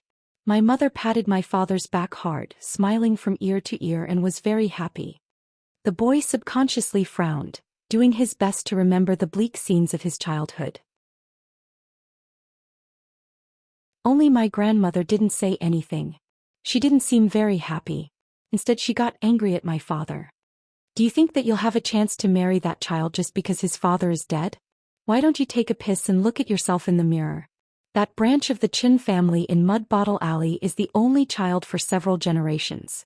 Aren't you afraid that you'll hurt a person and cause the family of 3 to die? At that time, this branch of the Qin family will have no descendants. Aren't you afraid of retribution from their ancestors? At the very least, don't you know that woman's temperament? Is she willing to remarry you? My father was smiling mischievously at that time. He probably felt that he had already done it and would soon get his reward. In front of his family he didn't have to pretend to be regretful and guilty. In the end my grandmother pointed at my mother's nose and scolded her. My mother wasn't a good-tempered person either. The mother-in-law and daughter-in-law almost fought in the main hall. My father was the kind of person who liked the new and hated the old. At that time, none of his neighbors in the small town liked him. At that time of course he would help his daughter-in-law and not his mother. In the end my grandmother sat on the ground and fiercely beat her chest. She cried and complained to the board, saying that the Ma family had recruited such a jinx into their family. The man followed the boy's train of thought and asked, "Do you want to take the illusory karma of good and evil and take all the sins of the previous generation onto yourself? Do you want your grandmother and your parents to have a good ending?" Ma Kuxuan grinned. "I don't have any feelings for my parents. Only my grandmother is worried. She doesn't want to go to Marshall Mountain with me. She said that she must be buried next to her grandfather's grave. If she goes to that Marshall Mountain that's tens of thousands of miles away, she will have to trouble me, her grandson, to carry a jar home. Also she heard that after death the road to the world of the living is very bumpy. She said that she had suffered enough when she was alive, and she doesn't want to suffer again after death." The man said, "It's pardonable but it's unreasonable. Just this once. Don't do it again." Ma Kuxuan curled his lips. His expression was cold. He didn't shake his head or refute, but he also didn't nod in agreement. The man smiled and sprinkled salt on the boy's wound. "How does it feel to be beaten to the ground by someone your age?" Ma Kuxuan angrily said, "If that woman didn't secretly give him a knife, would I have lost to Qin Pingon? From the beginning to the end, I only used 70% of my strength. If it wasn't for the fact that I wanted to play cat and mouse." The man lightly sneered. "Play cat and mouse? Forget it. You wanted to use 70% of your strength to kill Qin Pingon, and at the same time make that girl lower her guard. Killing two birds with one stone. What a beautiful dream." The boy's face reddened. He stiffened his neck and said angrily, "Whose master are you?" The man laughed loudly. The two of them returned to the town. The boy asked, "Compared to Xingyang Mountain, is Marshall Mountain higher or lower?" The man smiled and asked, "Do you want to know the truth or a lie?" The boy rolled his eyes. "What about a lie?" The man replied, "Then it's about the same height." The boy sighed sadly. He felt that he had been unlucky to have two masters. One had died in the town's dragon-riding alley for no reason, while the other was not very capable but had many rules. The man smiled and said, "On the surface, Xingyang Mountain is the foundation of Sword Dao, but in the hearts of the Eastern Bottle Continent's cultivators, its status is far inferior to our archenemy, Wind Thunder Garden. Therefore Xingyang Mountain is not considered a first-rate sect. Of course this is only a facade on the surface. In fact, Xingyang Mountain's foundation is extremely deep. However, after that feud, there was a person in Wind Thunder Garden whose Sword Dao attainments far exceeded his peers. He was so outstanding that Xingyang Mountain had to endure the humiliation for hundreds of years." Ma Kuxuan said in annoyance, "No matter how much you praise Xingyang Mountain, it won't change the fact that Marshall Mountain is inferior to Xingyang Mountain." The man smiled and said, "Ma Kuxuan, you're mistaken. The difference between Xingyang Mountain and Marshall Mountain is probably that of Xingyang Mountain." The boy was stunned. After understanding the man's meaning, he smiled and said, "That's more like it." The man reminded him, "Sects are sections. You are yourself." The short boy smiled and said, "You're mistaken too. What I mean is that since Marshall Mountain is so high, it'll save me time and effort to find someone to spar with when I master martial arts in the future. I won't be surrounded by a bunch of useless good-for-nothings." The man laughed. Wouldn't such bold words be more convincing if the boy from Clay Bottle Alley said them? The boy said angrily, "Is this how a master should behave? Be careful that I won't avenge you if you get beaten to death in the future." The man reached behind him and patted his scabbard. He smiled and said, "Apart from this sword I'm all alone. If I die my Dao will disappear. What's the use of revenge?" The boy was puzzled. "Isn't there still Marshall Mountain?" The man kept him in suspense. "Marshall Mountain is different from the other sects in the Eastern Bottle Continent. You'll understand once you get on the mountain." The tiger tally on the man's waist jumped slightly. The man held it for a moment and said in a deep voice, "Let's return to the town quickly." We military cultivators seek fortune and avoid calamity. It's almost instinctive for us to foresee the future. The boy rolled his eyes and said, even if the town turns upside down and the outsiders and the townspeople kill each other, it has nothing to do with me. Let's make a deal. I can promise that I won't treat human lives like grass, but I definitely won't do anything chivalrous or help those in danger. The man's expression was solemn. He grabbed the boy's shoulder and ordered, don't speak. Hold your breath. The two's figures flashed, and in the next moment they were dozens of feet away. This cycle repeated itself, just like the young Ma Kuxuan making a series of water splashes. Besides the wound on his back caused by Ma Kuxuan's stone, Qin Pingon didn't have many external injuries. However, this didn't mean that Qin Pingon was feeling any better.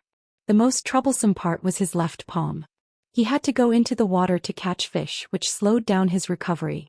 After fighting with Ma Kuxuan, their fists had collided, which made things worse.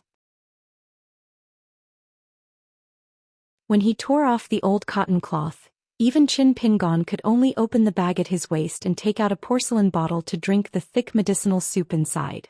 This was the medicine prescribed by the Yang family's shop. It had no other use except for relieving pain. After Ning Yao took back the simple and unadorned knife, she cut off a large section of the cuff of her inner shirt and tore it into strips.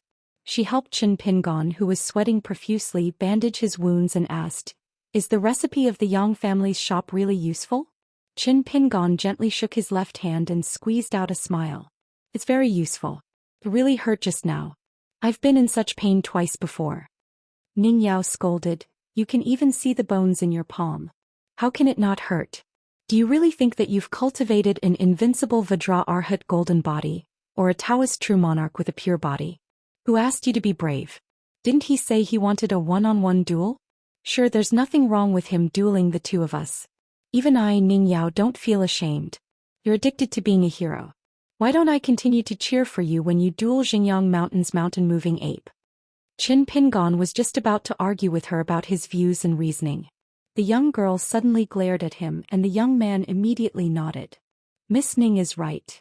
Ning Yao glared at him angrily. You think I don't know that? Qin Pingon chuckled.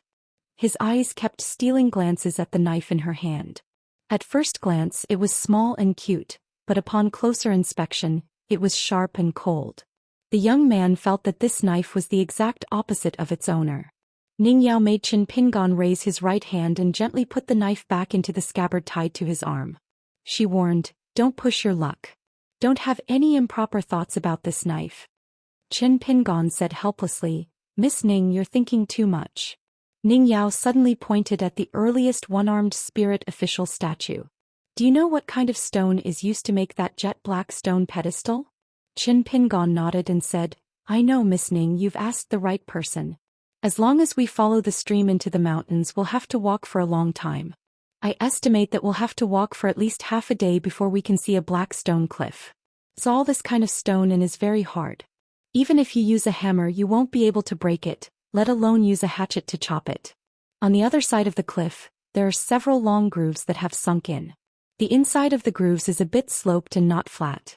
Every time old man Yao passes by there, he would take out a hatchet to sharpen it. Ning Yao rubbed her forehead. She didn't know whether to laugh or cry. A hatchet used to sharpen trees and chop firewood. Qin Pingon's eyes lit up. Valuable. Ning Yao said angrily, no matter how valuable it is, can you even get a little bit of the entire stone cliff? Let me tell you, even ordinary immortals can't do it. Unless it's a great sword immortal with great killing power and is willing to give up a divine weapon, only then can you cut out about 2-3 feet long stone strips. It's called the Dragon Beheading Platform, by sword cultivators. Of course, every piece is priceless. Qin Pingon fell into deep thought. Ning Yao's eyes suddenly lit up.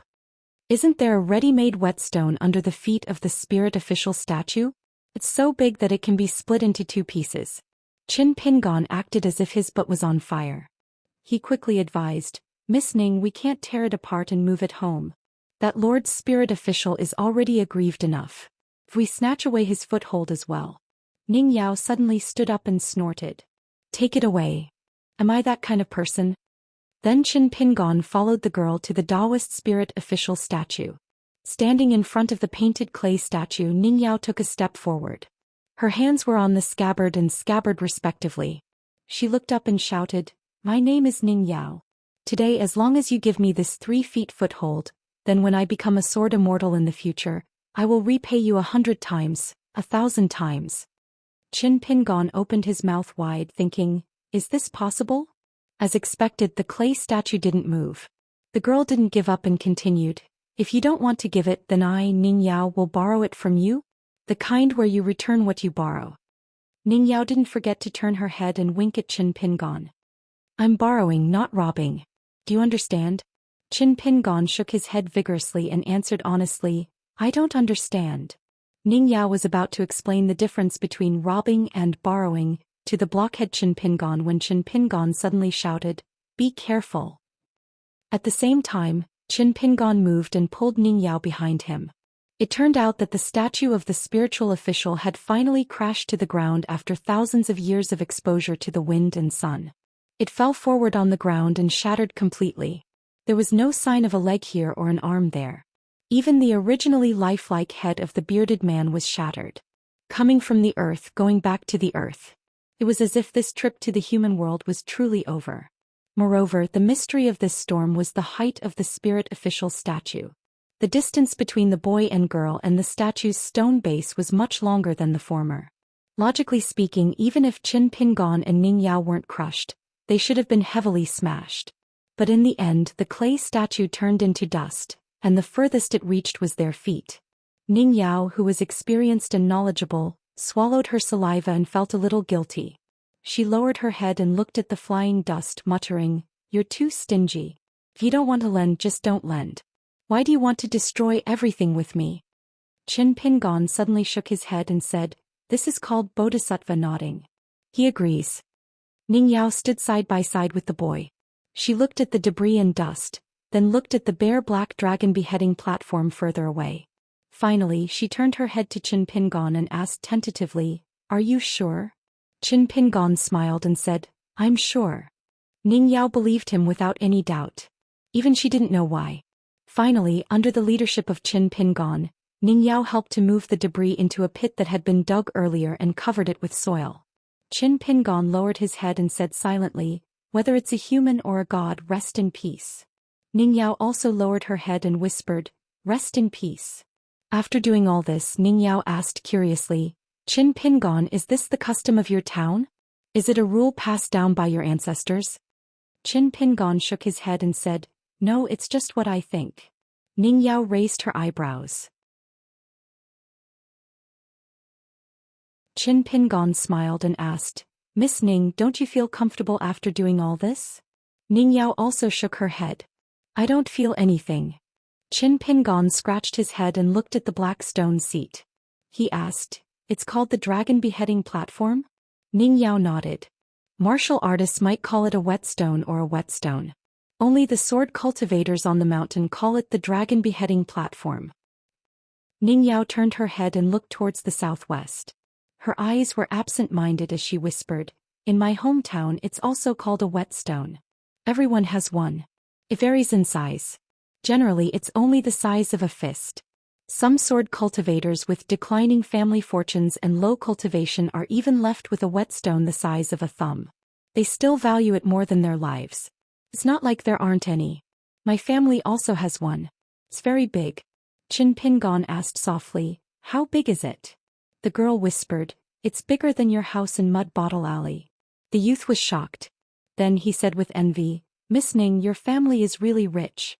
And with such a large whetstone, you don't have to worry about it being stolen. How good is that? Unlike me, I barely manage to save some copper coins. I can't sleep well no matter where I hide them." The sadness of the girl who had left her hometown vanished. She smiled and said, "This whetstone will split it in half." The youth waved his hand. "What do I need it for? I have a hatchet at home, but why would I need such an expensive whetstone? Every time I sharpen a hatchet my heart aches. Why bother? So Miss Ning, you can take it all." "Oh right, didn't you want to ask Master Wan to forge a sword for you? You can use the other half as the money for the sword." Ningyao helplessly said, "Qin Pingon, are you really stupid or just stupid?" Qin Pingon thought for a moment and smiled. Miss Ning, just think of me as a good person. Ning Yao suddenly pointed at the youth. She had an expression of sudden realization. She narrowed her eyes and smiled. Qin Pingon, be honest with me. Are you plotting something? Are you thinking of making Miss Ning your wife in the future? Then wouldn't everything be yours? This little abacus of yours is really fierce. The youth wanted to cry, but no tears came out. His lips twitched. Song Jisun had once said, if you want to condemn someone, you can always find a pretext. Ning Yao laughed. Look at how scared you are. I was just joking. Qin Pingon sighed. He felt a little tired. Ning Yao suddenly said, be careful. My flying sword is already on its way back. Qin Pingon looked like he was facing a great enemy.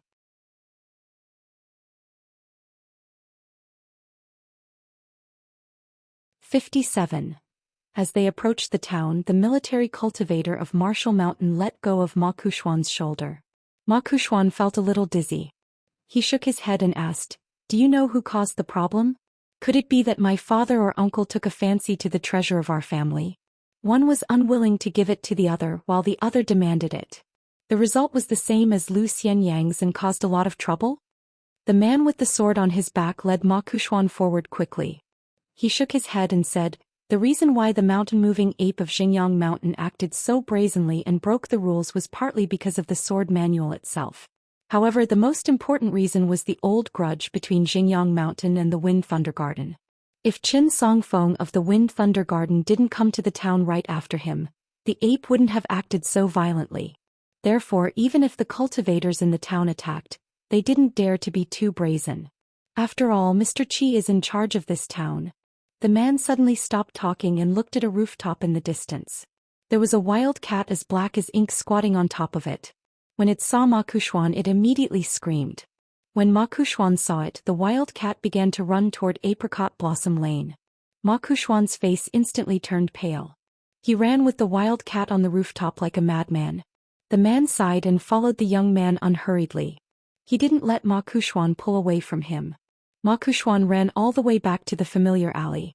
When he saw the gate of the courtyard open, the bold young man stopped outside and didn't dare to cross the threshold again. The young man knew that his family's courtyard door had never been left open for such a long time throughout the year because his grandmother often said that in Apricot Blossom Lane, there were a lot of poor and useless people. Unfortunately, a poor man's ambition was short, and a thin horse's hair was long. His family was easy to make others jealous, so he had to remember to close the door tightly, or else he would be targeted by thieves. Ma Kuxuan walked into the courtyard with red eyes. The gate of the main house was not closed. Ma Kuxuan saw a familiar thin figure lying on the ground. The black cat was squatting on the threshold, crying and scaring people. Don't go there. The man with the sword on his back pressed on the young man's shoulder and said, things have already come to this. Calm down. Ma Kuxuan held back his tears and took deep breaths. He slowed down his footsteps and called out softly, Grandma. The military sword cultivator was the first to reach the old woman. He pressed 2 fingers to the tip of the old woman's nose. She was no longer breathing.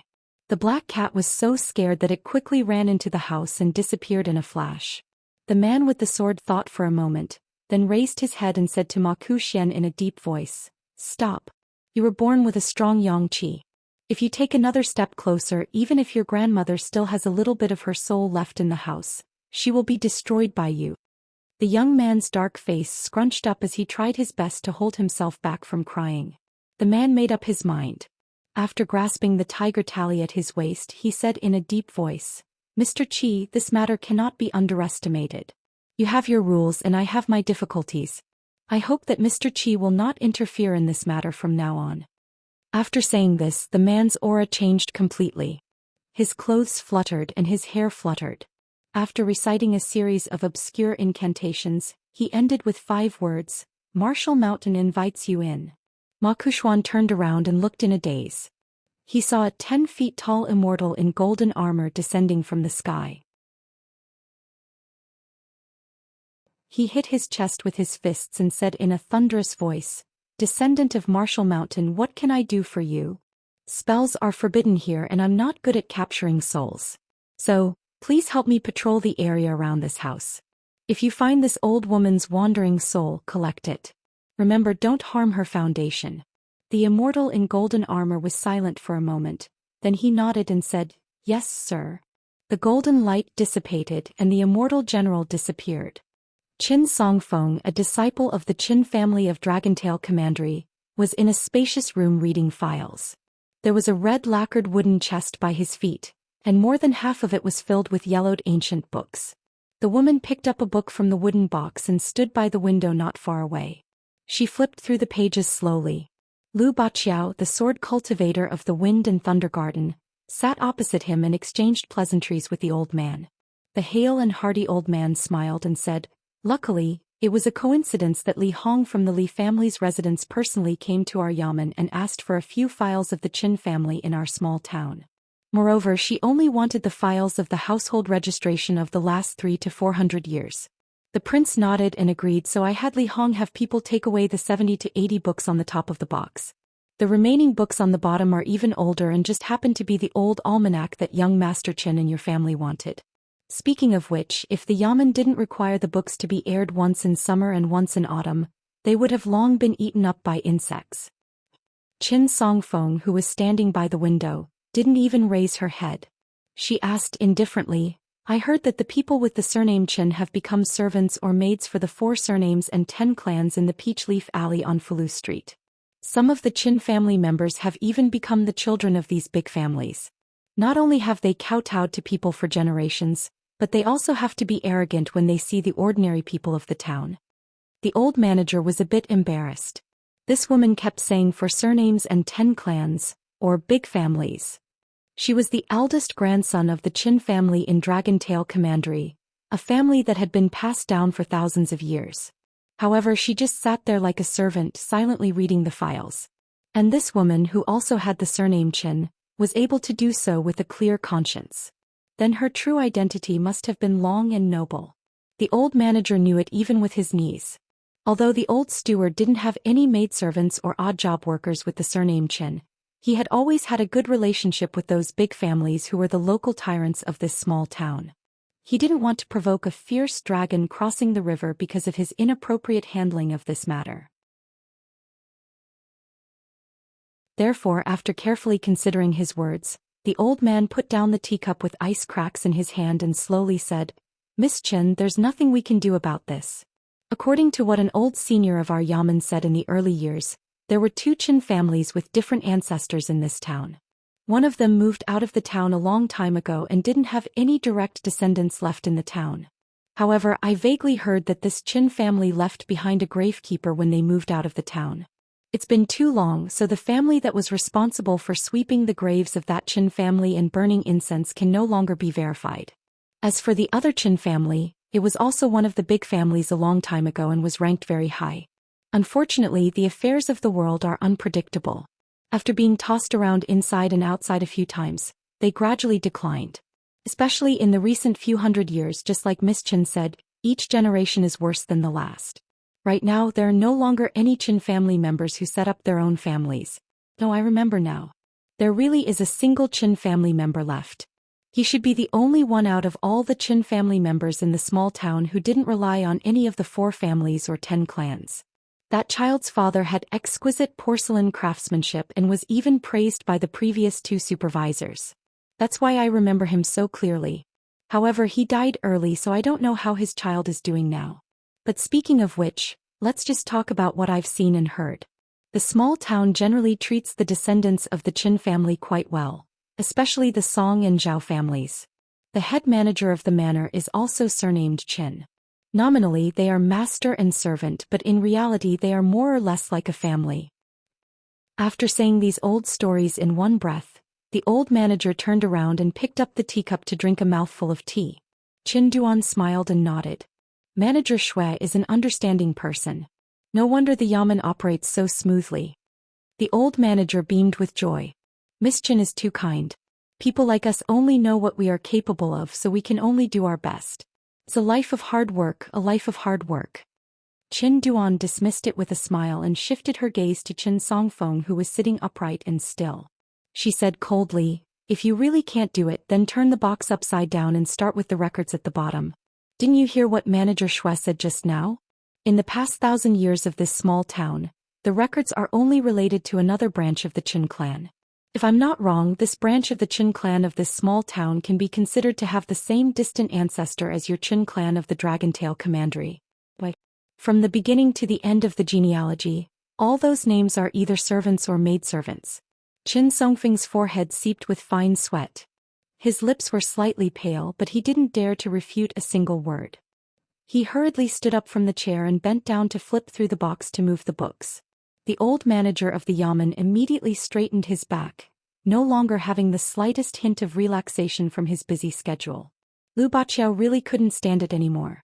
Qin Songfeng's personality was soft, but he was still the future head of the Dragon Tail County's Qin family. No matter what background Qin Duan had, whether or not they were of the same family, he should at least be given the necessary respect. Thus, Lu Baqiao said in a low voice, "Qin Duan, if I'm not blind, I can see that Qin Songfeng is helping you. Even if you don't appreciate it, don't speak so harshly." Qin Songfeng hurriedly raised his head and gave Lu Baqiao a look. The latter stared back with wide eyes. Even the emperor has a few poor relatives. What, is there an exception? Fine, even if someone is an exception, does that mean you can look down on others? He was straightforward. This was Lu Baqiao's true nature in the Wind Thunder Garden. Qin Songfeng's face was full of bitterness. The old manager lowered his head and drank his tea, turning a blind eye to him. Qin Duan was stunned for a moment, then smiled. That makes sense. This time it was Lu Baqiao's turn to be somewhat uncomfortable. Qin Duan put down the book in her hand on the table, planning to go out for a breath of fresh air. Manager Xue naturally had to act as a host, but he was tactfully refused by this Qin family girl. Qin Duan walked out of the side hall of the yamen and stood in the corridor looking into the distance. Outside the yamen's lobby, there was a square that occupied a large area. There was a memorial archway facing the gate, with a large ancient character written on it. The character Yu, as in Yu, means upper hill and lower prison. This wasn't rare. Every secular dynasty and state would follow the law and confer 5 mountains within their jurisdiction as the 5 sacred mountains. East, south, west, north and middle. The mountain gate would inevitably have the 2 words inscribed by the founding emperor himself. The Yu on the plaque would also be written in ancient characters. Later generations of scholars, poets and immortal cultivators had thousands of explanations for this.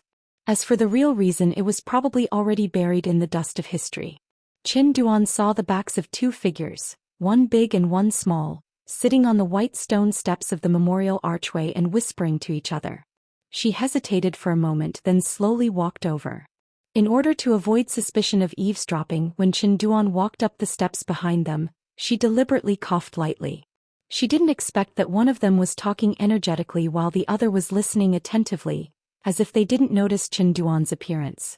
Qin Duan didn't care about this. She openly sat at the furthest point of the steps. Although she was sitting casually, but the charm that she imperceptibly emitted from her sitting posture still gave people a sense of propriety.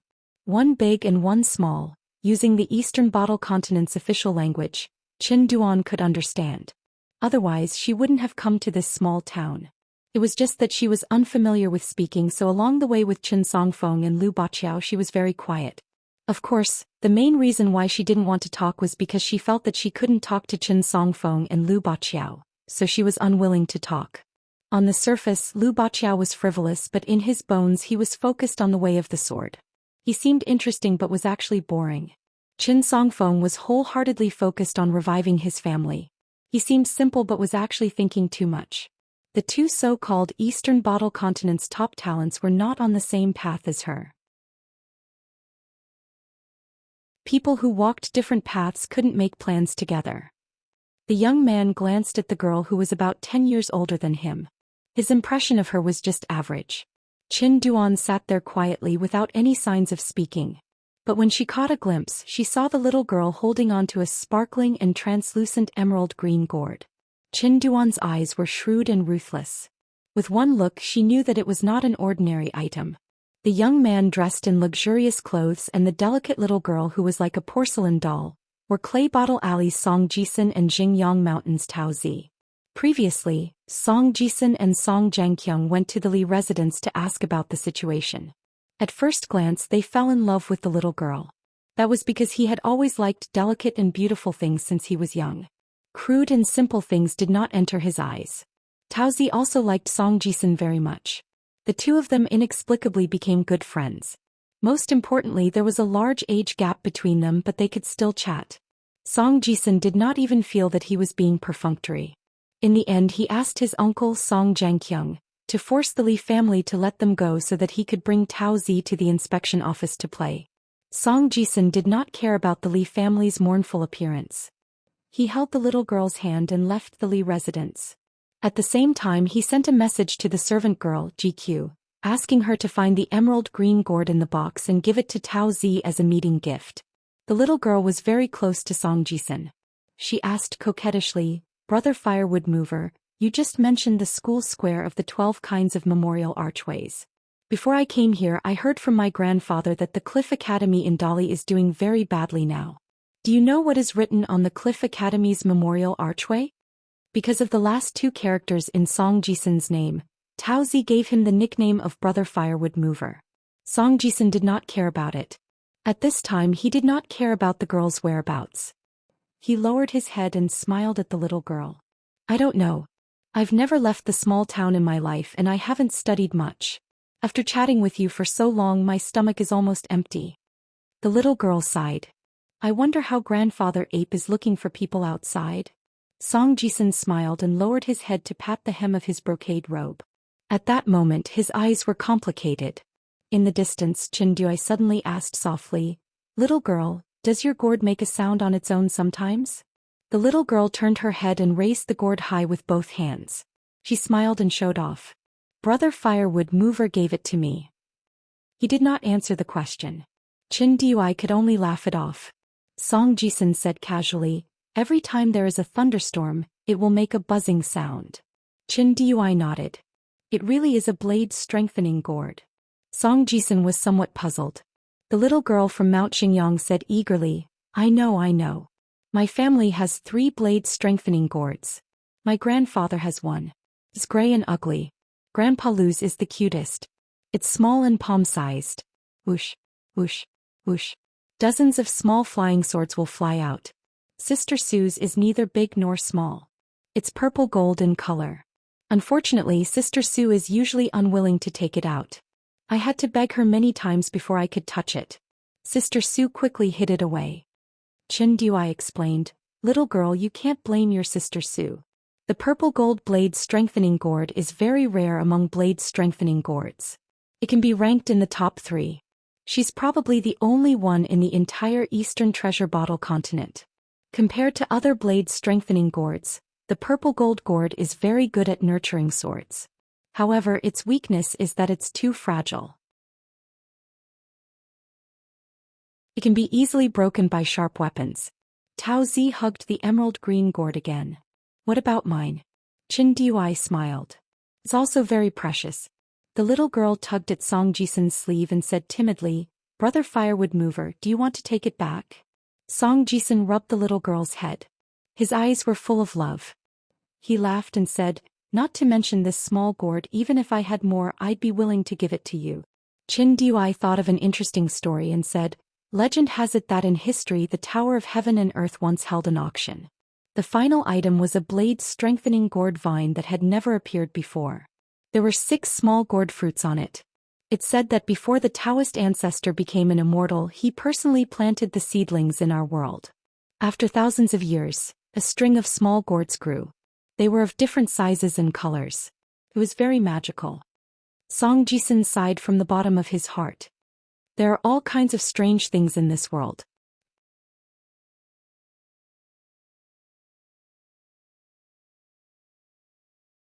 "58. At the edge of the wilderness, a flying sword was hovering in the air obediently. Like a well-educated girl who had met the elders who set the family rules, she could only lower her eyes and stand obediently with her hands behind her back. Next to the flying sword stood a middle-aged Confucian scholar who looked travel-worn. His hair on his temples was even whiter. If Zhao Yao and Song Jisun, 2 potential scholars, were here, they would notice that in just a short period of 10 days, this Confucian scholar's hair had grown a lot more white. The tip of the flying sword was pointed at the silent mountain-moving ape of Xinjiang Mountain. Its whole body faintly emitted a violent aura that seemed to be ready to fight to the death. The mountain-moving ape finally couldn't help but ask in a deep voice, "Why can the people of Marshall Mountain go but I can't? Mr. Qi, aren't you too snobbish?" This kind of face-to-face questioning was extremely rude, but the mountain-moving ape still didn't think it was inappropriate. Although Marshall Mountain was the military holy land of the eastern vase continent, it had always been in a state of disunity and didn't have a strong sense of sections. Cultivators and warriors with great magical powers were more like nominal members of Marshall Mountain. The rules of Marshall Mountain were famous for being big and empty. They couldn't be considered binding, so how could they be united? Qi Jingchun, who looked tired, said to the flying sword first, "Go. Your master is fine now." As if it had been granted amnesty, the flying sword jumped cheerfully, turned around and flew away. The mountain-moving ape thought that it had guessed the reason, so it became even angrier. That girl is indeed the junior Mr. Qi picked. If Mr. Qi has been interested in the Lu family's sword manual for a long time, you can tell me. As long as it doesn't fall into the hands of the Wind Thunder Garden and is taken by Mr. Qi's anonymous disciple, it doesn't matter. But Mr. Qi, you're so secretive.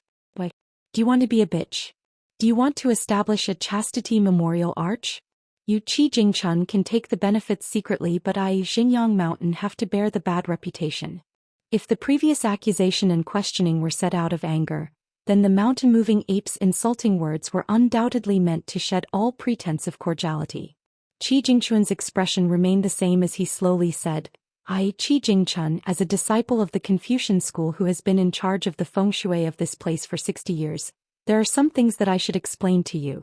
First, I have no relationship with that girl, but I saw that she was very talented." The 4 words Qi, Rush and Bull contained a part of the sword Dao of the Aquarius continent. When the girl stood under the plaque, the 4 words automatically resonated with her. Unfortunately, the material of the girl's sword was not enough to support the 4 words, so I took the opportunity to pluck 2 of the words and place them into her sword.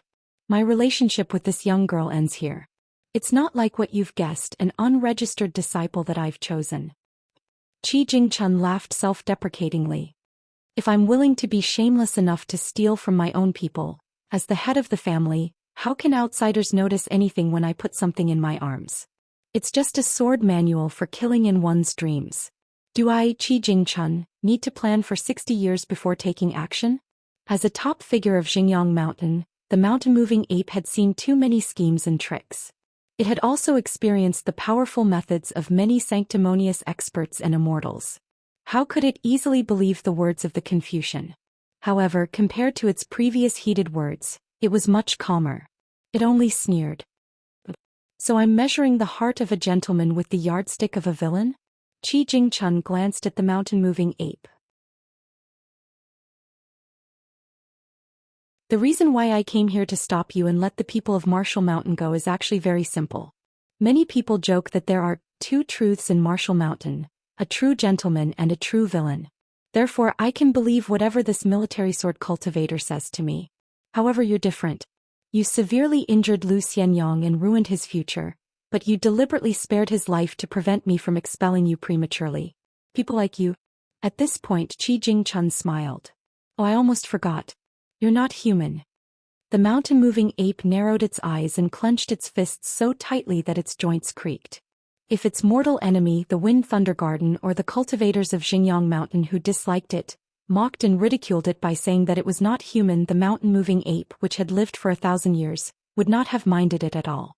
However, when the middle-aged Confucian in front of it said it in a calm and gentle tone, the mountain-moving ape felt inexplicably humiliated.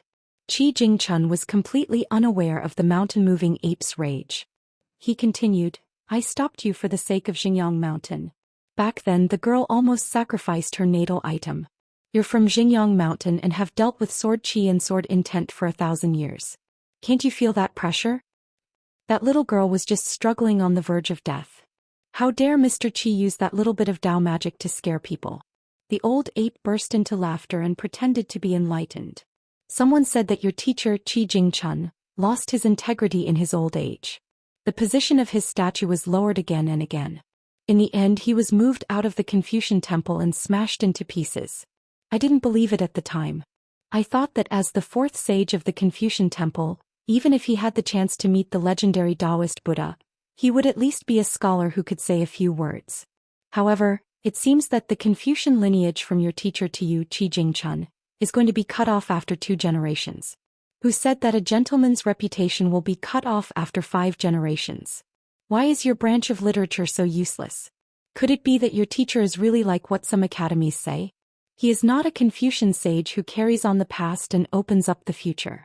He is simply a great liar who has never appeared in 1,000 years. Although Qi Jingchun frowned slightly, she quietly listened to the mountain-moving ape's words from beginning to end without saying a word. The old macaque laughed wantonly. It stepped out and pointed at the scholar who was beaten up while he was down. Qi Jingchun, don't you Confucians abide by etiquette the most? I'm standing within the rules. What can you do to me? Qi Jingchun turned to look at the town and sighed. He looked at the mountain-moving ape again and asked, "Are you done?" The mountain-moving ape was stunned. It looked at the middle-aged Confucian from head to toe and retracted its finger. Boring. Even a clay bodhisattva has a temper. I didn't expect a scholar to have a better temper. He doesn't even talk back when scolded. Qi Jingchun smiled and said, "You can try." The mountain-moving ape seemed to be tempted, but it didn't attack. The ape asked, "Qi Jingchun, do you have to stop me from going in?" Qi Jingchun answered, "Xingyang Mountain won't be able to bear the consequences." The ape asked in a deep voice, "Really?" Qi Jingchun didn't try to be mysterious, nor did he make way for the ape in a fit of anger. He nodded patiently and said, "Really?" The mountain-moving ape rubbed its chin. Finally it glanced behind Qi Jingchun and snorted coldly. "Those 2 little fellows are lucky. Tell them don't let me see them again." The ape turned and strode away with its back facing Qi Jingchun. The old ape suddenly raised an arm and gave a thumbs up. However, the thumb slowly turned and pointed downwards. Qi Jingchun looked up at the gray sky. The rain was about to fall. Suddenly he heard a voice from the town. It was a request from the military cultivator from Martial Mountain. He hoped that Meng Qi would let him go and allow him to invite one of the gods worshipped by Martial Mountain. Qi Jingchun nodded and said softly, "Sure." When Qi Jingchun said this word at the same time, if someone happened to raise their head, they would see a speck of light suddenly appear in the sky. Then an extremely thin golden line descended from the sky and landed in the small town in the blink of an eye. "Mr. Qi." Qi Jingchun heard a young man's voice behind her. Qi Jingchun turned around and saw a young man and a young girl running towards him. He sighed when he saw the young girl in dark green. Zhao Yao, who was a student, fell in love with her at first sight. Meng Qi had told him that young girls were like unsheathed swords that hurt people's hearts the most. The young man, Zhao Yao, didn't know what it was and didn't understand the meaning of the words. He was still deeply affected by it. Qi Jingchun didn't want to reveal the truth. It was hard to say that the young girl had a heart of Tao and was the most ruthless. This ruthlessness was not derogatory. It was a compliment. The love between a man and a woman in the world was only one of them. In the secular world below the mountain, this kind of love could move people's hearts and make them willing to die for it. However, cultivating on the mountain was much more complicated. After Qi Jingchun saw the young man in straw sandals, his smile became more natural. He joked in a gentle voice, "You've fought a few battles in a row. You've shocked the world." Qin Pingon was a little embarrassed. Qi Jingchun went straight to the point. "I'll tell you 2 things. One is that the mountain-moving apes of Xingyang Mountain have retreated and will leave the town soon." Qin Pingon didn't hesitate and asked directly, "The old ape left through the east gate of the town?" Qi Jingchun stretched out his hand and gently pressed down twice. He smiled and said, "Let me finish first. Xianxia survived." The young man's body tensed up. He asked carefully, "Mr. Qi, will Xianxia survive?" Qi Jingchun nodded and said, "Someone helped him. Xianxia's life is not in danger. But the bad news is that his body has been seriously injured. He may not be able to move as freely as before." Qin Pingon grinned. For the past few days, the young man's mind had been like a bowstring that had been stretched to a full moon, without a single moment of relaxation. After hearing that Xianxia had come back to life, the moment he relaxed, he fell backwards and fainted completely. Ning Yao hurriedly hugged the young man. Qi Jingchun explained, Previously, Qin Pingon was enlightened by Kai Jinjian of Mount Yunxiao and his mind was forcefully destroyed. In fact, his essence, qi and spirit had been leaking out. In the end, Lu Xianyang happened to meet with an accident at this time, so he had no choice but to try his best to stimulate his potential. This is the so-called breaking a broken jar and smashing it. Originally, he had half a year of life left, but now he probably only has 10 years left. This meant that the straw sandal teenager's life was greatly reduced every time he ran from Clay Bottle Alley to the roof of the town, to the stream in the deep mountains and finally to the wilderness. The young man was well aware of this. Ning Yao asked, "Mr. Qi, you just need to tell me how to save Qin Pingon." Qi Jingchun sighed in his heart. This was the mystery of the Daoist heart. The girl had feelings for Qin Pingon. Otherwise, she wouldn't have fought side by side with him to this point. When normal people heard bad news, they would inevitably feel panic, sadness, and sympathy. The speed, length, and depth were just different. But Ning Yao didn't have any of these. She immediately jumped to the result she wanted the most. How could she save him? In the world of cultivation, one's cultivation strength could be seen. Step by step, one only needed to go up. The only difference was that each step had its own size. The cultivation heart was ethereal. There were paths everywhere, as if each path could prove the great way, but also as if each path was an unorthodox path that no one could guide. In the cultivation of the heart, those who had the Daoist heart could reach the sky in a single step. Therefore, the girl could openly look at the straw sandal teenager with clear eyes and directly ask him if he liked her. Qi Jingchun thought of the young Daoist priest with the lotus crown on his head. His mood became more serious. Ning Yao crouched down and gently carried Qin Pingon on her back. She asked, "Mr. Qi, please tell me. But let me say this first. I don't think the old shopkeeper of the Yang family's shop is very good at healing the wounded. Qin Pingon, on the other hand, knows an old shopkeeper who is quite good." Qi Jingchun looked at the girl with a serious face and asked a strange question. What is the most heaven-defying thing in the world? What goes against the flow? Ning Yao didn't even think and said loudly, "One person with one sword to kill all the demons." Qi Jingchun didn't know whether to laugh or cry. He said helplessly, "It's cultivation." Ning Yao thought carefully. "It's actually the same." Qi Jingchun pointed to the place where they were before and then pointed to another place. The sword furnace can nourish the body, and the 1,000 years can strengthen the soul. However, for Qin Pingon it can barely maintain a balance. If he's lucky, he might have a small surplus. So when he wakes up, help me tell him that in the future, even if he doesn't pursue anything else, he must work hard to survive. Ning Yao breathed a sigh of relief. In fact, she was not much better than Qin Pingon. But her foundation was much better, so she didn't faint. "Mr. Qi, should I take Qin Pingon to Mud Bottle Alley to recuperate? Or should we go to Lu Xianying's place first?" Qi Jingchun said with a smile, "Now it's all right." Ning Yao thought for a moment. The guy behind me must want to see Lu Xianying as soon as he opens his eyes. So I'll go to Master Ruan's place.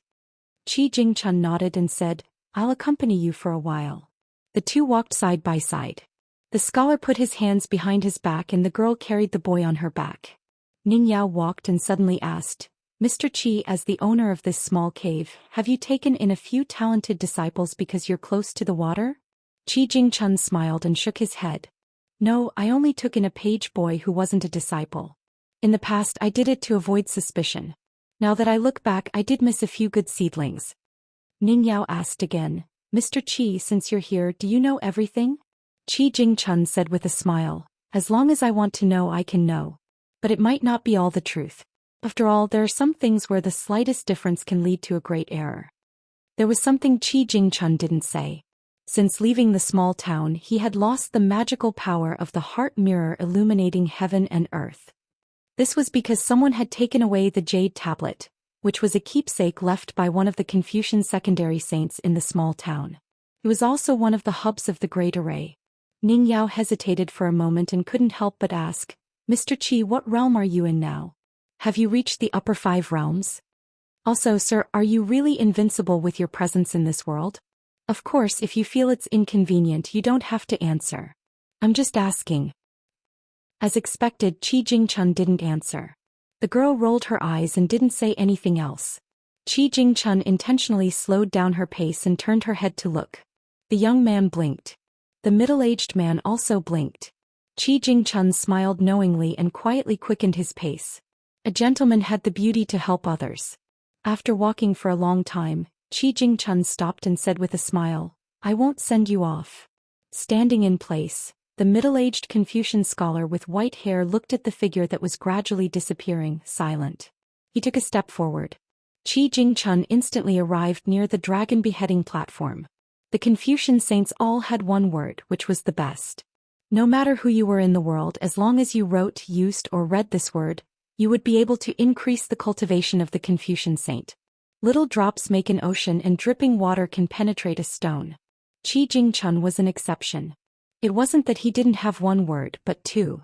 And the meaning of the word was extremely profound. Silence. Jingxian was proud. Spring. The world welcomed spring. That was why he was banished to this small world, completely isolated from the outside world. Although Qi Jingchun was just one of the mountain masters of the 72 academies of the 3 academies of the Confucian school, Qi Jingchun couldn't be treated with common sense. This cowardly scholar who didn't respond to the provocation and humiliation of the mountain-moving ape of Xingyang Mountain, closed his eyes and meditated on the third stroke of the word Jing. Then he stretched out 2 fingers and gently drew down in the air. The indestructible dragon beheading platform was instantly cut in half. Qi Jingchun waved his sleeve and 2 neat stones appeared. One fell in Wan Ting's blacksmith shop, and the other appeared in a small house in Mud Bottle Alley. After doing all this, Qi Jingchun fell into deep thought like a national chess player who fell into a long contemplation. Then he stood in the fine rain. In the end, the rain poured down, lightning flashed, and thunder rumbled. Qi Jingchun still didn't come back to his senses. Qi Jingchun, who had always been called Mr. by the people of the town, was thinking of his Mr.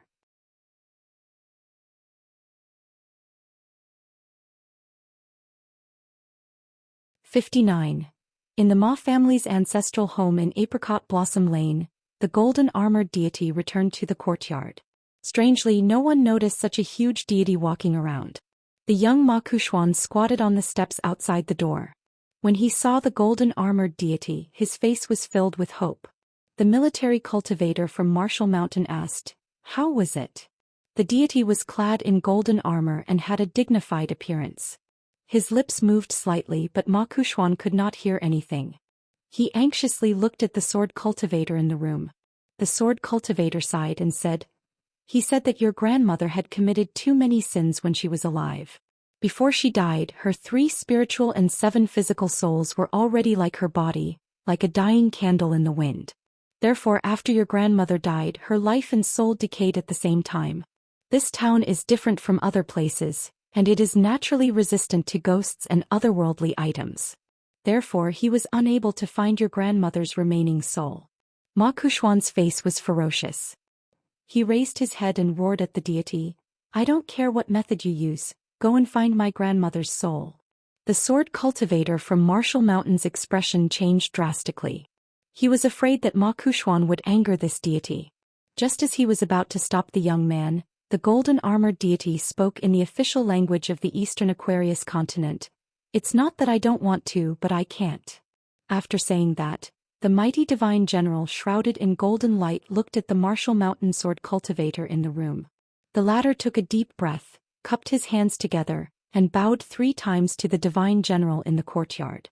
Every time he bowed, a strand of faint golden qi floated out from the sword cultivator's Niwen acupoint and was gently inhaled by the golden-armored deity.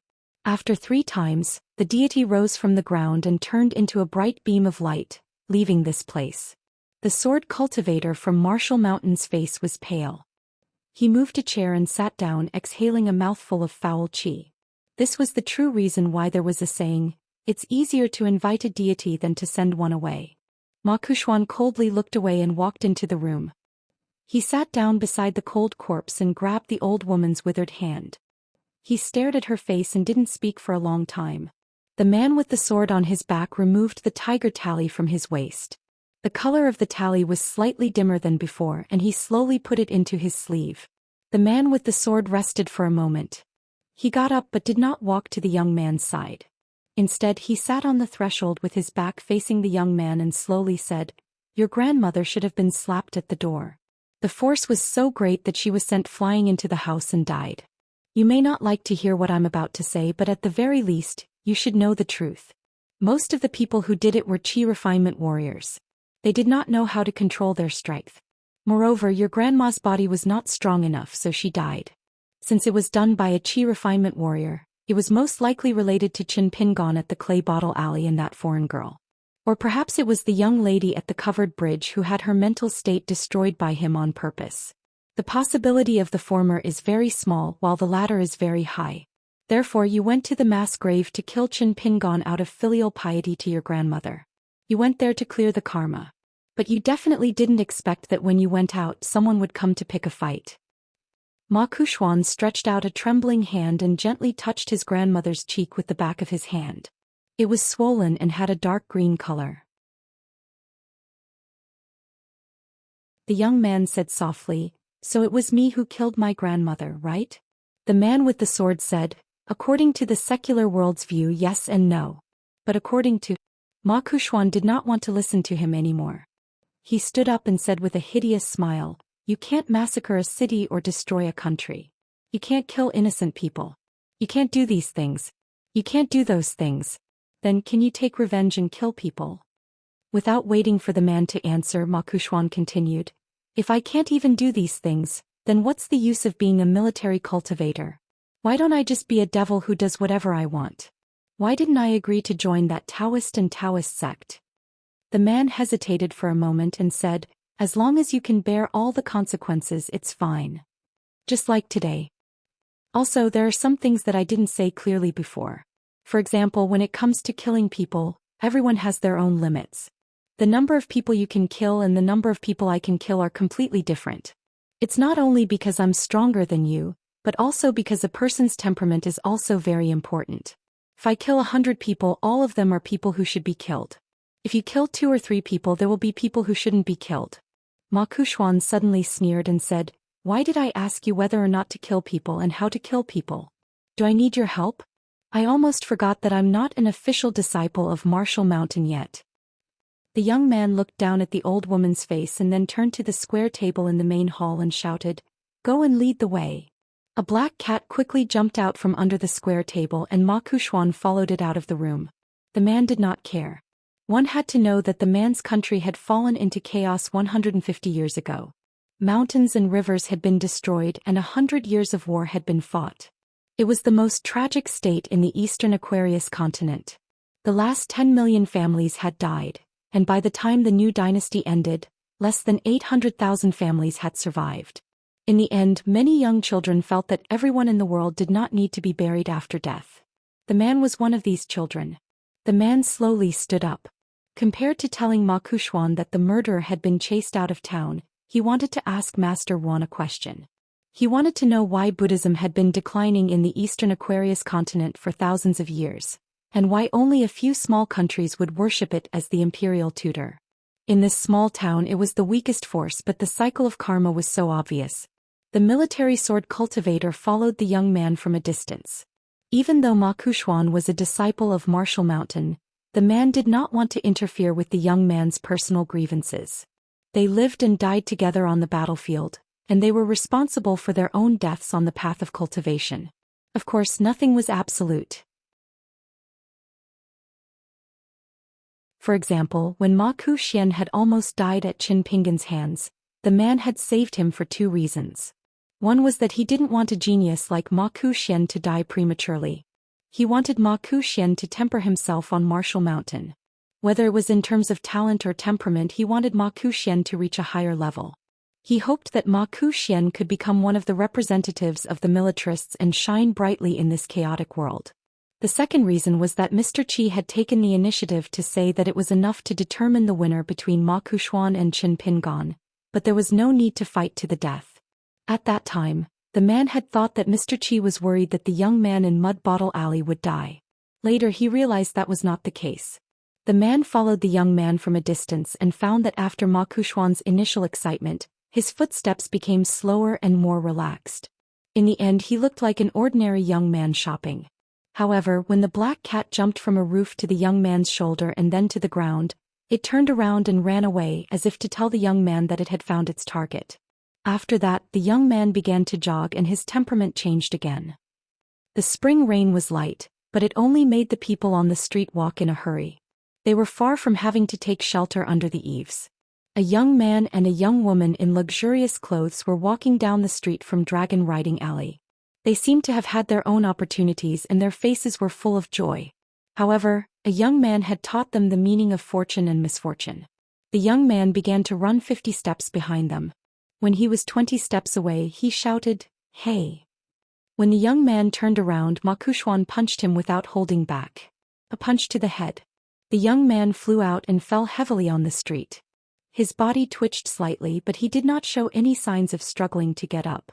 After the punch, the young man landed on the ground and stood side by side with the young woman.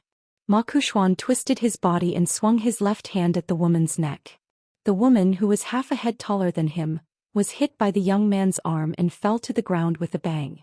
The woman's head hit the muddy ground with a loud bang. Ma Kuxuan stretched out a foot and stepped on the woman's forehead. He stared at her dizzy face and bent down.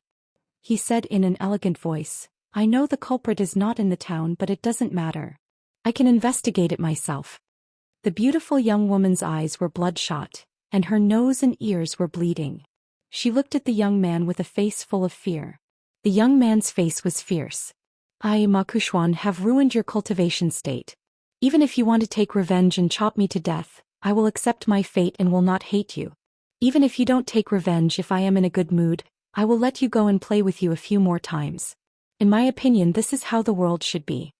The woman was probably a proud child of her sect and had never seen such a scene before.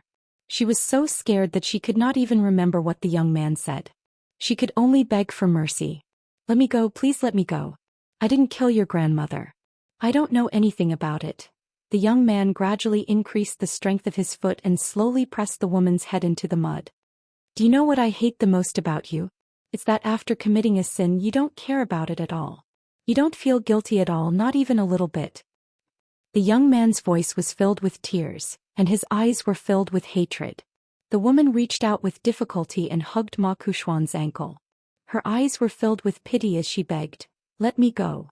My grandfather is the commander of the Tidal Cavalry, and I am his most beloved granddaughter. I can compensate you. I can agree to anything you want." The young man put on a fake smile and said, "Oh? What a coincidence, I am the grandson of my grandmother, Ma Lanhua." The young man suddenly raised his foot and rubbed the woman's face with the sole of his shoe. "Tidal Cavalry, right? Wait, I will slowly play with you." The young man pulled back his foot and looked to the left and right. On the left, there was a man from Marshall Mountain standing in the distance with a sword behind his back. On the right, there was a scholarly young man holding an oil paper umbrella. He stood next to the pitiful woman on the ground and looked at Ma Kuxuan. Ma Kuxuan's intuition told him that the young man holding the umbrella was waiting for him to kill the woman at his feet. Ma Kuxuan suddenly squatted down. The woman tried to escape, but the young man pressed her neck down. When the woman didn't dare to move, the young man let go and patted the woman's face with his palm. He smiled and said, "Remember, my name is Ma Kuxuan. I will definitely look for you in the future. Also, you have to thank that guy who is not in the town. Otherwise, our relationship wouldn't be so good." Ma Kuxuan finally spat on the woman's face. The young man stood up and walked towards the man from Marshall Mountain. He asked in a low voice, "Who is that guy?" The sword cultivator said indifferently, "He is the future master of Lakeview Academy, one of the 72 academies of Confucianism. His name is Cui Minghuang and he has an illustrious background. This time he is here to take back his trump card. He is very shrewd, so you have to be careful in the future. If I'm not mistaken, he already has his eyes on you." Ma Kuxuan frowned and said, "This person gives off a very different feeling from Mr. Qi in the school." The sword cultivator laughed involuntarily and said, "How many scholars do you think are like Mr. Qi, who is scrupulous in following his heart?" He hesitated for a moment but still explained, "The outside world says that Mr. Qi agreed to be banished to this small world because his realm fell and his state of mind was shattered after his teacher was defeated. Although he is constantly under the influence of the heavenly law, he can still do whatever he wants. I don't think so." Ma Kuxuan wasn't interested in these things. He turned around and saw the man holding the umbrella squatting beside the woman. He was probably comforting her. Ma Kuxuan looked away and walked side by side with the man carrying the sword. The young man's footsteps were heavy as he returned to Apricot Blossom Lane.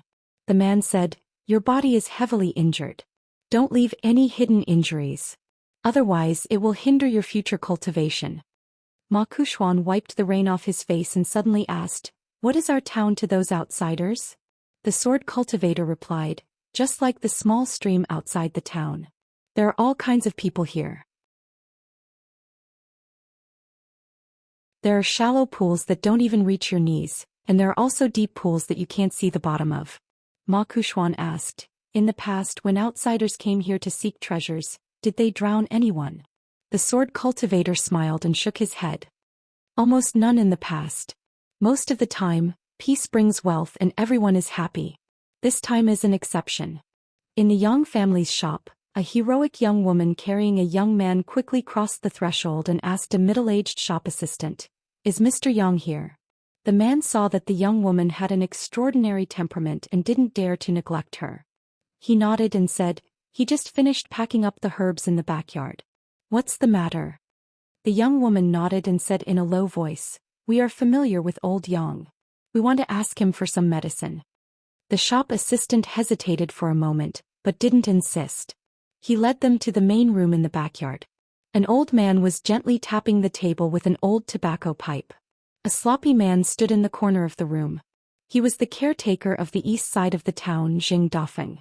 Jing Dafeng didn't dare to breathe when he met old Yang. He was no longer the sly and shameless person he used to be. Old Yang waved his pipe, and Jing Dafeng quickly slipped out of the room and left with the shop assistant. Old Yang looked at the familiar young man behind the young woman, Qin Pingan. Qin Pingan's lips were pale and his body was trembling. His hands were desperately wrapped around the young woman's neck. Old Yang stood up leisurely with one hand behind his back and the other hand holding the pipe. He walked in front of the young woman and looked at the young man. He said in a hoarse voice, "How many times have I told you? The less fortunate you are, the more you should cherish your life. What? Just because of a little setback you want to die? Why didn't you leave with your mother? Wouldn't that have saved you more trouble?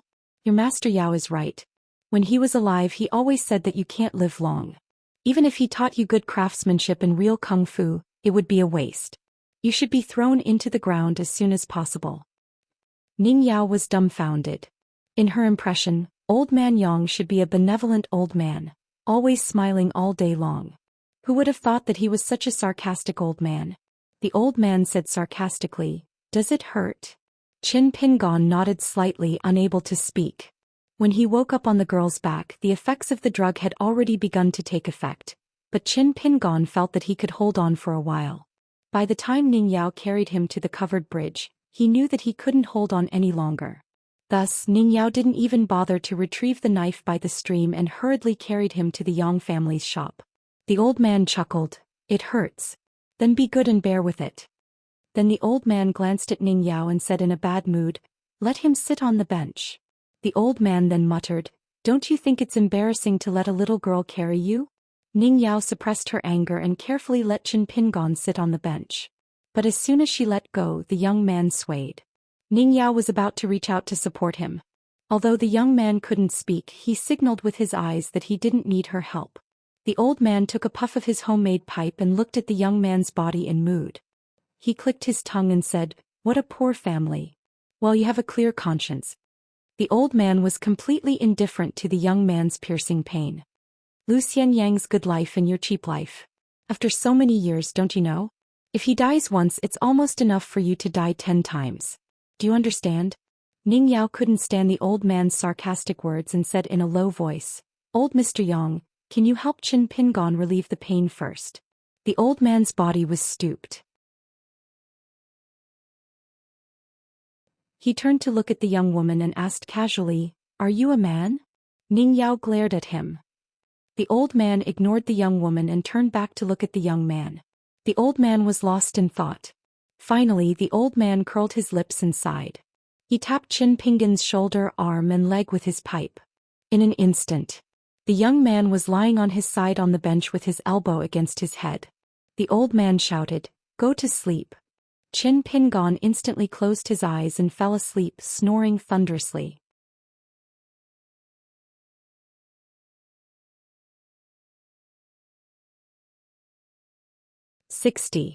Under the archway of the government office. Qin Dui talked about many strange people and interesting anecdotes. The little girl of Xingyang Mountain listened with great interest and said, "Sister, you know so much." Qin Dui smiled and said, "When you grow up you will know a lot of things." Song Jisun said half-truthfully, "When I get along with you, I feel that you are quite a normal person." The girl raised her long eyebrows and asked, "Do you mean that in front of Song Zhangqiang, the vassal of Dali, I have to be submissive and humble?" Song Jisun laughed and pointed at Qin Dui. "Miss, if Mr. Chi of our town school heard your way of talking, he will definitely frown. You know, this is called either one or the other. It is very unreasonable. At first it sounds reasonable, but it can't stand up to scrutiny. What I really mean is, of course you don't have to flatter Song Zhangqiang and you shouldn't. However, Song Zhangqiang is the biggest local in Dali, and he is also a martial arts great master second to none, right? As an outsider you should do as the Romans do. Shouldn't you be a little more polite to the owner of a house? Why do you have to put on a face and pretend to be a master? You can pretend if you want to, but after you were beaten half to death by Song Zhangqiang, you still dare to talk tough in front of him. I really don't know what to say to you." In the end, Song Jisun pointed at himself and said self-deprecatingly, "Even a mean person like me knows how to judge the situation." Qin Dui hesitated for a moment and said, "Like repel like. I am also a martial artist. To be honest, I have always looked down on the martial artists of Eastern Vase continent. Of course, in the end I was wrong, very wrong." Song Jisun said in surprise, "You are quite honest." Qin Dui said indifferently, "A martial artist recognizes nothing but the fist." Song Jisun suddenly asked a sharp question. "You outsiders who come to the town to look for treasures and opportunities seem to have different reasons from what we think. Is it because your fist is hard?" Qin Dui shook his head and said with a smile, "I don't need to explain anything at all. In the future, as long as you walk out of the town, you will soon become people like us. When you embark on the road of cultivation one day, you will naturally understand. Otherwise, you won't understand even if I explain it to you." Song Jisun said with emotion, "It's so boring to become people like you." The little girl jested, "Then come to our Xingyang Mountain to play. It's very interesting." Song Jisun patted her little head and said casually, "Okay." Qin Dui. The prince of the Li dynasty was standing by the archway. He said to Song Jisun, "Go back to Mud Bottle Alley and pack up. Get ready to leave." Song Jisun said with a smile, "Okay, I'm leaving my hometown." The little girl was reluctant to leave. She asked, "Leaving my hometown with a well on my back?" Song Jisun laughed and got up. "Let's go. I'll send you back to the Li family's house first. This is called finishing what you started." Song Jisun held the little girl's hand and walked to the gate of the government office. He turned around and asked, "There won't be any assassins on Fulu Street outside, right?" Song Zhangqiang said with a smile, "You'll have to ask your neighbor." Song Jisun curled his lips and turned to look at the sky. Dark clouds gathered and there were signs of rain. His mood suddenly became very bad. After sending Tao Zi back, Song Jisun was surprised to find Song Zhangqiang standing under the Chinese scholar tree. He walked quickly and asked curiously, "Why are you in such a hurry to leave?" Song Zhangqiang nodded and said, "I received a message that there's something outside that needs to be solved personally. So I took the carriage to Mud Bottle Alley and left after packing." Song Jisun looked up and saw 3 carriages parked outside the government office. This should be the first time he took a carriage in his life. Song Jisun bent down and sat in the carriage at the front. Song Zhangqiang followed and sat cross-legged. Song Jisun looked around. It was empty except for the straw hassock he was sitting on. It didn't look as luxurious as he had imagined, and it didn't give people the impression that it was a different world. This made Song Jisun a little disappointed. He was looking forward to seeing GQ's surprise when she boarded the carriage. The closely packed horse hooves clattered on the bluestone street. The 3 carriages drove out of Fulu Street one after another. Song Zhangqiang lifted the curtain and looked at the small town outside the window. From now on, the Dali dynasty would completely lose control of this small cave in name. But on the other hand, since the founding of the Great Li Empire, It was precisely by relying on the enormous benefits brought by this small cave that it was able to gradually grow from a small independent power in a remote corner to the current largest secular dynasty in the northern part of the Aquarius continent. A small cave with thousands of miles of rivers and mountains. In the future he could only look for it in the secret history of the Dali Palace. Song Zhangqiang collected his thoughts and asked casually, "Are you not going to say goodbye to Qin Pingon?" After driving out of Fulu Street, the road was uneven. Song Jisun's body began to sway along with the carriage. He shook his head and said, "It's hard to say if that guy can survive. If we only wait for a corpse it would be disgusting. Qin Pingon has no parents. Now that his good friend is dead, won't it be up to me, his neighbor, to take care of his funeral?" Song Zhangqiang nodded. Song Jisun asked, "The little girl from Xingyang Mountain mentioned a person called Zhou Xian. He is from Apricot Blossom Lane and is about the same age as me. It seems that he sold Qin Pingon and the little girl's hiding place to Xingyang Mountain for a bag of money. Do you know where this guy came from? I only heard that he was a fool before, but I didn't expect him to hide so well." Song Zhangqiang thought for a moment and said, "The assassin lurking in the Song family previously tried to assassinate the prince of the Great Sui Kingdom in Dragon Riding Lane. Originally, some clues were found and it involved this young man named Zhou Xian. In these years, the assassin, who was once a felon, secretly contacted Zhou Xian many times. They might be master and disciple. Now that Martial Arts Mountain has interfered, we can only put it aside for the time being. After all, there are many disciples of martial arts in the Dali army, and their official positions are not low." Song Jisun smiled and said, "Uncle, there are times when you say only?" Song Zhangqiang didn't take it seriously and said, "It's because I have the identity of being the king of Dali." When the carriage approached Mud Bottle Lane, Song Jisun said intentionally or unintentionally, "Qin Pingon, is he really just Qin Pingon?" Song Chongjing couldn't help but laugh. "Before you moved to Mud Bottle Alley, the Yamen had already thoroughly investigated your background. Qin Pingon's family has 18 generations of ancestors, so they're very clear about their family background. There's nothing wrong with them. They have nothing to do with wealth and power." "Why, did that Qin scare you?" "Don't worry. I have roughly guessed her identity. Her branch of the Qin family has no connection with Qin Pingon's ancestors in the town. So don't worry. Qin Pingon is just Qin Pingon. The Qin family of the Dragon Tail Commandery is barely related to Qin Songfeng. But think about it, relatives who haven't contacted for hundreds of years, are they still relatives? Moreover, the branch of the Qin family in the town has fallen to the point that there is only one person who is not a servant or a maid. Poor in the downtown area, no one cares about them. Rich in the deep mountains, they have distant relatives. You have read some books, but you don't even understand this?" Song Jisun still didn't give up. What about the 18 generations before the 18 generations of ancestors? Had there never been a great person with amazing talent? Not even one. Song Zhangqiang smiled and said, "So you hope that Qin Pingon's background is special?" Song Jisun didn't hide his thoughts and nodded. "If he is different from ordinary people, I will feel better." Song Zhangqiang became more and more curious and joked, "How did that guy bully you? Why are you so obsessed with him? But according to my understanding of that boy, he doesn't seem to be a—" Song Jisun sneered and interrupted the words of the king of Dali. "People from small places may not have high vision and shallow eyes, but you must not think that they are stupid. Good people have a pure and kind heart. Bad people have ulcers on the top of their head and pus on the soles of their feet. Some people are really stupid beyond cure, or even stupid and bad." Song Zhangqiang was even more puzzled. Then what kind of person does Qin Pingon belong to? Song Jisun sighed and said with annoyance, "He doesn't belong to any of them.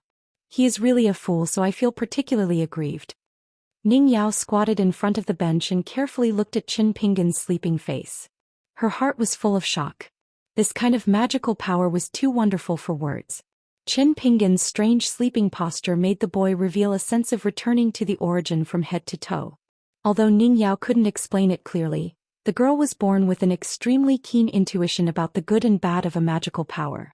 Ning Yao turned her head and asked curiously, "Are you the guide of Qin Pingon's cultivation?" The old man smoked a pipe and crossed his legs. He looked at the dark rain outside the house and smiled. "Cultivation? Is this considered cultivation? Why, in the outside world, there is another guy who is qualified to establish a sect.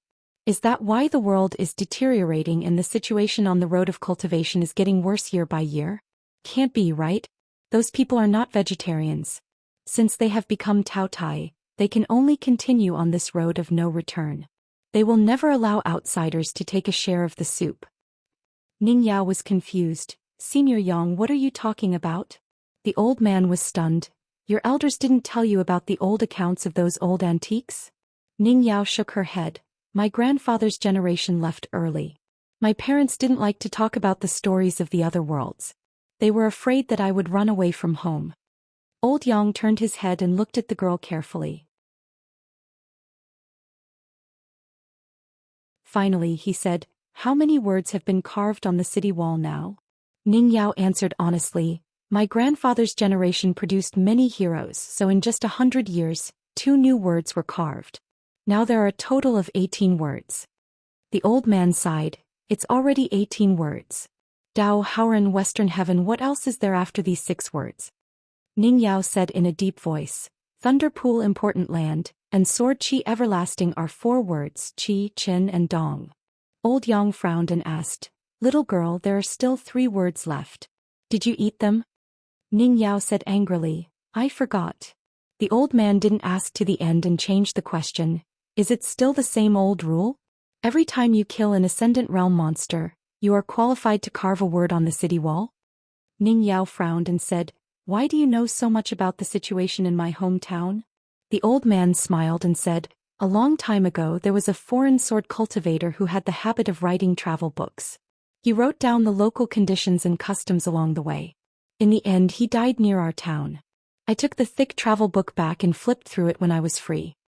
Ning Yao doubted the authenticity of this statement. The old man seemed to have eyes on the back of his head, believe it or not. Ning Yao observed Qin Pingan's state, which was a bit like Daoist meditation or Buddhist meditation. She asked, what's wrong with him? Old Yang said slowly, Xiaoxi. Xiaoxi was sleeping. Ning Yao was a little helpless. The words of this old man from Yang family's shop were either harsh or strange. The old man said to himself, little girl, let me ask you, when a person murmurs in his heart, whose voice is the so-called inner voice? Ning Yao was stunned and fell into deep thought. Soon she closed her eyes naturally and then fell asleep. In the end she nodded suddenly and fell asleep. Old Yang stood up, walked around the girl and came to the young man. He pointed at Ning Yao with his pipe and said to the young man, look at her. With just a few words she can break through the realm in one fell swoop. Look at you. You don't have any ability but you like to be stubborn. Who do you think you are? How many years has God been sleeping? Is he willing to take care of a guy like you? Old Yang returned to his original position and sat down. He looked at the rain curtain that was gradually getting heavier outside the house. The rapid raindrops hit the ground of the courtyard, making pitter-patter sounds. The old man looked a little sad. After so many years, I have chosen so many people. I didn't expect that the most hopeless one would have the toughest life. A skinny child with a large basket of wild vegetables on his back and 7 or 8 small fish skewered with green bristles in his hands was walking in the alley. After the child opened the door to his courtyard and walked into the courtyard, a young master dressed in silk clothes immediately stepped on a stool and skillfully climbed up the courtyard wall. He squatted there, completely ignoring the fact that his expensive clothes were dirty. He smiled and said, Hey Mr. Qin, are you going up the mountain to hunt for food again? Your ability to rely on the mountain and rely on the water is not small. Can you bring me along to play in the future? I'll give you a copper coin as a reward. The skinny child smiled, You don't have to pay. The rich young master curled his lips and said, If you don't want to, then forget it. I don't want to go. The child picked the small fish from the green foxtail. The big ones were as long as a palm and the small ones were only as long as a thumb. The child stood on his tiptoes and placed them on the windowsill. They could be eaten after they were dried and there was no need to sprinkle salt. There was also no need to cut open their stomachs and squeeze out the internal organs. It was not that the child was afraid of trouble, but because if he did that, there would not be much meat left. Anyway, they were crispy and delicious. After the young master on the courtyard wall finished speaking, he actually regretted it. In fact, he had always been envious of his neighbors of the same age. Every time he came home he would not be empty-handed. There were wild rabbits, loaches, fish in the stream and wild fruits. He was very tempted by the sight of them. He was not greedy for food but only for the sight of them. However, he was unwilling to change his words. In addition, when he saw the surnamed Qin next door moving briskly and carefreely, he was somewhat unhappy. Qin Pingon was so poor that he did not have enough food to eat every day. He slept in a broken house with holes on all sides. He could not even eat a stick of sugar-coated haws all year round. What was he happy about? The young master on the wall named Zhou Xian could not understand it all. One day the child who did not have to worry about food and clothing but could only live in Mud Bottle Alley, returned home with a bloody nose and a swollen face. The girl who had just become his personal maidservant asked him what happened, but Zhou Xian refused to say anything. After returning to his room he closed the door and lay on the bed. He quarreled with someone today and even fought with them. Some vicious words were still lingering in his ears, which made this child with strong self-esteem feel as if his heart was being cut by a knife. His face was sometimes sad and sometimes ferocious. "Aren't you just a little stinky money? What are you so proud of? You are not even as good as Qin Pingon. Although his parents are dead, at least he knows who his parents are. Do you know who your parents are?"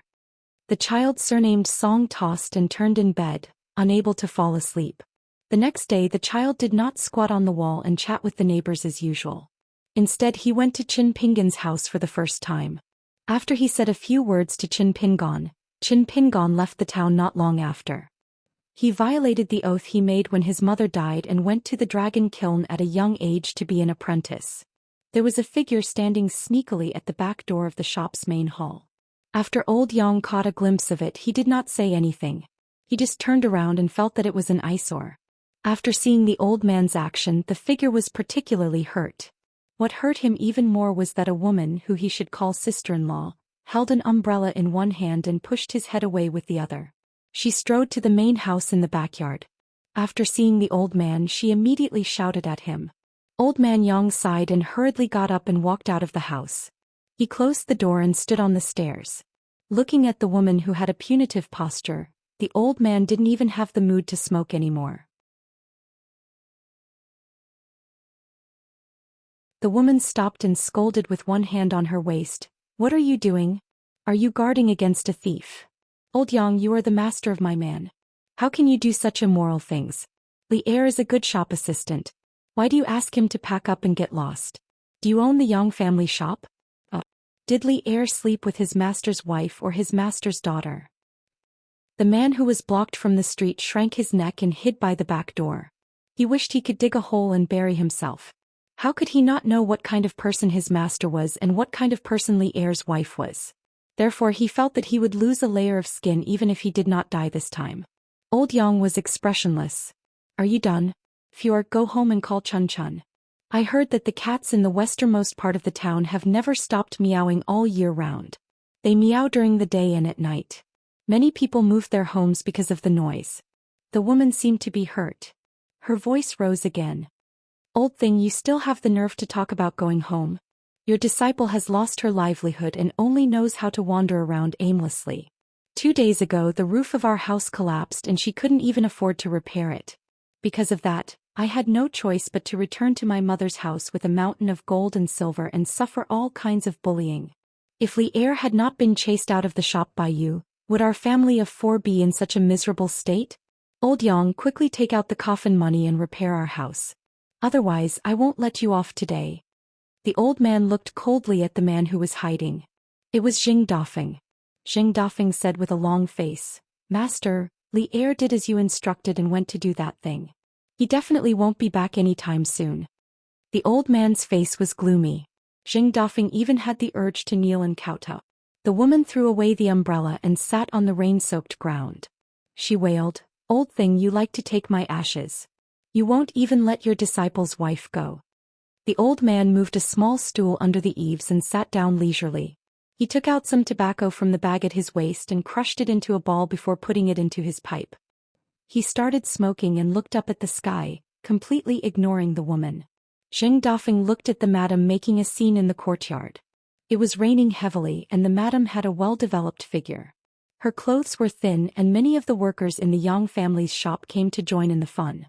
They were all secretly delighted and feasted their eyes. The woman cried her heart out. However, she suddenly stopped as if someone was strangling her neck.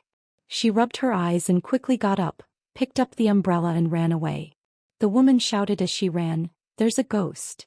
The old man's mouth twitched. The rat's droppings on the incense table. Detestable.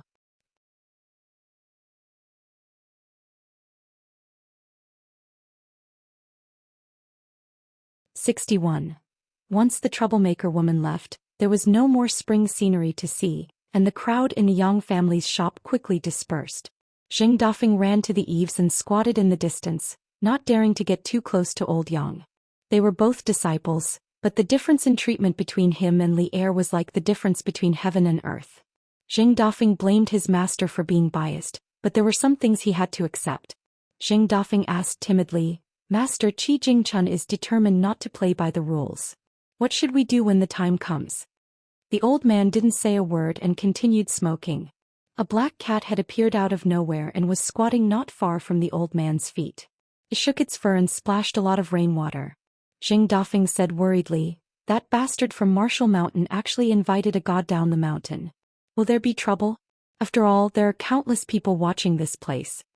The old man still didn't say a word. Zheng Dafeng was used to his master's silence, so he didn't feel awkward. He let his imagination run wild and thought of Qi Jingchun. He cursed, "Motherf asterisk cur, Qi Jingchun has been a grandson for 59 years. What's a few days difference? Scholars are all stubborn and unreasonable." The old man finally spoke. "You're stubborn even if you don't study." Zheng Dafeng didn't feel ashamed and turned to flatter him. "Do you want me to massage your shoulders and legs?" The old man said indifferently, "I don't have any coffin money, so you can give up." Zheng Dafeng blushed. "Master, your words are hurtful. As a disciple, I'm not very capable, but I'm very filial. Why would I care about such things? I'm not Li Er's wife." The old man grunted. "You're even worse than her." Zheng Dafeng's face darkened and his head drooped. He looked like a frosted eggplant without any spirit. However, he suddenly became pleasantly surprised. He realized that although his master's words were still unbearable, at least he had said so much. It was rare. When he returned to the East House, he could drink a jug of wine to celebrate. Zheng Dafeng was in a good mood and asked casually, "Can senior brother stop that guy?" This time, Zheng Dafeng didn't wait for the old man to stab him with his words. He slapped himself in the face. "Senior brother, there's only hope if you can't stop him. If you really can, you'll really have nothing to eat in the future." Baffled, the old man asked, "Zheng Dafeng, do you know why you haven't achieved much?" Zheng Dafeng was stunned on the spot. He thought to himself that his master's question was full of mysteries. He had to carefully deal with it and prepare for it. Unexpectedly, the old man had already given his answer. "Ugly." Zheng Dafeng hugged his head with both hands and looked at the splashing rain in the courtyard. He was a grown man, but he wanted to cry but had no tears. The steward of the yamen didn't need to be observant to know that it wasn't suitable for him to stay any longer, so he found an excuse to leave the room. Qin Songfeng continued to bury his head in the files, but compared to Qin Duan's trembling with fear, he finally recovered some of the free and easy bearing of a son of an aristocratic family. But the more he was like this, the more Lu Baqiao, who was watching from the side, felt stifled. He had a stomach full of grievances that he had to vent. However, having a straightforward personality was one thing, and speaking without thinking was another. Lu Baqiao wanted to go out for a walk as well. Out of sight, out of mind. Qin Songfeng suddenly raised his head and smiled. "Baqiao, you finally can't sit still anymore?" Lu Baqiao had just lifted his butt from the chair, but after hearing this he sat back down. He laughed angrily. "Oh, you still have the mood to tease me. You're quite broad-minded." Qin Songfeng put down the old book in his hand and said bitterly, "I've let you see a joke. Just now you were fighting for justice for me. It's not that I don't know what's good for me, it's just that." Lu Baqiao couldn't stand other people's bitterness and sentimentality. He quickly waved his hand. No. I just look down on your family's distant relatives who bully the weak and fear the strong." I said a few words to her purely because I couldn't control my mouth. "You Qin Songfeng, don't be grateful." Qin Songfeng leaned back on the chair and exhaled softly. If this was the Dragon Tail County's Qin clan just based on this lazy sitting posture, If the elders found out, no matter if it was the son of the first wife or concubine, the children would all be beaten and the adults would be reprimanded. The scholars of the rich and powerful families were often ridiculed by martial artists for being sanctimonious and pretentious. But rules were rules. Since birth they walked on the fixed path. The children of the landed gentry families, big and small, were all influenced by what they saw and heard from a young age. Of course, there was also the Southern Stream Kingdom, which was rich in talkers and preposterous scholars. They were famous for not sticking to etiquette. Lu Baqiao asked, "What is your relationship with Qin Shuang? Why are you so afraid of her? If it involves family secrets, just pretend I didn't ask." Qin Songfeng stood up and went to close the door. He sat in the chair that was originally in charge and asked softly. The young man surnamed Lu's reputation as a porcelain buyer, after many twists and turns, finally passed into the hands of the Dragon Tail County's Qin clan. "Aren't you curious as to why?" Lu Baqiao nodded. Perhaps the mountain-moving ape would never have guessed that the competitor for the sword manual was not the Wind Thunder Garden, but the Dragon Tail County's Qin clan that had appeared out of nowhere. Qin Songfeng's face was tired. He should have been depressed for a long time. Those who thought too much would be tired and finally couldn't help but find someone to pour out his grievances. In addition, he deeply believed in Lu Baqiao's character and temperament, so he slowly said, "Although our Qin clan has a closer relationship with your Wind Thunder Garden, the Qin clan's descendants abide by their ancestral teachings and don't get involved in the grudges on the mountain. We have adhered to this principle for so many years. Could it be that a sword manual that is of little value to the Qin clan's descendants is enough to make us make an exception? The Qin clan is a scholarly family, not a family of cultivators. What is the point of getting involved in these muddy waters?" Lu Baqiao followed this line of thought and thought, is it that Qin Shuang's clan wants this sword manual for themselves? Could it be that her clan is some hidden sword cultivator clan? Qin Songfeng shook his head and said, "That's not the case." Manager Shui mentioned earlier that the small town's Qin clan was split into two branches. Qin Duai belonged to the branch that moved out the earliest. They left very thoroughly and didn't even stay in the eastern Aquarius continent. They went directly to another continent. After generations of reproduction and growth, the clan that Qin Duai belongs to is now known as the Gathering of the Pavilions in the World. Of course, this news has never spread in the eastern Bottle continent. Our Dragon Tail County's Qin clan only knows the inside story because we have a little relationship with them. Lu Baqiao sneered, "Is that woman bragging without a draft, or is she bullying me for being uneducated? Can her clan have the Merit Plaza?" Qin Songfeng extended two fingers.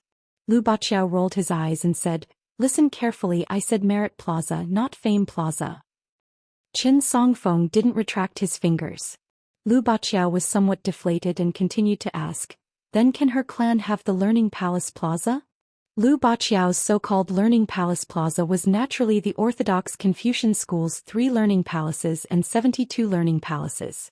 It was definitely not an ordinary academy of a secular dynasty. In the huge eastern Bottle continent, there were only 2 academies, Mountain Cliff and Lakeview. Qin Songfeng slowly retracted one of his fingers. There was still one left. Lu Baqiao pretended to get up and put his hands on the armrests of the chair.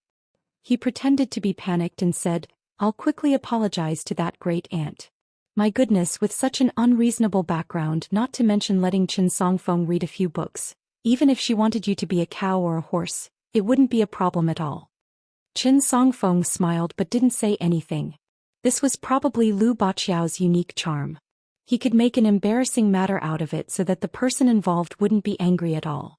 Lu Baqiao twisted his butt and crossed his arms. He said calmly, "Okay, now that I know the frightening background of that great aunt, you can continue with the main topic." Qin Songfeng smiled. "Actually, Steward Shui has already said the answer." Lu Baqiao had a flash of inspiration. The ancestor of this youth surnamed Lu is the tomb keeper of Qin Duai's branch of the Qin clan in the small town? Qin Songfeng nodded. "You can be taught." Lu Baqiao was surprised. "That's not right. Isn't the sword manual passed down in the Lu family from the trader of Xingyang Mountain? Of course, he's also one of the ancestors of our Wind Thunder Garden. No matter what, the timing doesn't match. How can he be the tomb keeper of the Qin Duai clan?" Qin Songfeng explained. I can confirm that the Lu family was the tombkeeper of the Qin Dui clan in the beginning. As for why the sword cultivator who hid in your Wind Thunder Garden came to the small town, became a member of the Lu family and passed down the sword manual, there's probably some hidden inside story. So in the end the family heirloom became two things, the sword manual and the Swansea armor. As for Qin Dui, she's not interested in the treasure. She's only here to worship her ancestors. Other than that, if there are any descendants of the Lu family regardless of their aptitude, she'll bring them back to the family and nurture them with all her might. It's considered as repayment for the tombkeeper of the Lu family's ancestor. Lu Baqiao's face was filled with disbelief. Such a big family let a young girl worship their ancestors? And she was almost killed by the Dali vassal king with a punch? Qin Songfeng, I've read a lot. Although most of them are books about immortals fighting in bed, I've learned a lot about the ways of the world. So, I think that woman must be a fake. Qin Songfeng shook his head and smiled bitterly. Then you didn't see how polite my grandfather was when he saw her.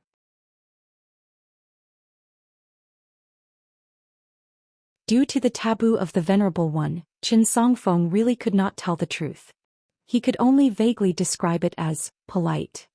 The family opened the door for her. The family head bowed deeply to her. Everyone in the family treated her as a guest of honor and let her sit in the main seat at the welcoming banquet. The impact of all this on Qin Songfeng could be imagined. Lu Baqiao was puzzled. Wasn't that young man surnamed Lu almost killed by the old ape with a punch? Qin Songfeng sighed. You said it yourself.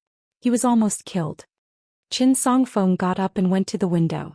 The wind was blowing and drizzling outside, but looking at the sky it seemed like it was going to rain heavily. Qin Songfeng said softly, that Master Wan seems to be an old acquaintance of one of Qin Tui's elders. They used to travel the world together and are close friends. Lu Baqiao asked tentatively, you're saying that Wan Tui was able to replace Qi Jingchun and take charge of this place because of Qin Tui's family? Qin Songfeng said indifferently, I didn't say anything. Lu Baqiao was amazed. No wonder this woman could be so unyielding in front of Song Zhangqiang. The family's power was far away, and the saint's protection was right in front of her. How could she not be arrogant? Lu Baqiao suddenly asked, tell me about the natal porcelain and the person who bought it. I've always been interested in it, but it's a pity that the Wind Thunder Garden doesn't do it. It was only when I was forcefully dragged here by my master that I roughly heard about it. It seems that there are a few famous people at the top of the eastern Aquarius continent who first came out of this small town. Qin Songfeng hesitated for a moment, but still chose to tell him everything. He divulged the heavenly secret. It's similar to the stone gambling in the secular world. Every year there are about 30 babies born in this small town. The 30 dragon kills choose a certain child according to their ranking to be the porcelain of their dragon kiln. For example, if the town gives birth to 32 babies this year, then the 2 dragon kills at the top will have 2 porcelains. If there are only 29 babies next year, then the dragon kiln at the bottom can only have a year without any production. Therefore, the people born and raised in this small town will have their own natal porcelain. Chao Shi and Xianxia, who are currently in the limelight in this continent, are no exception. One of them is a Daoist perfected lord who has a chance of becoming a heavenly lord, while the other is an itinerant sword immortal with limitless killing power. Although it's easier for a flood dragon to appear in this small town compared to the outside world, the price of dragonification is huge. Once these porcelains successfully reach the middle 5 realms, they are destined to have no next life if they don't reach the middle 5 realms in their lifetime. Their souls will dissipate and everything will come to an end. Perhaps even the Tao ancestors and Buddhist ancestor will not be able to do anything to them. And during this period they will be caught by the person who bought the porcelain. Their life and death will be in the hands of others. It's the same even if you are a figure like Chao Shi or Xianxia. Speaking of which, when one becomes a powerful figure like Chao Shi or Xianxia, the person who bought the porcelain will want nothing more than to worship them like an ancestor. How would they dare to call themselves the owner of the porcelain? After all, it's a matter of mutual benefit. Any family that has combat strength like Chao Shi or Xianxia can sleep soundly. The reason is very simple. They might not be able to be invited for trivial matters, but when it comes to the survival of the family, they will definitely lend a helping hand. If you are unwilling to fight for my family, fine. I'll shatter your natal porcelain and let everyone perish together. Lu Baqiao was amazed by what he heard. It was no wonder that the Dali dynasty rose rapidly in the short span of 200 to 300 years. It had already formed a magnificent momentum that could swallow the northern territory of an entire continent. Lu Songfeng was entranced by the story. He sat cross-legged on the chair and rubbed his chin with his palm. He rubbed his chin and said, I know that there's a huge threshold for girls and boys in this small town at the age of 6 and 9. It's the same principle as cultivation.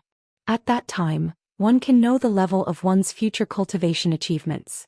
If at that time the person who bought the porcelain will come to the small town to take away the children who have a bright future, then what about those worthless porcelains? What about those children in the small town who lost the bet and their worthless natal porcelain? How will the big dragon kills deal with them? Qin Songfeng said softly, they will be taken out of the dragon kills, smashed and thrown away on the spot. There's a porcelain mountain outside the small town. It's from this. Lu Baqiao was faintly unhappy. He asked, what happened to those children? Qin Songfeng shook his head and said, I've never heard of it.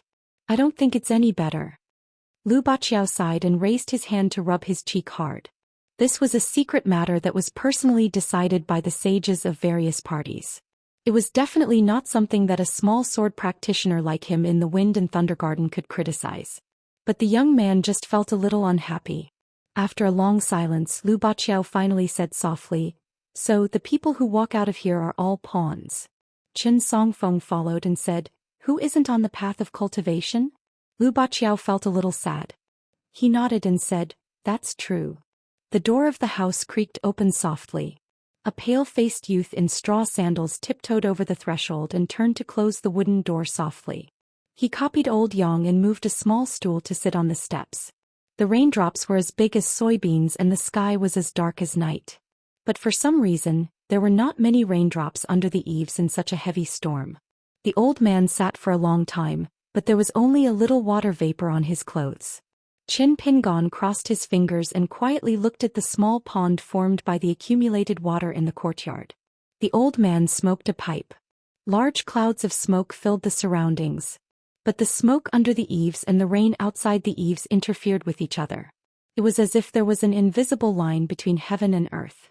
The biggest reason why the old man did not hate this child was that no matter what the situation was, the child would not make a ruckus and would not disturb him. If he could avoid talking, he would not open his mouth. This child was very similar to his disciple Li Er. Jing Dafeng was far inferior. Qin Pingon said softly, Grandpa Yang, thank you for all these years. The old man frowned and said, thank me?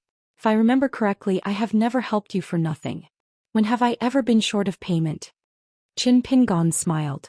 Just like when old Yang promised him to go up the mountain to pick herbs for the Yang family's shop and buy them at a low price, the medicine shop also sold many herbs to Qin Pingon at a low price. It seemed fair, but in fact Qin Pingon knew that this was the most practical help. Also, how much was a self-made bamboo pipe worth? But Qin Pingon was able to persevere for so many years without illness or disaster. To a large extent he relied on the breathing method that old Yang taught him. The old man raised his head and looked at the sky. He sneered and said, when others give a small favor, they can't wait to be a bodhisattva who saves people from suffering. Especially when important people dig out a little dregs from their teeth, they are especially grateful. They can even be moved by their own innocence and feel that they are repaying kindness. Therefore they are a loyal minister and a proud student of so-and-so. They are a group of bastards who forget their roots. They shouldn't have crawled out of their mother's womb. Qin Pingon scratched his head and was a little nervous. He did not know if old Yang was talking about him. After the old man retracted his gaze, he said indifferently, I'm not talking about you. Qin Pingon suddenly saw a familiar figure and was a little stunned. There was a corridor at the back door of the main hall. A middle-aged Confucian scholar with white hair came with an umbrella in one hand and a bench in the other. After passing through the side door, he placed the bench in the corridor. After sitting down, he leaned the umbrella against the bench and patted his knees with both hands. He sat up straight and finally smiled at the old man and the young man under the eaves of the backyard. He said warmly, Qi Jingchun of Cliff Academy pays his respects to Mr. Yang. The scholar's boots were soaked by the rain and were stained with mud. So was the hem of his robe. The old man's attitude was relaxed as he pointed his pipe at the sage. From the first day you came, I knew that you weren't going to succeed. But after so many years, I haven't heard a single word of complaint from you. That's strange. You Qi Jingchun don't seem to be a person who would submit to humiliation. So I'm not surprised that you've gone crazy this time. Qi Jingchun patted his stomach and smiled. I have complaints. My stomach is full of them. It's just that I haven't said them out loud. Old Yang thought for a while. I don't know about your ability. But your master, based on the fact that he dared to say those 4 words, in my eyes he can be counted as one. The old man gave him a thumbs up. Qi Jingchun smiled bitterly. My master is actually more knowledgeable. The old man sneered. I'm not a scholar.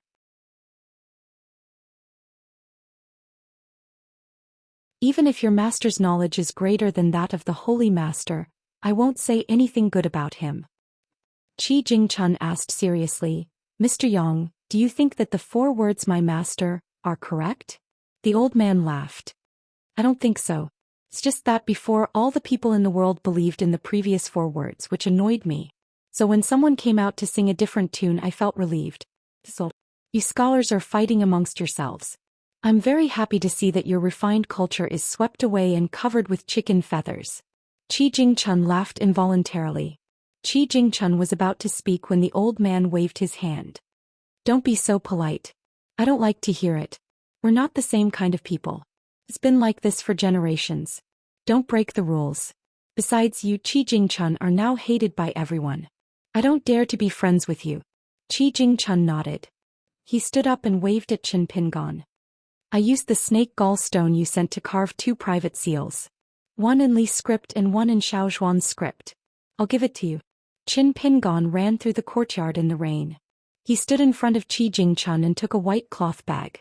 Qi Jingchun smiled. Remember to keep it well. In the future, when you see calligraphy or paintings that you like, such as some landscape maps of mountains and rivers, you can take out the seal and put it on. Qin Pingon nodded in a daze. Old Yang glanced at the bag in the young man's hand and asked, Where's the Chun character? Qi Jingchun smiled. I carved a seal earlier and gave it to a child of the Zhao family. The old man laughed. Qi Jingchun, are you the child of wealth? Qi Jingchun didn't care about the old man's teasing. He said goodbye and left. Seeing the young man standing there like a block of wood, old Yang laughed angrily. You took someone else's things for free and now you want to jump home and hide in your quilt? Don't you know how to walk, Mr. Qi? The young man quickly ran to the back door of the main hall. The old man laughed and scolded, Take an umbrella. With your current body, can you withstand the wind and rain? Qin Pingon borrowed an umbrella from the shop assistant. He followed Mr. Qi and walked on the street together. The old man sat under the eaves smoking a pipe. The smoke lingered. He thought of the 2 private seals. Although they were still in the bag, old Yang sensed something was wrong. That was why he asked about the Chun character. It was a spectacular sight. Soon the young man with straw sandals returned to the yard. Old Yang asked, What did he say in the end? Qin Pingon sighed and sat back on the stool. Mr. Qi said that a gentleman can be bullied. Old Yang said sullenly, Those old men in the Confucian temple must be out of their minds. It's obvious that someone is targeting Cliff Academy and Qi Jingchun, but they've been standing by and doing nothing. Do they really think they're useless? Qin Pingon didn't hear him clearly. He asked, Grandpa Yang, what did you say? The old man didn't say anything.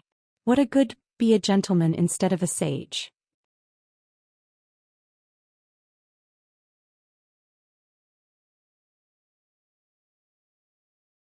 "62. Ning Yao woke up leisurely. She was sleeping soundly.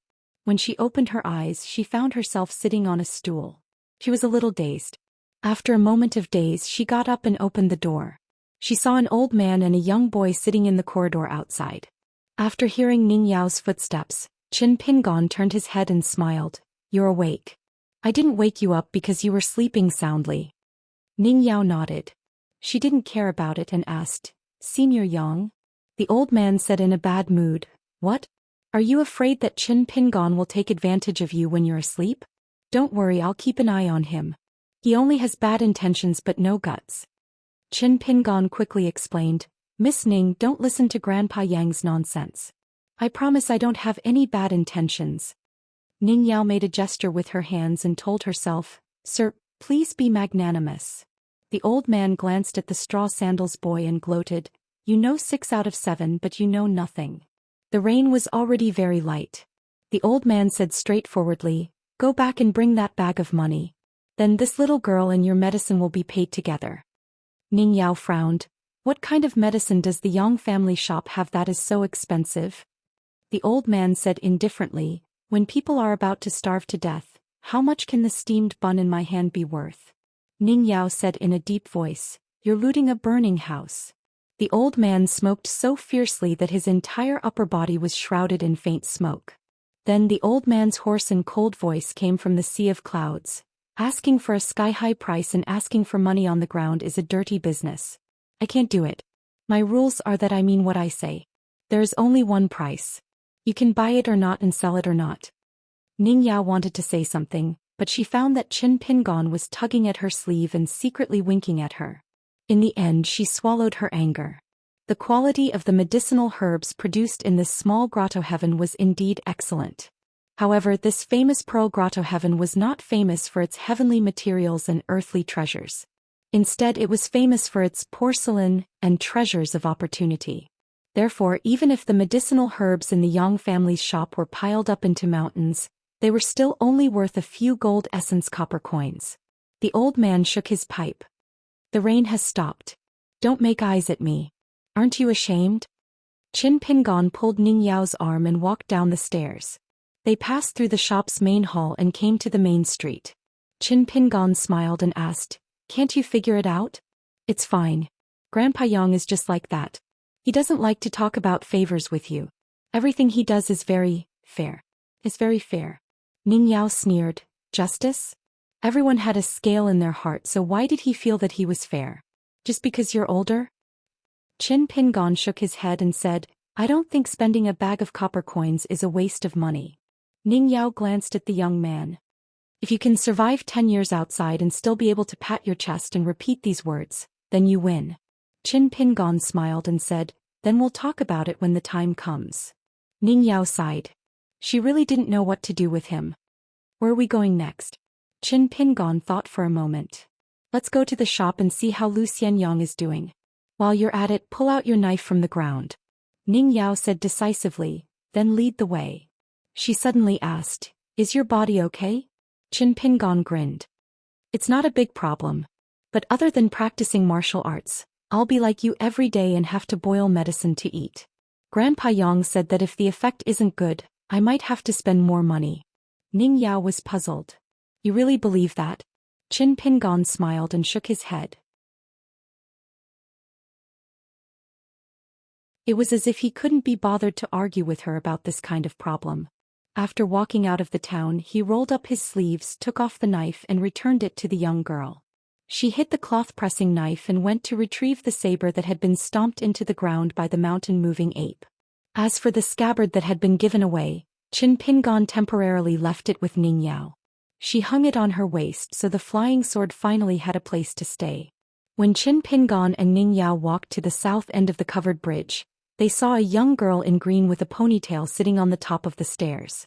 She held her chin with both hands and stared into the distance, leaving them with only her back. In the backyard of the Yang family shop, an old man alone put away his pipe and waved his hand to disperse the smoke around him. He said, Don't worry, after the matter is done, I promise to give you an immortal body of Granny He. As for whether you can really become a god in the future and be promoted to a river god, it depends on your own luck. The old man finally took the pipe and gently knocked it on the ground. He looked up in the direction of the old locust tree and said, When the tree falls, the monkeys scatter. The 3 carriages drove to the clay bottle alley one by one. The king of Dali really couldn't understand why his nephew had to compete with a boy in a shabby alley. He even had a knot in his heart. Song Jianqiang said with a smile, Anyway, since I've intervened in the messy account between you and Qin Pingon once, I won't interfere again. You can solve it yourself. In the end, Song Jianqiang reminded him, You can have a personal relationship with Xingyang Mountain, but don't get too involved. Song Jisun was amused. Personal relationship? Are you talking about that little girl? It's just for fun. There's no friendship. Song Jianqiang said with a smile. It's just for fun. You just gave her a sword cultivating gourd? Song Jisun said no more. The carriage couldn't enter the alley and Song Jianqiang didn't want to get out of the carriage. Song Jisun got out of the carriage alone and found that it was raining. It was still drizzling but it seemed to be getting heavier. He quickly ran into the clay bottle alley and came to his yard. After pushing the door and entering, he saw GQ sitting on the threshold of the main house in a daze. Song Jisun shouted with a smile, "Let's go, I'll take you to Dali's capital to broaden your horizons." GQ came back to her senses. "Ah? Leaving so soon?" Song Jisun nodded and said, "Anyway, things have been packed. There are 2 big boxes in my house, plus your small box. We don't have anything left in our house. It doesn't make a difference whether we leave now or later." GQ put her chin on her knees and said sadly, "Yes, this is our house." Song Jisun sighed and sat on the threshold with her. He reached out to wipe the rain on his forehead and said softly, "What's wrong? You don't want to leave? If you really don't want to, then let's leave later. It's okay, I'll go and say hello." GQ suddenly smiled and shook her small fist. "No need. Let's go, who's afraid of who?" Song Jisun reminded her, "Don't forget about that 4-legged snake." Child K flew into a rage and said angrily, "That damned idiot sneaked under my suitcase yesterday and made me look for him for half a day. When I finally found him, the rouge boxes under my suitcase were all filthy. It's really unforgivable and can't escape the death penalty." Song Jisun began to worry about the fate of the 4-legged snake and asked tentatively, "That stupid bastard couldn't have been killed by you, right?" GQ shook her head. "No, I'll let it live for the time being. When we reach the capital, I'll deal with it later." "Oh right, young master, when we reach the capital, let's raise a few more old hens, okay? At least 5. Song Jisun asked curiously, "We already have enough eggs, why do we still need to buy more? Don't you always dislike the old hens in our house for being too noisy?" GQ said seriously, "When the time comes, I'll tie a rope to each of the old hen's legs and then tie it to the stupid bastard's 4 legs and head. As long as it's unhappy, I can chase the old hens away. Otherwise, although the 4-legged snake is stupid, it's not slow. In the past, it would tire me to death every time, which would only make me angrier." Listening to his own maidservant's hypocritical thoughts, Song Jisun's mind was filled with the image of the execution. He muttered to himself, "Wouldn't that be dismemberment by 5 horses? Oh no, it's dismemberment by 5 chickens?" Song Jisun held his stomach and laughed. GQ was used to her young master's imaginative way of thinking, so she didn't find it strange. She only asked, "Young master, the box is so heavy, how can the 2 of us carry it? Also, there are a lot of things that shouldn't be thrown away." Song Jisun stood up and snapped his fingers. "Come out, I know you're hiding nearby. I'll have to trouble you to carry the box to the carriage." There was no response. Song Jisun was silent for a long time. His face was gloomy. "Come out. Do you believe that I won't ask my uncle to carry it himself?" A moment later, several hidden figures quietly appeared from the alley on the rooftop opposite Clay Bottle Alley, or from the alley outside the courtyard. A total of 5 black-clothed death warriors, after the leader opened the door, entered in a line. The leader hesitated for a moment, then clasped his fist and said in a muffled voice, "I was doing my duty before, so I didn't dare to show myself. I hope your highness can forgive me." Song Jisun said expressionlessly, "Do what you need to do." The man kept his head down. "I'll be so bold as to ask your highness to help explain to the prince." Song Jisun said impatiently, "Why would my uncle bicker with you over such a trivial matter?" The 5 figures didn't move at all. They stood in the courtyard in the drizzle, unwilling to move even if they had to die. Song Jisun compromised, "Okay, I'll help you explain the situation." The 5 people entered the house. 3 black-clothed men easily carried the boxes, while the other 2 escorted them empty-handed. After slowly walking into Clay Bottle Alley, they all ran away. Song Jisun was deep in thought. GQ held up an oil paper umbrella and gave Song Jisun a slightly bigger one. After locking the door of the main house, the kitchen and the courtyard, the master and servants stood at the entrance of the courtyard with the umbrella. Song Jisun looked at the red and black Spring Festival couplets and the painted door god, and said softly, "I don't know if we'll be able to see these couplets the next time we come back." GQ said, If we leave, then leave. Why come back? Song Jisun said self-deprecatingly. That's right. If we do well, we won't have anyone to show off. If we don't do well, there will be many people who will laugh at us. The rain didn't stop and the alley gradually became muddy. GQ really didn't want to stay any longer, so she urged, "Let's go." Song Jisun nodded, and the two walked to the entrance of Clay Bottle Alley one after the other. GQ walked in front in a hurry. Song Jisun walked behind her slowly. When they passed by the high wall of the alley facing the courtyard of a house, Song Jisun, who was holding an umbrella, stopped and looked back. The young man looked at the yellow mud wall, which didn't have anything special, and was lost in thought. GQ, who was in front of him, turned her head and couldn't help but complain, "Young master, if you don't walk faster, the rain will get heavier." The young man under the umbrella didn't have a clear expression. After raising his arm and making a gesture, the young man responded to the maid's call and finally began to speed up.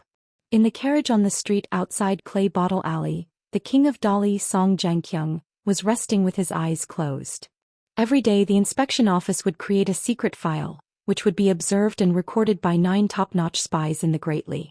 Everything written in the file was the daily trivia of the supervisor Song's illegitimate son, such as what street he went shopping with his maidservant today, how much he spent on food and goods, which text he recited in the morning, which sage book he read aloud in the morning when he secretly drank wine, who he went to the town with to release kites to catch crickets, what the reason was, who he had a dispute with, and so on. Every 3 months, it would be sent to the capital of the Great Li and sent to the table of the imperial study in the palace. Finally, it would be compiled into a book, which was personally named Small Daily Record by that elder brother of his, who loved to play with words and ink the most. From Small Daily Record 1 to the current Small Daily Record 15, the bits and pieces of a 15-year-old boy living in a shabby alley for 15 years were written into 15 books. Before Song Xianxia came to the town, he flipped through those books that were full of boring trivia, but he keenly found that one of the books, 7, was missing a page in the middle, which was obviously torn by someone. This should mean that during the summer and autumn when Song Jisun was 12 years old, a huge accident happened.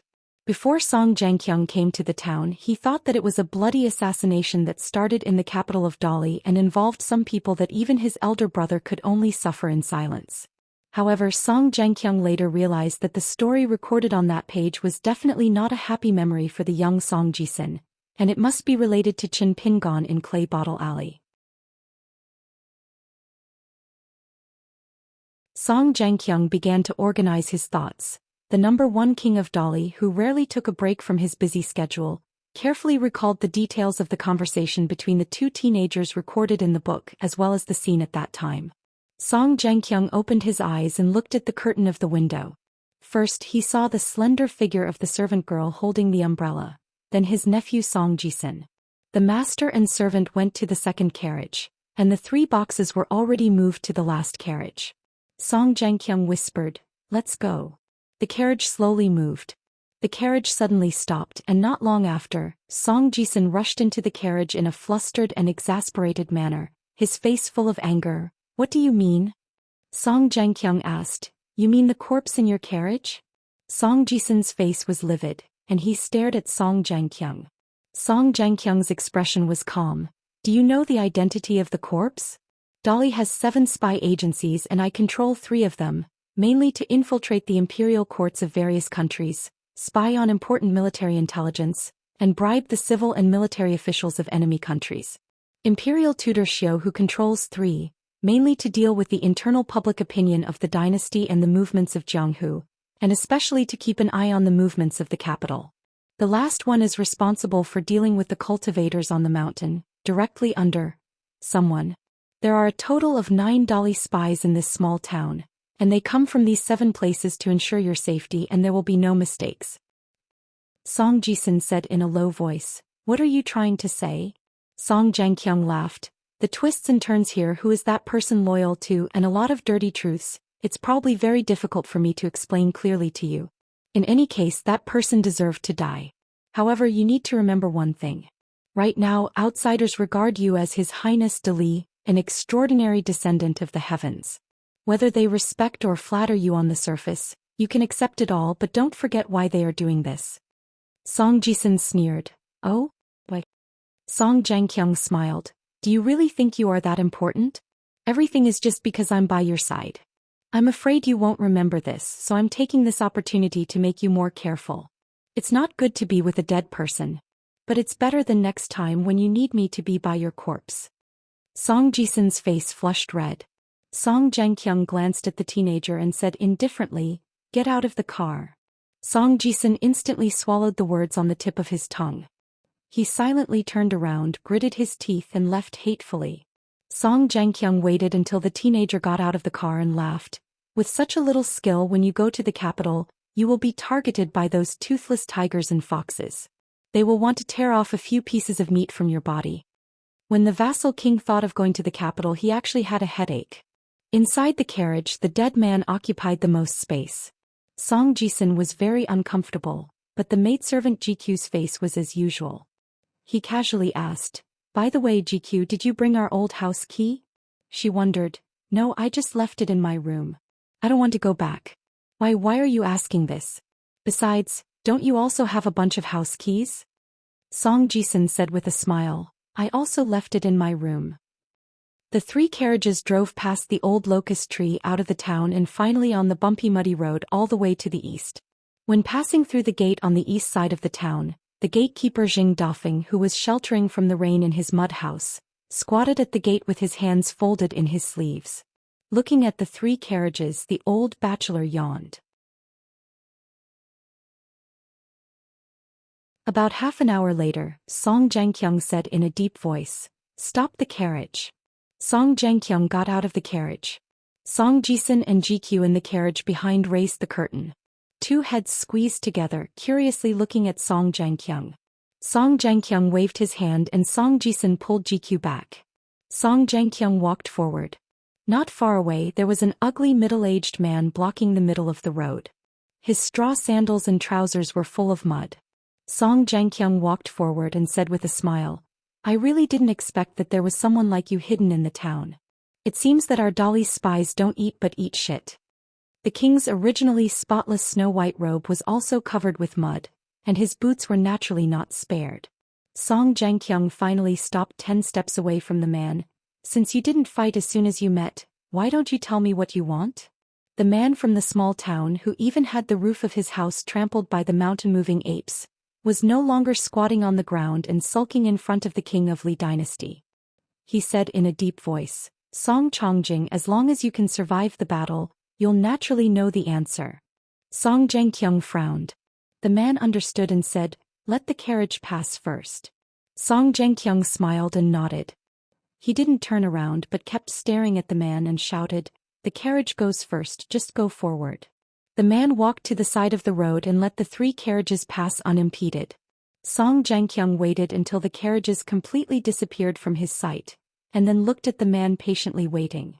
This person's realm was higher than his. But the gap between the two was limited. Song Jianqiang was not afraid. On the contrary, he was full of fighting spirit and his blood was boiling. He pulled his collar. Although the person in front of him was unknown, he was definitely the best whetstone to sharpen his martial arts. Song Jianqiang's intuition told him that today's life or death, tomorrow's 9 or 10, all depended on this one move.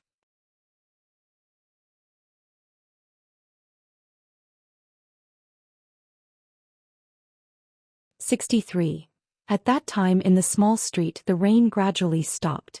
Ning Yao turned her head to look at Qin Pingon, whose breathing was steady and calm. Although she didn't like Old Man Yang, she had to admit that this old man was a real expert. Old Yang isn't a simple person. Ning Yao paused for a moment and turned to look at the inconspicuous Yang family's shop. After the rain, the medicine shop's silhouette was soft and misty. The girl made some slight modifications. Old Yang isn't a simple person.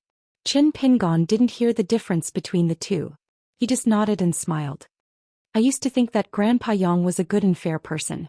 Now I know that Grandpa Yang hid his strength. Miss Ning, he should be considered a cultivator, right?" Ning Yao said something that Qin Pingon didn't understand. "Somewhat similar but actually different. But it doesn't make any difference to you." Now that they were at the south end of the covered bridge, Qin Pingon, who had survived the disaster, turned back to look at the girl in green. The young man's state of mind was very different. When she heard the footsteps, she stood up with a shy smile. She saw the straw sandals boy and the girl in green standing side by side. The girl with a ponytail was slightly uneasy. Qin Pingon didn't dare to treat the girl named Ruan Xiu in front of him as an ordinary girl. Of course, the girl's image that left the deepest impression on him was still the 4 words, idle and idle. Ruan Xiu glanced at the cold and arrogant Ning Yao. She didn't dare to greet her. Ning Yao glanced at the delicate and pretty girl with a petite figure. She didn't want to greet her. The 3 of them walked down the steps of the covered bridge.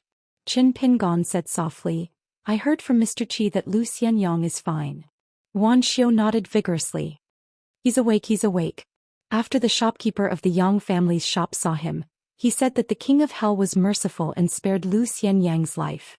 The old shopkeeper also said that as long as he's awake he'll be fine. I was afraid that you would be anxious, so I wanted to tell you as soon as possible, but my father wouldn't let me cross the bridge. The young girl rambled on and on like a chirping oriole. In the end she was somewhat apologetic. Actually, there were some things that the girl didn't say out loud. After Lu Xianyang woke up, the first thing she did was rush out the door.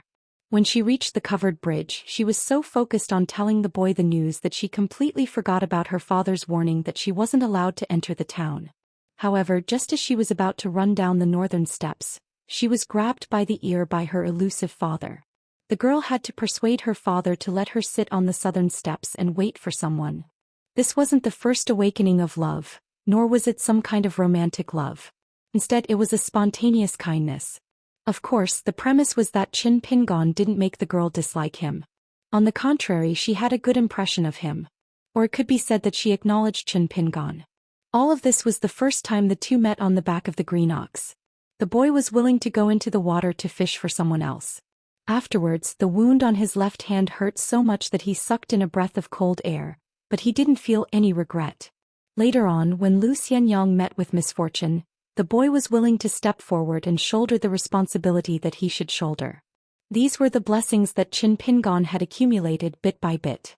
All of this was the persistence of the boy Qin Pingon for a long time. It was just that the girl Ruan Xiu happened to see it. In truth, Qin Pingon had missed out on even more things. For example, the golden carp in the fish basket, the loach that he gave to Gukin, the 4-legged snake, the locust tree leaves that floated in front of the boy, and so on.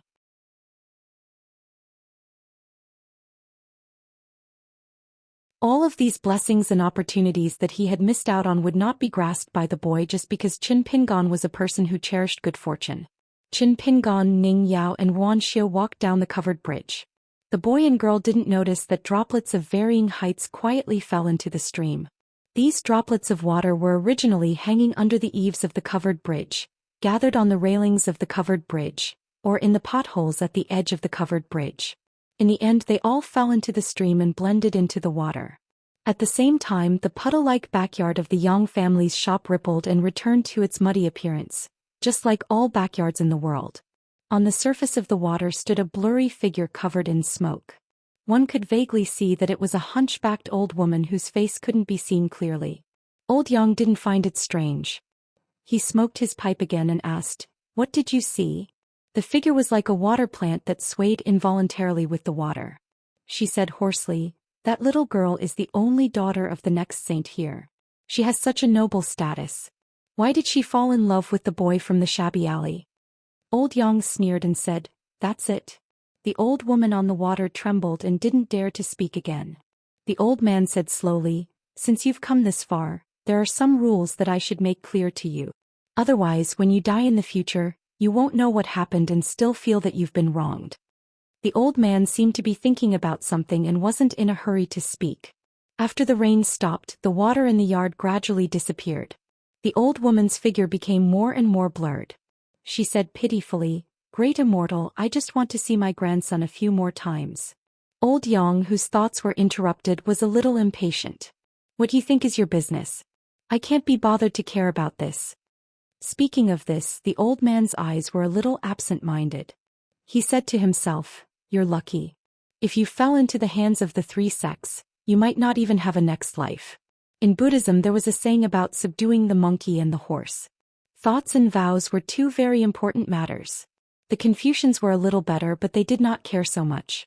They only earnestly taught their disciples and grand-disciples that they must be careful, meaning that they should not say one thing and mean another. Taoism, on the other hand, raises the importance of how you think. They don't hesitate to regard the inner demons as the enemy of cultivation. It's stricter than Buddhism. Therefore, many people take the wrong path and have many so-called unorthodox ways. Because Taoism pursues tranquility and emphasizes on self-examination.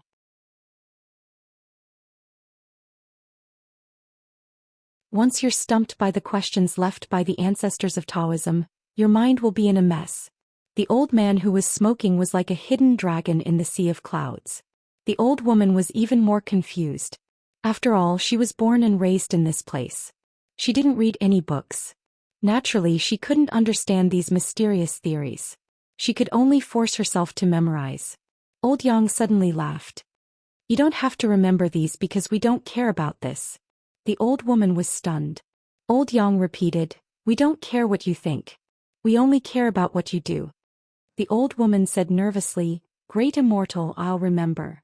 Old Yang twitched the corner of his mouth and said, since you're a river granny, you have to be responsible for all the affairs in the river. It's not only to accumulate good karma for yourself, but also to win the incense of the people. If you can let people build a temple for you, create a golden body and let a clone stand in it, that's your ability. After that, you have to strive to let the imperial court accept you. You have to be one of the orthodox genealogical records of mountains and rivers in a country and get an official identity. If you can't do it, you have to at least be recorded in the local county records. If the ancestral temple that enshrines you is treated as an obscene temple and is ordered by the government to eradicate it, your life will be even more difficult than that of a wandering ghost. The old woman plucked up her courage and asked, Great Immortal, as you said before, we ban everything here. Then what can I, a little river granny, do except to extend my life? Great Immortal, the incense in the temple, the genealogical records of mountains and rivers, and the local county records. Old Yang said, that's in the past. It's hard to say what will happen in the future. In the future, this place will be degraded from a small cave to a small blessed land without any threshold. Anyone can come here and no longer have to pay the 3 bags of copper coins. This is also the root of why Emperor Dali is so unscrupulous. Some things are done 60 years earlier or 60 years later. The result will be different. The old woman gritted her teeth and asked, Great Immortal, is the reason why you're willing to protect me because of my grandson? Old Yang nodded and did not hide his intention. The old woman asked again, in that case, why did Great Immortal let the military of Martial Mountain take away my Ma Kuxuan? Why didn't you cultivate him yourself? It turned out that this old woman who had transformed into a river granny was Granny Ma of Apricot Blossom Alley, who had been slapped to death. Old Yang lightly tapped his pipe. The figure on the water formed by the old woman's soul immediately twisted and wailed. This pain came without warning. It was like a mortal suddenly suffering from heartbreaking, bone-shattering pain. How could the old woman bear it? Old Yang said indifferently, although in my eyes there's no distinction between good and evil and I don't measure virtue based on this, it doesn't mean that I like your actions. In the past I didn't want to bicker with you, but in the future even if I want to destroy you it'll only take a thought. So don't push your luck. The old woman knelt on the ground and begged for mercy. Great Immortal, I won't dare, I won't dare. The sword cultivators of Martial Mountain had paid a huge price to invite the true Immortal surnamed Yin. When faced with the young Ma Kuxuan's rude questioning, even the military sword cultivator felt his heart palpitate. He was afraid of provoking the wrath of the true Immortal. Why did the true Immortal reply to the young Ma Kuxuan with a straight face? Why did he reply with the words of the mortal world? It's not that I didn't do it, it's just that I can't do it? This was not a question and answer that a human or a deity should have. However, even the sword cultivator, whose status could be considered high, did not understand this. He only thought that the true Immortal had his own rules and considerations that no one knew about. However, the old man in the small courtyard was well aware of this. That young Ma Kuxuan was the chosen one. He was not the slightest bit inferior to the maidservant GQ. Wangzhu. Together they formed the character Zhu. What was the most precious thing in a true dragon? Zhu. Why did she choose to rely on the Prince of Dali, Zhou Xian? The emperors of the world had always liked to consider themselves as true dragons.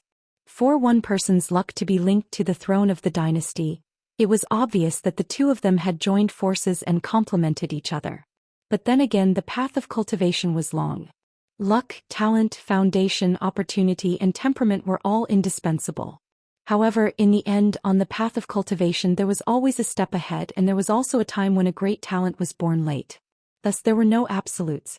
In this small town, apart from Ma Kuxuan and GQ Song Jisun Zhao Yao Gukin Ruan Xiu Lu Xianyang, and those children with their own opportunities and destinies could all be said to be favored by the heavens. Even the unfathomable Old Yang did not dare say that anyone's achievements would be greater than anyone else's. Old Yang glanced at the puddles in the courtyard and said, "Go. For now you only need to keep an eye on the covered bridge." The old woman said fearfully, "Great Immortal, even I can't get close to the covered bridge, especially that deep pool. Every time I go a little closer it's like I'm being boiled in a pot of oil." Old Yang chuckled. "You don't need to get close. Just keep an eye on the covered bridge. For example, if something flies out from under the covered bridge in the future, you just need to keep an eye on it." The old woman hurriedly obeyed and left. Above the puddles in the courtyard, the old woman's misty figure instantly disappeared. Master. At the back door of the Yang family's shop, Xing Dafeng laughed loudly and hurriedly came to report the good news. The two of them arrived at the back courtyard one after the other. Xing Dafeng, who was in front, walked like a gust of wind. "Senior brother has returned. It's great news." Old Yang looked at the honest man behind Xing Dafeng and the latter nodded. However, the man wanted to say something but hesitated. He was full of questions, but his words were clumsy and he did not know where to start. In the end, the man could only mutter, "Master, why did you take Ma Kuxuan as your disciple and not that youth? I don't like that kid surnamed Ma." Old Yang glared at him. "So you took the initiative to grab that golden carp and sell it to Qin Pingon." The middle-aged man was much more courageous than Xing Dafeng, who had his hands and feet tied in front of the old man. He sat down on the bench that Qin Pingon had previously sat on. "What's wrong?" "I'm happy to." "Master, don't you like that kid too?" If Qin Pingon was present he would definitely be shocked. This was because the middle-aged man who sold the fish on the street was this man. Old Yang laughed angrily. "And the result? That basket and that golden carp were delivered to Qin Pingon?" The man was unhappy and did not say anything. Xing Dafeng fanned the flames. "Senior brother, it's not that I want to criticize you, but you wasted that Dragon King basket. Of all people, you just had to give it to Dali's sworn enemy, the little prince of the Great Sui Kingdom. Be careful that Song Jianqiang won't let you off the hook in the future. Besides, we shouldn't let the goodies flow into our own fields. It's fine to leave it to my nephew and niece. What, do you think it's too hot? If you really can't do it, you can give it to me." Old Yang coldly looked at Xing Dafeng. Xing Dafeng kept quiet and did not dare to say another word. He raised his hands and obediently sat on the steps. The old man said, "Take Fu Nanhua and go to Old Dragon City together." Xing Dafeng's face was full of surprise. He turned his head and saw the old man's expressionless face. This single man who guarded the town slowly retracted his gaze. He patted his knee and stood up with a bitter smile. He did not say a word and walked down the steps to the back door of the shop. The old man's dignified voice came from behind him. "Remember, you can't reveal your identity even if you die." Xing Dafeng's bitter smile deepened. He nodded and did not turn around. He quickened his pace. When he reached the corridor of the back door of the main hall, the man turned around, knelt down and kowtowed 3 times. He said in a low voice, "Master, take care of yourself." From beginning to end the old man did not say a word. Xing Dafeng left the Yang family's shop sadly. The man sitting on the bench, Li Er, felt indignant for Xing Dafeng, who was his junior brother from the same sect. "Master, you're too," the old man laughed. "Unreasonable?" The man nodded. "Although junior brother doesn't do anything serious, he's really good to you. To be honest, I can't compare to him in this aspect." The old man did not comment. "Anyway, he's just a rootless duckweed. He can't even compare to the weeds on the side of the road. It doesn't matter where he dies." The man sighed and said, "Junior apprentice brother must be feeling uncomfortable after leaving the town this time. Generally speaking, if you want to pass on your legacy, you need to have 3 disciples. One of them has to be very useful, able to bring glory to the sect. After the master dies, they have to be able to shoulder the burden and hold down the fort. They have both face and inner strength. Another one can continue the legacy. Although it seems like his abilities are inferior to the former, he has the advantage of being resilient. Even if the sky falls, even if the useful disciple dies, it has to be this person who can ensure the continuity of the sect. When the sect is at its peak, his usefulness is not obvious. When the sect is in danger, he becomes very important. The last one has to be interesting. He has to have good talent, a good foundation, and everything else. He has to be very interesting. He doesn't even need to be grateful to the master and the sect. As the saying goes, teaching a disciple makes the master starve to death. This is the case for the last disciple. The man asked curiously, "Me, junior brother, and Ma Kuxuan, who are we?" Old man Yang smiled and said, "So many years have passed. Who said that I only have 3 disciples?" The man was stunned. His smile was a bit awkward. "I forgot about that." Old Yang laughed. "Then how about Song Zhangqiang?" The man thought seriously for a moment. In the end, he only said 2 words. "Not bad." Old Yang smoked his pipe and exhaled smoke. He clicked his tongue in wonder. "Then he's very powerful." The man said, "Song Zhangqiang agrees." Without waiting for his disciple to finish, Old Yang stomped his foot. The world fell silent. The man laughed. "Master, what we've been doing all these years can't be considered hidden. Why do we need to care about this?" Old Yang slowly said, "You don't even want to pretend. Are you trying to rebel?" The man asked back, "Are there 2 things?" Old Yang looked up at the sky. His gaze pierced through the 3 layers of heaven and earth. The old man was silent. The man's heart was heavy. He asked, "Master, are my 2 children really going to that cliff academy?" Old Yang said, "Since Qi Jingchun is willing to use this as an exchange, why don't they go? It's not an exaggeration to say that such a good thing only happens once in 100 years. Old Yang asked, "Why didn't Qi Jingchun give it to Qin Pingon in one go?" Old Yang laughed. "Do you think that's helping Qin Pingon? It's more like complaining that the child didn't die quickly enough. Believe it or not, if you had successfully given away the Dragon King basket and the golden carp, Qin Pingon would have died somewhere in the town in less than 3 days." The man was puzzled. Before Qin Pingon was 6 years old, his father had broken his life porcelain. Therefore there was no restriction. Although this caused the child to be unable to keep any great opportunities, this is both a bad and a good thing. He's like a lamp in a dark room. So many things have happened. During this period of time, the poor child has gotten something. Isn't that normal? Old Yang explained, "As long as he's in the town, Qin Pingon won't have any good luck. If the opportunity is too great, the child won't be able to take it or keep it. He'll just live a poor life empty-handed. It's not easy for him to survive. If it were those so-called God's favored children, which one of them wouldn't have died 7 or 8 times?" The man grinned. "That's why you're willing to help him, master. What you can give is the only thing Qin Pingon can take." Old Yang hesitated for a moment and exhaled a mouthful of thick smoke. "Then do you know that the opportunity you tried to give Qin Pingon almost killed him? The prince and eunuchs of the Great Sui Kingdom, Ning Yao, the felon assassins, that eccentric Daoist. Qin Pingon almost died on this line." The man frowned. Old Yang changed the topic. In the past, the first thing the sages who were in charge of guarding this world would do after taking office was to check on the 4 treasures left behind by their ancestors. The second thing they would do was to come to my place and say hello. But even for these sages, most of them knew the truth but didn't know the reason. There are 2 kinds of people who won't come to my place. The first kind is mostly in the early years. At that time, Buddhism was prosperous in the eastern vast continent and there were many monks.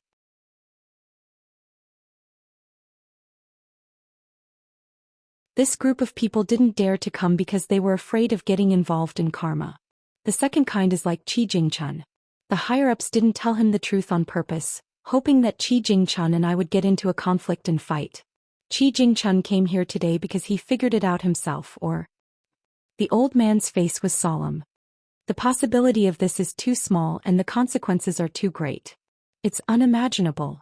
I hope it's not, and it shouldn't be. There was another world in this small world. Qi Jingchun was in charge of one area, while Old Yang was like a military town, and there was no sign of him living under someone else's roof.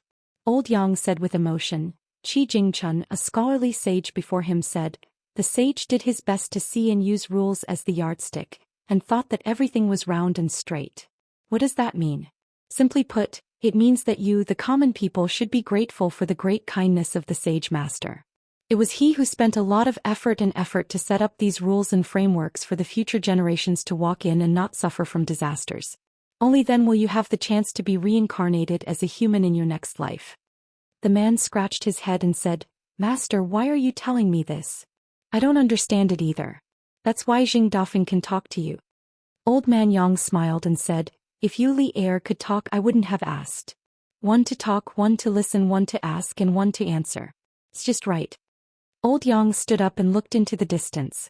If one day that child can walk out of the small town alive and wander outside for a few decades, he will be surprised that the small town in his hometown is so big.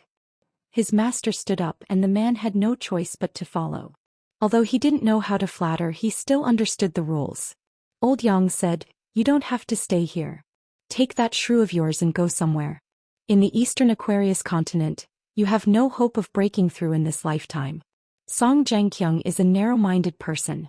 In the future, if you don't find it disgusting to be suppressed by him as your master, I will find it disgusting. By the way, son and daughter, if you really can't bear to part with them, you can take one with you. At most, you'll take less of Qi Jingchun's gift. The man asked, Master, if my wife insists on taking the 2 children with her, what should I do? Old Yang said angrily, who's the master of your family? The man said matter-of-factly, her. The old man took a deep breath and waved his hand to chase them away. Go away, all 4 of you. Do whatever you want. The man walked down the steps and suddenly turned his head to ask, Master, what about you? The old man sat back on the bench and reached for the tobacco in his pocket. He found that it was empty. After retracting his hand, he said calmly, what else can I do? I'm just waiting for death. The man walked under the eaves and turned his head to laugh. I don't think Ma Kushuan can take that thing away.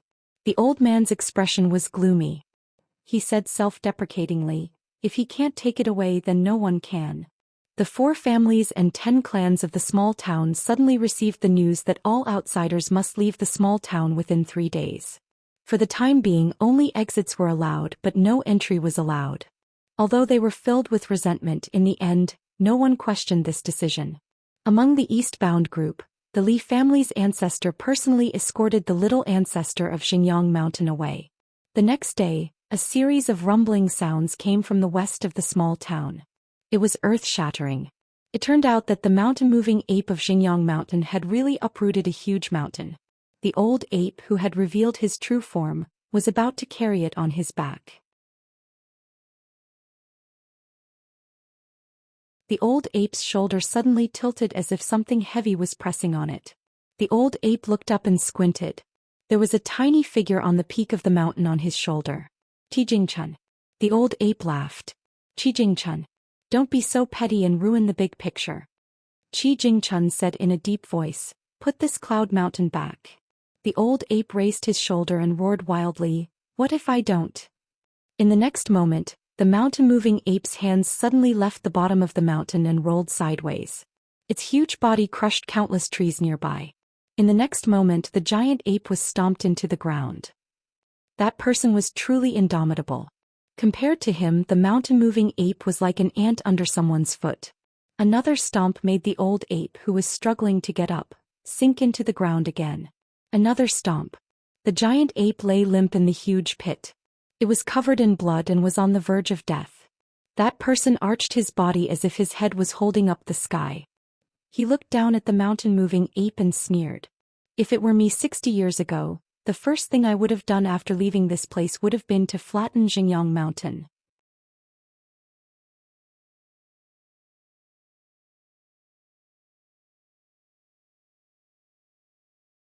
"64. Qin Pingon suddenly became a temporary apprentice of the blacksmith shop.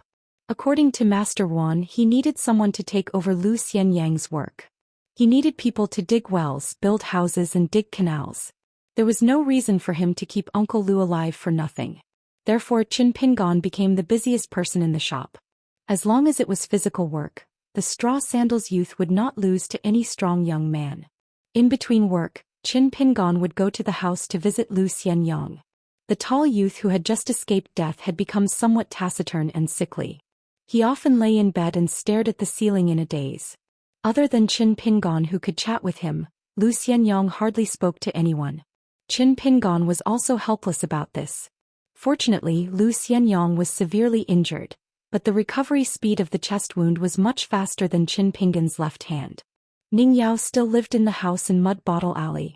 The man she called Master Wan unexpectedly agreed to forge a sword for her. What was even more surprising was that Master Wan said that if she was lucky, the sword could be forged in half a year. If she was unlucky, she might not succeed even after 10 years. Ning Yao was very relaxed about this. She smiled and said that her luck had always been good. She just had to wait for half a year. Although Ning Yao lived in Qin Pingon's ancestral house every day, she moved all the medicine jars and other things to the shop, saving Qin Pingon the trouble of running back and forth. Qin Pingon lived in Zhou Xian's house, mainly because he was afraid that the house would be robbed. Qin Pingon went to the stream in the middle of the night to look for stones, but in the end he did not find a single one. He could not even find a snake gallstone in the deep pit on the back of the green ox. In Ning Yao's words, the snake gallstone was similar to a person. It had to have spirit. Without it, it could only be used as an ink stone by an ordinary rich family. However, with spirit it was like a person wearing a dragon robe. The difference between the two was like heaven and earth. Qin Pingon couldn't help but sigh every time he walked by the stream. Ning Yao brought back a bunch of old keys for Qin Pingon. She said that someone had left them in the yard.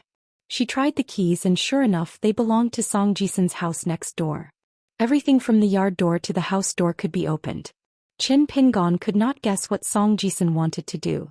Logically speaking, with his extravagant style, he should not have thought of asking him to help clean the house. After all, with Song Jisun's temper, even if the house collapsed, he would not be willing to let outsiders into his territory. Qin Pingon knew Song Jisun better than anyone else. Song Jisun was a very generous person. Whether it was for himself or for the young maidservant, he would spend all 10 copper coins in his pocket. At the same time, Song Jisun was also a very stingy person. As long as he wanted to monopolize something, he would not be willing to give out a single cent. In short, Song Jisun could give something to anyone he wanted. It was nothing. However, if someone took the initiative to ask him for something, he would definitely not be willing. When he was in a good mood, he was willing to add flowers to a brocade. However, regardless of whether he was in a good mood or not, Song Jisun would not provide charcoal in snowy weather. Or could it be that GQ deliberately threw the keys to his house? Qin Pingon felt that the possibility was not high. During this time, when Qin Pingon heard Ning Yao say that she had used the keys to open the door, he was somewhat stunned. He wanted to say something but stopped. Thus Ning Yao narrowed her eyes. Her pair of long and narrow eyebrows were particularly imposing. She stared fixedly at Qin Pingon. At that time, Wuxia was watching this scene from not too far away. She secretly ate the crushed food that Qin Pingon had helped her buy from the small town. In the end, Ning Yao was the first to turn and leave. That day she did not let Qin Pingon decoct the medicine. She carried the pot to the open space behind the blacksmith's shop and busied herself for half a day. The young girl's face was covered in smoke and she even cooked a large pot of black charcoal. The young girl in green with a ponytail passed by from afar.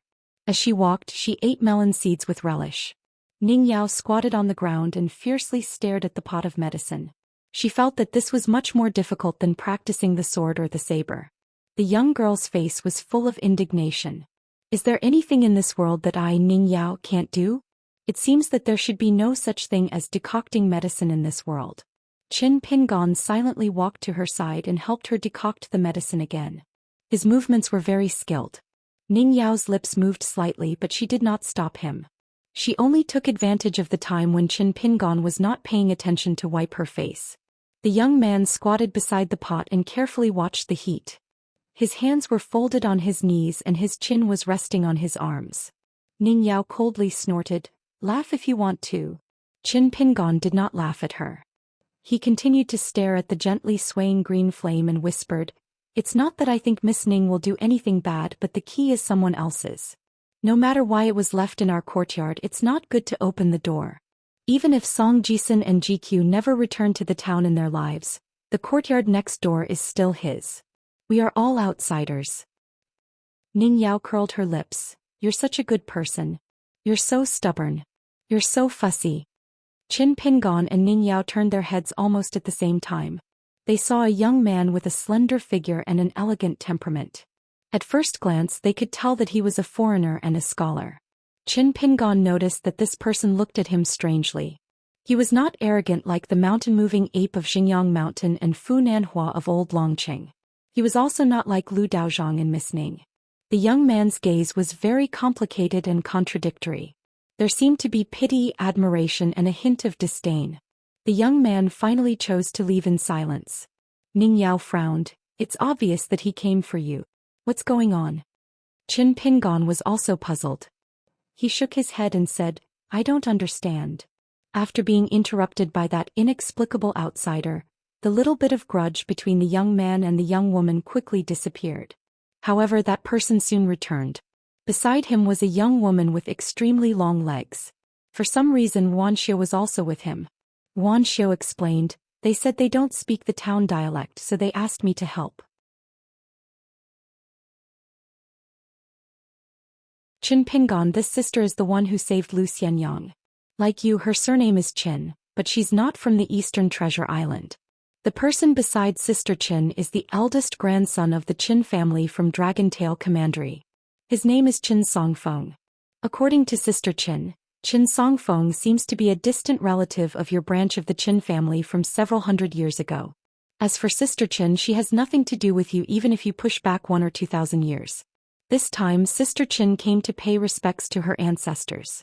However, in this town, from the construction supervisor to the big families in Fulu Street and Peachleaf Alley, no one knows where her ancestors' graves are. Lu Xianyang mentioned you. He said that you're the one who's most familiar with the surrounding landscape in this town. It's definitely the right choice to find you. Sister Qin said that if you can help, she can pay you a bag of gold and copper coins. I think you can agree. When she said this, the young woman in green secretly put 2 fingers together and shook them at her waist. In addition, she also mouthed 2 bags. Wuxia was obviously reminding Qin Pingon that he could ask for as much as he wanted. Otherwise, there wouldn't be such a shop after this village. Qin Pingon thought carefully and said with a smile, I thought of a place that might be the place she's looking for. As for the payment, forget it. It's just a matter of walking a few steps. Wuxia was a little anxious. Ning Yao had already taken a step forward and said in the orthodox language of the Eastern Treasure Bottle continent, let Qin Pingon take you to the graves to pay respects to your ancestors. However, you have to take out 2 bags of gold and copper coins. There's no discussion. He's seriously injured now and it's not easy for him to travel long distances. You also know that Mr. Qi wants people to leave the town quickly.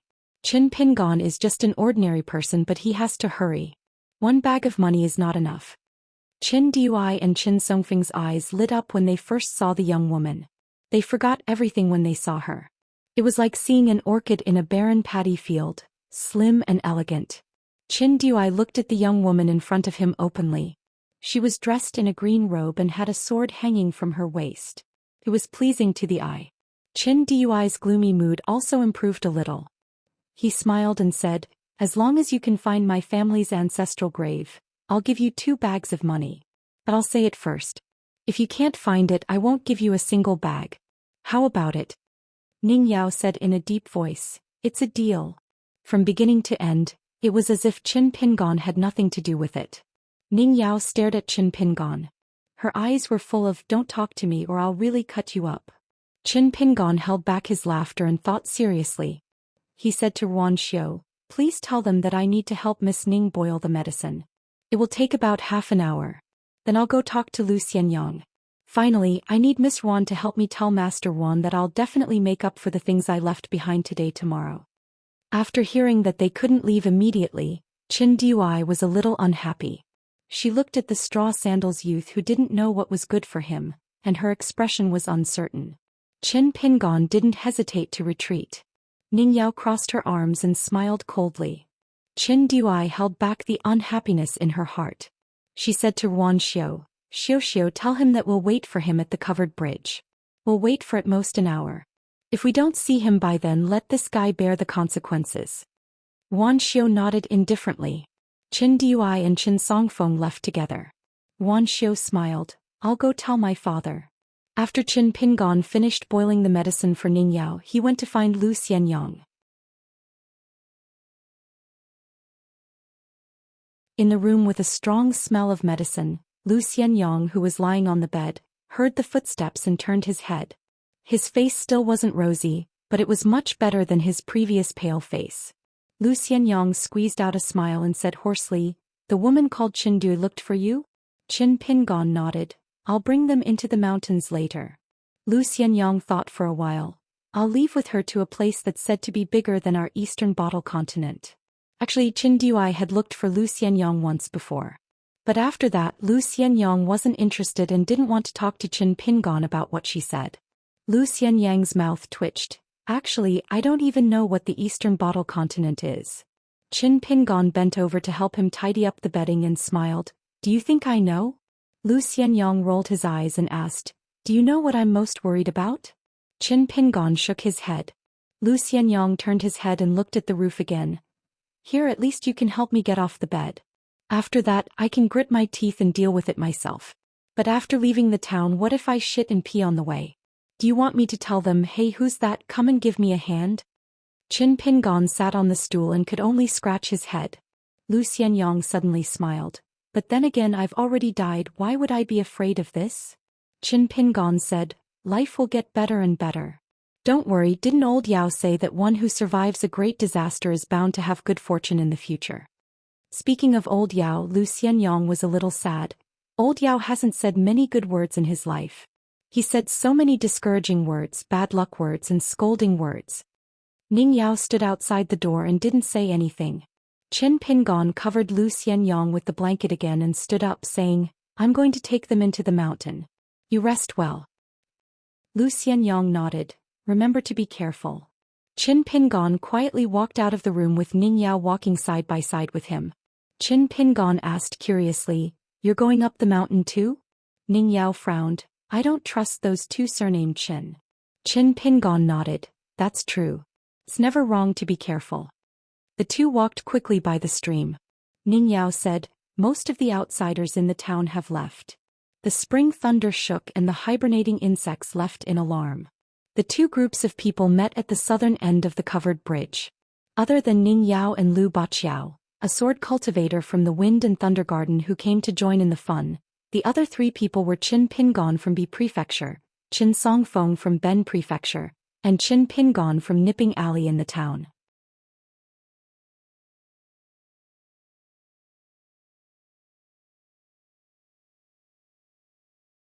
"65. The young sword cultivator from the Wind Thunder Garden was in high spirits when he saw the young girl. The first thing he said to Ning Yao was, 'Little girl, if you were a little older, you would definitely not be inferior to my fairy Sue.' This was probably the highest evaluation the young sword cultivator could give to a woman in the world.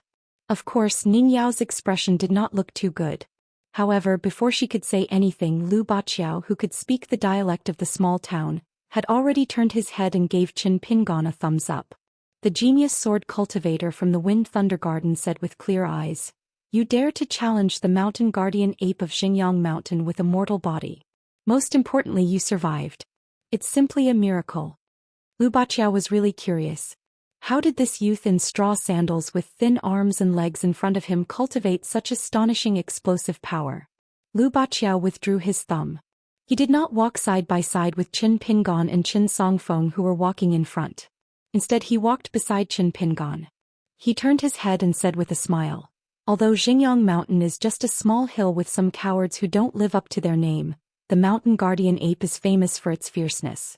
Its reputation was earned through punches. Especially after the death of the founding ancestor of Xingyang Mountain, in the first 200 years before Xingyang Mountain opened the third peak, it was almost all thanks to this old ape that Xingyang Mountain was not annexed by the surrounding forces. Of course, at that time, Xingyang Mountain was just a small sect that did not have much influence.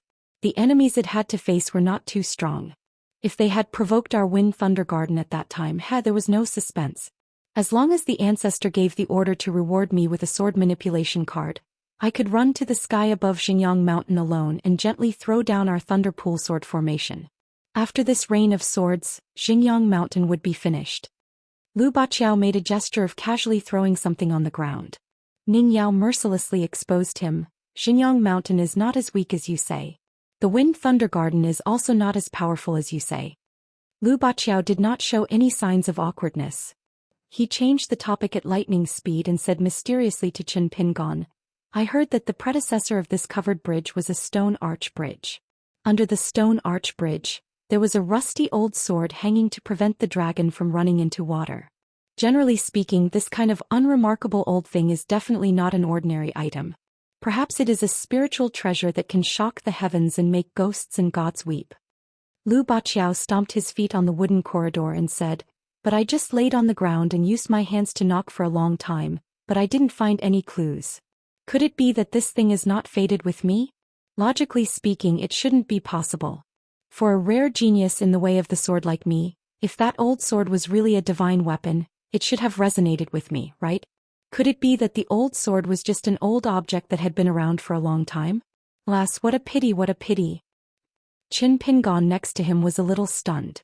This guy did not seem to be joking at all. He was very serious.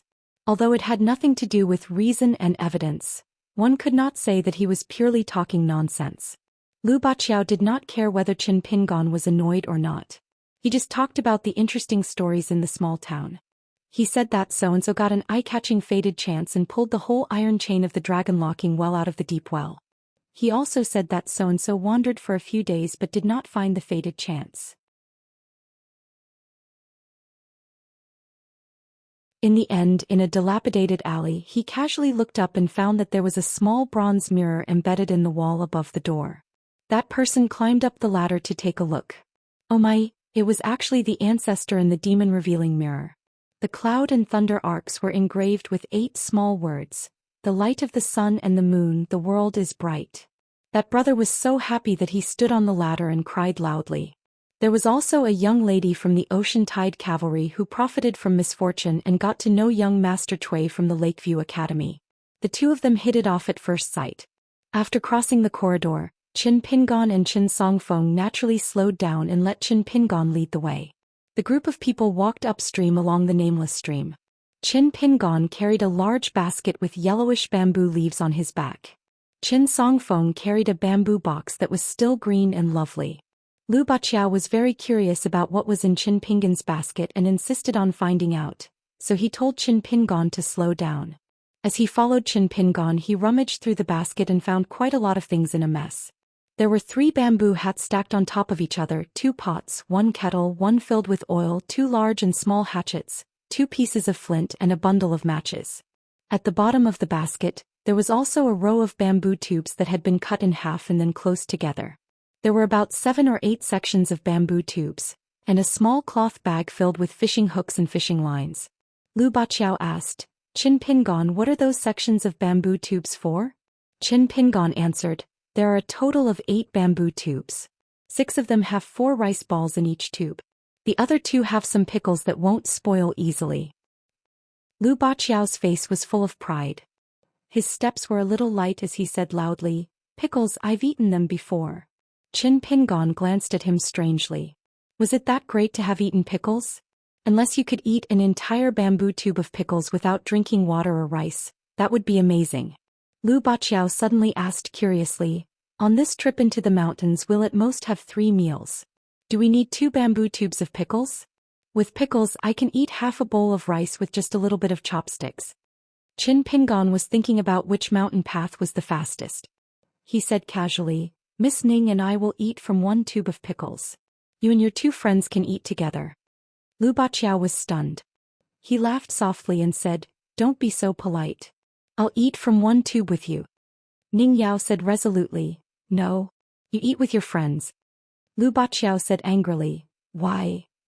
Ning Yao raised her chin, indicating that the answer was with Qin Pingon. She meant that she couldn't be bothered to talk to Lu Baqiao. Lu Baqiao shifted his gaze. There was a hint of resentment in his eyes, but there was also a hint of anticipation.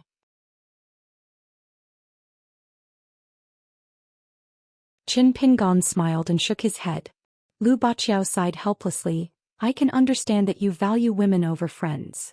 Ning Yao said sarcastically, you became friends so quickly. Then you must have at least a few thousand friends if not tens of thousands, right? Lu Baqiao stared. How is that possible? Ning Yao raised her eyebrows and added, how can there be so few? Lu Baqiao clicked his tongue. Miss Ning, your personality is not as good as my fairy Sue's. Ning Yao frowned. Is it Jingyang Mountain Sujiao? Lu Baqiao became even more proud. Yes. Sujia Hijixia was actually a jia. As the sage said, good farmers are numerous. How is it my fairy Sue's name is also very moving, isn't it? Ning Yao asked a question that Qin Pingon would definitely not understand. If you really like Su Jia so much, then have you ever thought about what would happen if she also likes you? Lu Baqiao was immediately deflated. He stammered and finally muttered to himself guiltily, how could she possibly like me? Qin Pingon felt that Lu Baqiao was not a bad person. Qin Dui and Qin Songfeng distanced themselves from the three people in front of them by more than 10 steps. Seeing that Lu Baqiao and the straw sandal youth were getting along so well, Qin Songfeng was a little envious.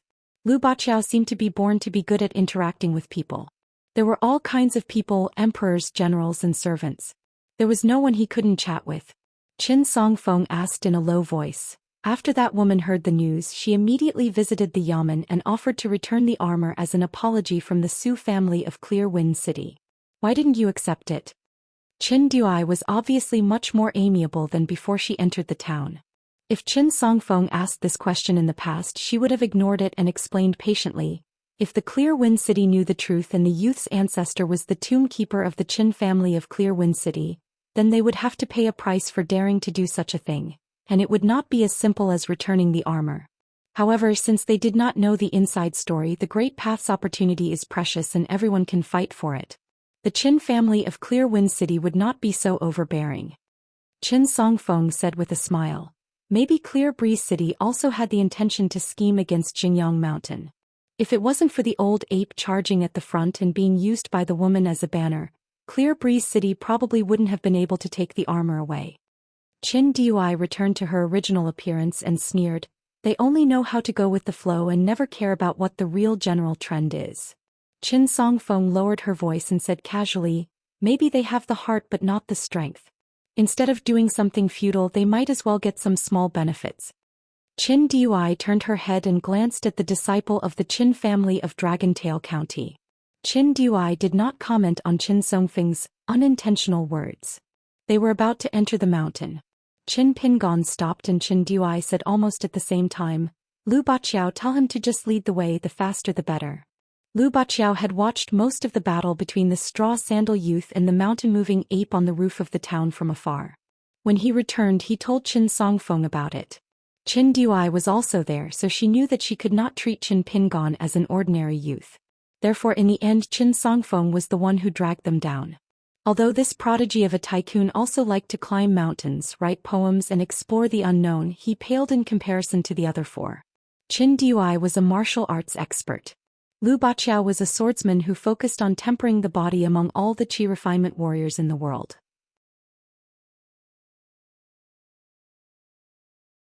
The young man and young lady could even toy with a mountain-moving ape with an extremely strong body. The mountain path was difficult to traverse. Especially after the spring rain, the ground was muddy and slippery. Coupled with the fact that they had to cross streams and stone cliffs from time to time, Qin Songfeng's mouth was dry and she was sweating profusely. Later on, even when Lu Baqiao helped Qin Songfeng to carry the school box, Qin Songfeng was still panting and her face was pale. During this period, Qin Pingon asked Qin Dui once if they should slow down. Qin Dui's reply was to shake her head. When the group of people needed to wade through the stream, Qin Songfeng stepped on a rock with moss growing on it. He slipped and fell into the stream, becoming a drowned rat. He was in an extremely sorry state. Qin Dui stopped and turned around. Although she did not say anything, her face was gloomy. Lu Baqiao quickly turned around to help Qin Songfeng up. Qin Songfeng said apologetically, I'm fine. Don't worry about me. I can definitely keep up. Qin Pingon simply took off the basket and placed it in the depression of the cliff. He said, he'll be fine after resting for 15 minutes. Of course Ning Yao did not mind. She squatted near Qin Pingon. Bored to death, she placed her palms on the hilt of her saber and sword respectively. She pressed down gently. The ends of the scabbard gently knocked on the green cliff. The sound was in harmony with the sound of the stream. Qin Dui said in a low voice, "Let's continue." Qin Pingon shook his head and said, "Don't use all your strength in one go.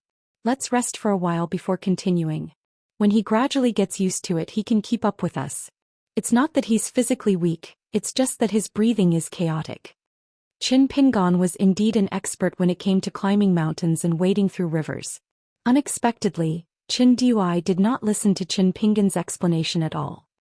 He directly said to Qin Songfeng, "Just go back to the town." Qin Songfeng's face was full of bitterness. He looked at the unquestionable young woman and turned to Lu Baqiao. He said, "Then I'll have to trouble you to carry the book box." Lu Baqiao was furious. He took the book box and threw it at Qin Dui. "I'm not going to serve you." Qin Dui's face was calm. He took the book box and carried it himself. He said to Qin Pingon, "Let's go." Qin Pingon thought for a moment. He took out 2 bamboo tubes from the basket and gently tossed them to Lu Baqiao. "If you're hungry on the way back, you can fill your stomach." Qin Songfeng softly persuaded Lu Baqiao. The latter held the bamboo tubes and sneered. "I'm not going to endure this. I'll go back with you. When we get to the yamen, we'll have a table of good wine and good food. Isn't it more comfortable than this?" Qin Dui turned and continued walking. After Qin Pingon carried the basket, he was somewhat worried. He looked at Lu Baqiao and asked, "Do you know the way back?" Lu Baqiao smiled. "I remember." Qin Pingon nodded and left with Ning Yao. The figures of the 3 people in front of them gradually disappeared. Qin Songfeng simply sat down on a rock and smiled bitterly. "Why did you do this? It's not a bad thing for you and the Wind Thunder Garden to have some ties with the Qin family in Yingyin. Why did you let your emotions affect your decisions?" Lu Baqiao opened a bamboo tube and revealed a snow-white rice ball. He happily said, "Qin Pingon is still the most honest. He's worthy of being my good brother." Qin Songfeng knew Lu Baqiao's temper and did not try to persuade him anymore. Qin Songfeng said self-deprecatingly, "He's a useless scholar." Lu Baqiao muttered, "If I'd known, I would have asked Qin Pingon to leave a bamboo tube of pickled vegetables." He grabbed a rice ball and gnawed on it. He said vaguely, "You're wrong. The town's Mr. Qi and of course Mr. Qi's teacher are very powerful." Qin Songfeng's eyes were absent-minded. "What do you think Mr. Qi wants to do?" Lu Baqiao answered casually, "God knows." Qin Songfeng reached out and shook his soaked clothes. He sighed. "What a God knows." In the shop by the stream, Lu Xianying fell asleep again. Wan Ting sat at the head of the bed with a dignified expression. Every breath of the tall teenager was long and distant. The key was that the breath he exhaled was like the mist in the mountains and the smoke on the lake. It was white and misty. It did not scatter with the wind but condensed in the mouth and nose bit by bit. In the end, there was a 3-inch-long white dragon entrenched on the teenager's face. He used the dream as a sword furnace. He made the immortal sword in one go. Wan Ting rubbed his chin and praised. It turns out that he took the extreme path of breaking and then building. All the aperture acupoints were broken and there was no obstruction. Although this body is completely rotten, this sword is finally completed. It can be used to forge and practice swords. No wonder this sword manual is so popular. It can be used to cultivate in sleep and in dreams. There's hope. Wan Ting stood up and said self-deprecatingly, "I shouldn't have agreed to lend you to the Qin family of Yingyin for 20 years. The 3 carriages went up the seemingly endless mountain road. They finally reached the top. Song Jisun and GQ got off the carriage and looked at each other. The top of the mountain was a large flat platform with 2 stone pillars in the center. However, the pillars flowed like water and the scene behind the water could not be seen clearly. It was as if there was a gate in front of the boy and girl. The girl stared at the gate. Song Jisun turned around and walked to the edge of the mountain. He looked into the distance and felt refreshed by the beautiful rivers and mountains. Song Jianqiang, the vassal of Dali, was wrapped in a fox fur coat. His face was pale but he was in good spirits. He came to Song Jisun's side and said with a smile, "This is the Pearl Grotto Heaven in the eastern Vase continent. It is one of the 36 small grotto heavens. It is not known for its vast area. Its territory is only about 1,000 miles. Song Zhengqiang did not turn his head. He just raised his hand and pointed at the gate behind him. After passing through that gate and going down the ladder about 30 miles later, you will be stepping on the territory of Dali. At that time, you may not be able to see anything clearly even if you turn your head. However, you can understand one thing. That is, this pearl grotto heaven is actually hanging high in the sky. Song Zhengqiang paused for a moment. A pearl.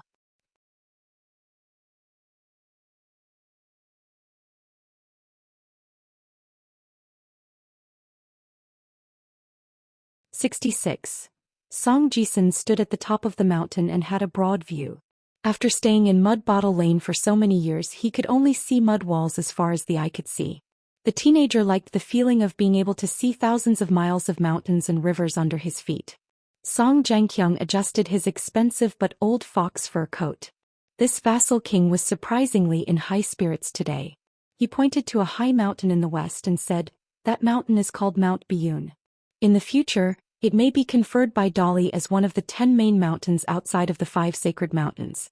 According to the old rules left by our ancestors, there will be a mountain god who will be recorded at the top of the genealogical records. He will be able to create a golden statue and enjoy the incense of the human world.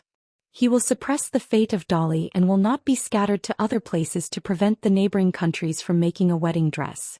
The people of the town can only see the Longtu mountain under our feet when they stand at the top of Mount Biyun. Because the Longtu mountain is protected by a large array, ordinary people can't see the scenery here with the naked eye. This is also an opportunity. According to the records of the government office, there are several people in history who have climbed the Longtu mountain and successfully walked out of this world." Song Jisun asked, "Then are these people all outstanding now? In our Dali or Eastern Bottle continent they have become the top people?" Song Zhengqiang smiled and said, "2 of them are doing well in Dali. They are separated by less than 30 years. One of them is a scholar and the other is a martial artist. They are known as the twin jade annulus of Dali. The one who is a scholar was promoted to a scholar after his death, and the one who is a martial artist won a lot of ancestral glory for his descendants. Although I have a very bad impression of the 2's descendants, the 2 families have a close relationship with Dali. I have to pinch my nose and admit it. After all, if it weren't for their joint efforts to turn the tide, the Song clan wouldn't have survived that crisis." Song Jisun felt the breeze on the top of the mountain and had a feeling of ascension. He asked, "What about the others?" Song Zhengqiang gently exhaled and felt more refreshed. He suppressed the rising sea of qi in his body as if he was using one hand to forcibly suppress a rising sun. At this moment, Song Zhengqiang was very sure that as long as he stepped out of the door he would immediately reach the 10th realm, which was known as the peak of martial arts. All the qi refinement warriors below the upper 5 realms had almost no chance of winning against an ultimate grandmaster who had reached the peak of martial arts. They would only be crushed and killed. Song Zhengqiang calmed his state of mind and told the young man the truth that was not too heartwarming. "All of them are dead. This king once killed one with his own hands. At the time, this king was only a warrior of the 7th realm, and that person was a relatively troublesome sword cultivator who was at the peak of his life. That time this king and this king pursued each other for 700 to 800 li. In the end, this king finally caught up to him at a small place called White Fox Pass on the southern border of Great Li. After destroying all of his magical artifacts and life-bound flying swords, this king wrung his neck. There was no choice. This was the only outcome for those who refused to be used by Dali. It is true that the Song family has always treated the qi cultivators well. However, the prerequisite is that these qi cultivators must work hard for the Song family, even if it is just for show. During the second half of that battle, Song Zhengqiang entered the 8th realm.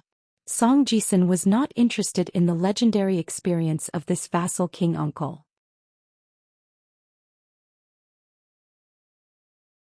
He only asked curiously, "Is it because the other dynasties offered a higher price? That is why they did not hesitate to betray Dali?" Song Zhengqiang smiled and said, "Most of the time this was the case before that swordsman.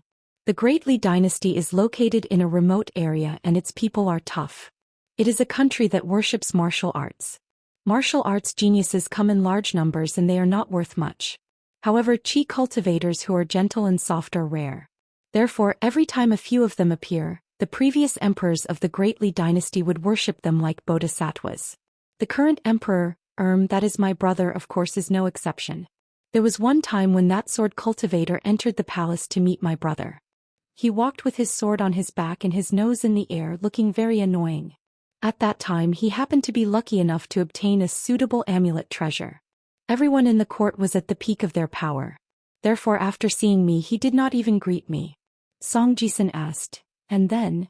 Song Zhangqiang cast a sideways glance at his nephew as if he was looking at an idiot. And then didn't he die? Song Jisun's face was full of disbelief. Uncle, just because he did not greet you, you killed a great cultivator who could be called a pillar of the country? Song Zhangqiang said indifferently, there are some people that you can't spoil. Song Jisun's eyes were filled with suspicion. He did not seem to understand how such an arrogant and unruly member of the Dali royal family could survive until today. Song Zhangqiang smiled and said, you may not know one thing. That is, in the entire Eastern Treasure Island, there is only one dynasty's chi cultivators. No matter what background they have to go to the border battlefield to work hard for the emperor. They have to fight for 3 years. If they do not have enough military achievements, they will continue to stay at the border until they have accumulated enough before they can return home to enjoy life. Song Jisun was even more puzzled. Uncle, didn't you say that Dali worships chi cultivators the most? Why is there such a rule? Taking a step back, isn't Dali afraid that these people will die prematurely on the battlefield? Song Zhangqiang laughed and said, this unwritten rule was established after I took control of the military power. Song Jisun suddenly understood and said, is it because that swordsman is unwilling to go to the battlefield and embarrass you? Causing the other chi cultivators to follow suit and subconsciously damage the morale of Dali's army and the people? So you can only choose the lesser of two evils? Song Zhangqiang shook his head and said, that swordsman joined the army at the border when he was young. In just 1 year he accumulated enough military achievements and has a good reputation in Dali. Song Jisun flew into a rage out of humiliation and said, then what is the reason?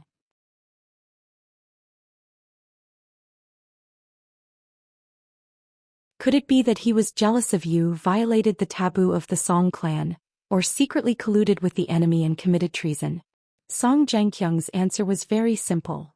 Although cultivators and martial artists are people of two different paths, the former is indeed more, well, in the words of that embroidered tiger, more golden branches and jade leaves. If we were to pick the most outstanding people out of the two, the chi cultivators of the upper 5 realms would be like standing at the top of the mountain here. For a martial artist like me, I can only stand at the top of that Mount Biyun. Of course, it is not impossible for a martial artist of the upper 5 realms to fight with a cultivator of the upper 5 realms. But ultimately, in the eyes of the secular world, a martial artist is a big fellow who only knows how to fight and kill. He is inferior to other cultivators. So when we met in the palace that time, although he did not greet me, he deliberately glanced at me from the corner of his eyes and curled his lips. It was very provocative. I wanted to teach him how to behave. Song Jisun was dumbstruck. If you want to teach him how to behave, you should at least leave him a way out. Do you have to break his neck? Song Zhangqiang did not want to talk about the dead man. Do you really want to know about the middle-aged man who fought with me to the death? Song Jisun subconsciously swallowed his saliva and did not speak. Although the 3 carriages had left first, the 2 people at the back were fighting head-on. Once, Song Zhangqiang fell from the sky and smashed a big hole in the ground a few hundred feet away from the carriage. After that, Song Zhangqiang retaliated. At that time, the youth had already climbed to the roof of the carriage and saw with his own eyes that the burly man with an aura like a dragon on land was smashed into a small hill by Song Zhangqiang. The splashing of dust was extremely spectacular. Inhuman. This was the only impression the youth had at that time. In fact, the fight between Song Zhangqiang and the burly man was not ethereal at all. It was as if every punch was hitting flesh. From the beginning to the end, it was as if they were exchanging injury for injury, life for life. It was a competition of who was more unreasonable. Song Zhangqiang suddenly rubbed the youth's head. His voice and tone were unusually warm. My brother is very ambitious. When the emperor of the Great Sui Kingdom was only focused on Dali, he had already set his sights on the old dragon city in the southernmost part of the eastern bottle continent. Don't you find it strange that I, A prince of Dali and a vassal who controls the military power of a country, have such high prestige in the military and among the people that no one can compare to, can still be so respectful to your father? Song Jisun smiled and said slyly, Uncle, if you are willing to say it, just say it. Song Jianqiang retracted his hand and said in a deep voice, because the only thing I want is to see the martial arts seen beyond the boundary. Only when I reach there I, Song Jianqiang, will not have lived in vain. At this moment the youth's heart seemed to be surging with a torrent. He asked in a trembling voice, if I were to focus wholeheartedly, would I be able to reach the heights that you are at today? Song Jianqiang shook his head and smiled. If you were to practice martial arts, you would only reach the 8th realm at most. There would be no future. It would be better for you to be a chi refinement warrior obediently. Your achievements would definitely be higher. Song Jisun was a little unconvinced. Why can I only reach the 8th realm of martial arts? Song Jianqiang smiled playfully. Song Jisun blushed a little. Song Jianqiang did not care about the youth's ignorance. He squinted his eyes and looked into the distance.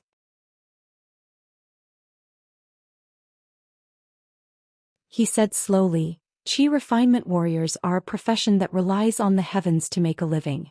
It is very important to have a good life. Today you will encounter an opportunity here. Tomorrow you will pick up a Dharma treasure somewhere.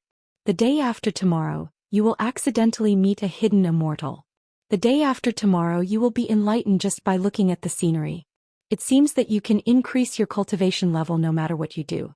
As for us martial artists, it is very different. There are no shortcuts to be taken. We can only rely on taking one step at a time. It is very boring. Song Jisun had mixed feelings. He was a little disappointed. Song Jianqiang ignored this nephew of his. He turned and walked towards the horse carriage. When he saw the back view of the young girl from the corner of his eye, he hesitated for a moment. He walked to her side and raised his head to look at the door with her. Song Jianqiang muttered to himself, the chi of the true dragon condenses into pearls. All the flood dragons in the world regard pearls as precious. It is like a cultivator's natal primordial spirit. The maidservant GQ did not turn her head, but showed a trace of nervousness. Song Jianqiang smiled and said, in order to write the words wind generates water rises on the plaque of the covered bridge, I, Dali, have paid a great price that outsiders cannot imagine. Wind generates water rises, why water rises? Isn't it because when the flood dragon crosses the river, it will be unimpeded? As for this prince, I don't care about these things. Everything is just the wish of your young master's heartless father. After you leave this small cave, I reckon that other than that embroidered tiger in the capital, no one else will be able to order you around. Song Jianqiang turned his head and looked at the side of the young girl's face. Although your fate is linked to that of this prince's nephew and you share honor and disgrace, you shouldn't be too arrogant. Don't let this prince have the thought of making a move. And for the sake of Dali's Jiangshan and nephew Song Jisun's face, this prince can make an exception and give you 2 chances to court death. It just happens to fulfill the old saying no more than 3. The young girl suddenly became angry. She first turned around and then took 2 steps back. She fiercely stared at this Dali vassal who made her feel fear. I am not a human, but you want to restrict me with the rules of the human world. Who is the unreasonable one? Your golden rules and regulations, what does it have to do with me? Song Jianqiang smiled happily and said, don't get me wrong, this prince will never ask you for small things. On the contrary, this prince is your biggest protective talisman. Song Jianqiang stared at the young girl. She had a pair of strange golden eyes. He finally said, after that fight, this prince and you are actually allies in the same boat.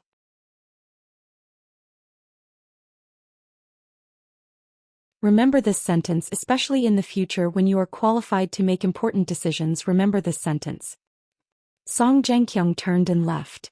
Next to the carriage, a middle-aged coachman with a rough smell of the battlefield looked at the eye-catching snow-white fox fur coat on the Dali vassal. He couldn't help but laugh and say, Prince, when will you change to a new fox fur coat? It's been so many years. Prince is not tired of wearing it, but we are tired of looking at it. Song Jianqiang boarded the carriage, bent over to lift the curtain and said in a bad mood, let's talk about it after we defeat the Great Sui Kingdom. The coachman who was driving the carriage laughed heartily. Facing the powerful vassal of Dali, he was not restrained at all. Song Jianqiang had been in the military for 20 years. Although he was a general and commander, it was impossible for him to take the lead in every battle. He was more likely to strategize in the tent. However, when there was smoke everywhere on the border of Dali, Song Jianqiang must be personally involved in every battle. As a vassal, he had never drunk wine or had beautiful women in his daily life. It could almost be described as having nothing but possessions. After Song Jianqiang got into the carriage, he sat cross-legged and frowned. That person asked me not to rush to the capital after leaving Lizhu Cave. He said that I might as well wait at the foot of the mountain and look up. What should I wait for? What should I look at? Song Jisin and the maidservant GQ also got into the carriage. The carriage was ready to go through the gate. Song Jisin found GQ curled up in the corner, shivering. He asked worriedly, "What's wrong?" GQ said in a trembling voice, "I can feel that there are countless terrible things on the other side of the gate." Song Jisin smiled and comforted her. "My uncle is here. What are you afraid of? Don't be afraid. Even if the sky falls, he can hold it up." Unexpectedly, GQ became more and more panicked. She curled up in the corner and cried, "Even he can't hold it up." A rare guest came to the town's largest restaurant. A white-haired teacher ordered a jug of wine and a few dishes to go with the wine. He drank by himself and enjoyed the food. It turned out that the teacher did not teach today. The students went home happily one by one. When he finished the last cup of wine and the last bite of food, he gently put down his chopsticks. After the sound of a slap, the small grotto heaven of thousands of miles was silent. Everything was still. The heaven and earth instantly collapsed. At this moment, the immortals on the mountain and the mortals at the foot of the mountain could not help but look up. But in the next moment, it was as if there was an immortal who was even more powerful than immortals. He used a great divine power to change the heaven and earth, covering the entire Pearl Grotto heaven. In the sky above the northern part of the eastern bottle continent, thousands of miles of clouds rolled and slowly lowered. There was a person who was completely white. His sleeves were fluttering and he seemed to be thousands of feet tall. He sat upright and a broken pearl the size of his palm floated in front of him. This person's Dharma form was so huge that it was as if he had turned the entire eastern bottle continent into a private school. Above the boundless sea of clouds, awe-inspiring voices exploded like heavenly thunder one after another. "Qijingchen, how dare you? Disgraceful! Repent and be saved." The scholar lowered his head and stared at the pearl. He slowly retracted his gaze and finally raised his head. "I, Qijingchen, will shoulder the counterattack of the heavenly Tao that the town has accumulated for 3,000 years.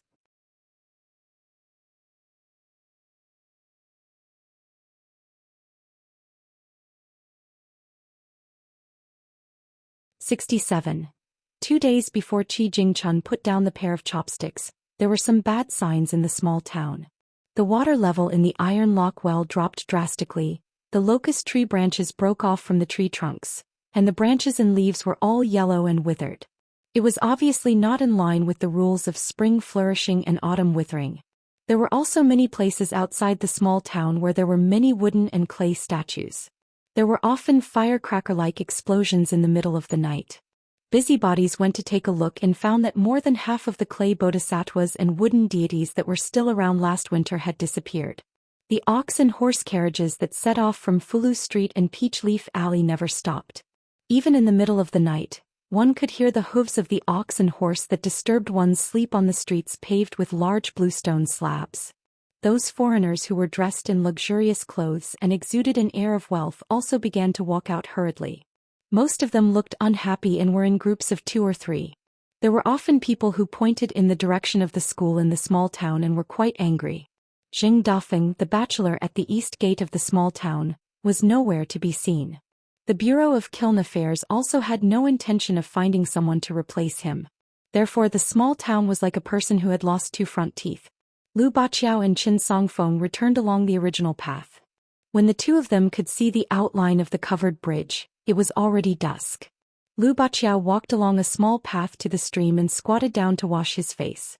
Perhaps he felt that it was not satisfying enough, so he raised his buttocks and lay on the ground, sinking his entire head into the stream.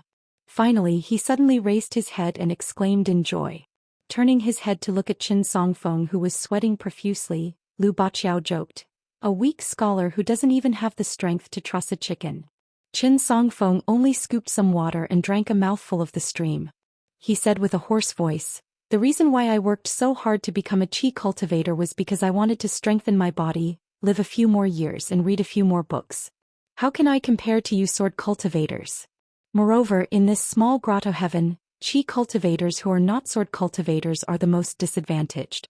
If you are not careful, you will lose your cultivation. The higher the realm, the more you will lose. I never thought that my low cultivation would be a good thing." Lu Baqiao patted his shoulder. "Why don't you change your sect and join our Wind and Thunder Garden to practice swordsmanship? I will protect you in the future. Think about it, becoming a sword cultivator, riding a sword in the wind, flying high in the sky as fast as lightning. Especially during a thunderstorm, riding on a sword to travel back and forth." Qin Songfeng suddenly smiled and said, "I heard that the sword practitioner who was struck by lightning the most times in the Wind Thunder Garden is called." Lu Baqiao stretched out a hand. "Stop." Swordsman was also one of the qi refinement warriors. However, compared to ordinary qi refinement warriors, their physique was closer to that of a pure martial artist. To put it simply, it was the muscles, bones and essence. Swordsmen pursued both. For other qi refinement warriors, as long as their physique did not drag them down, they did not deliberately temper their physique. Of course, while qi refinement warriors nurtured and refined their qi, they perfected their physique just like the spring wind and rain. They were constantly tempering themselves. However, compared to swordsmen in terms of tempering one's physique, be it in terms of strength or frequency, they were far inferior.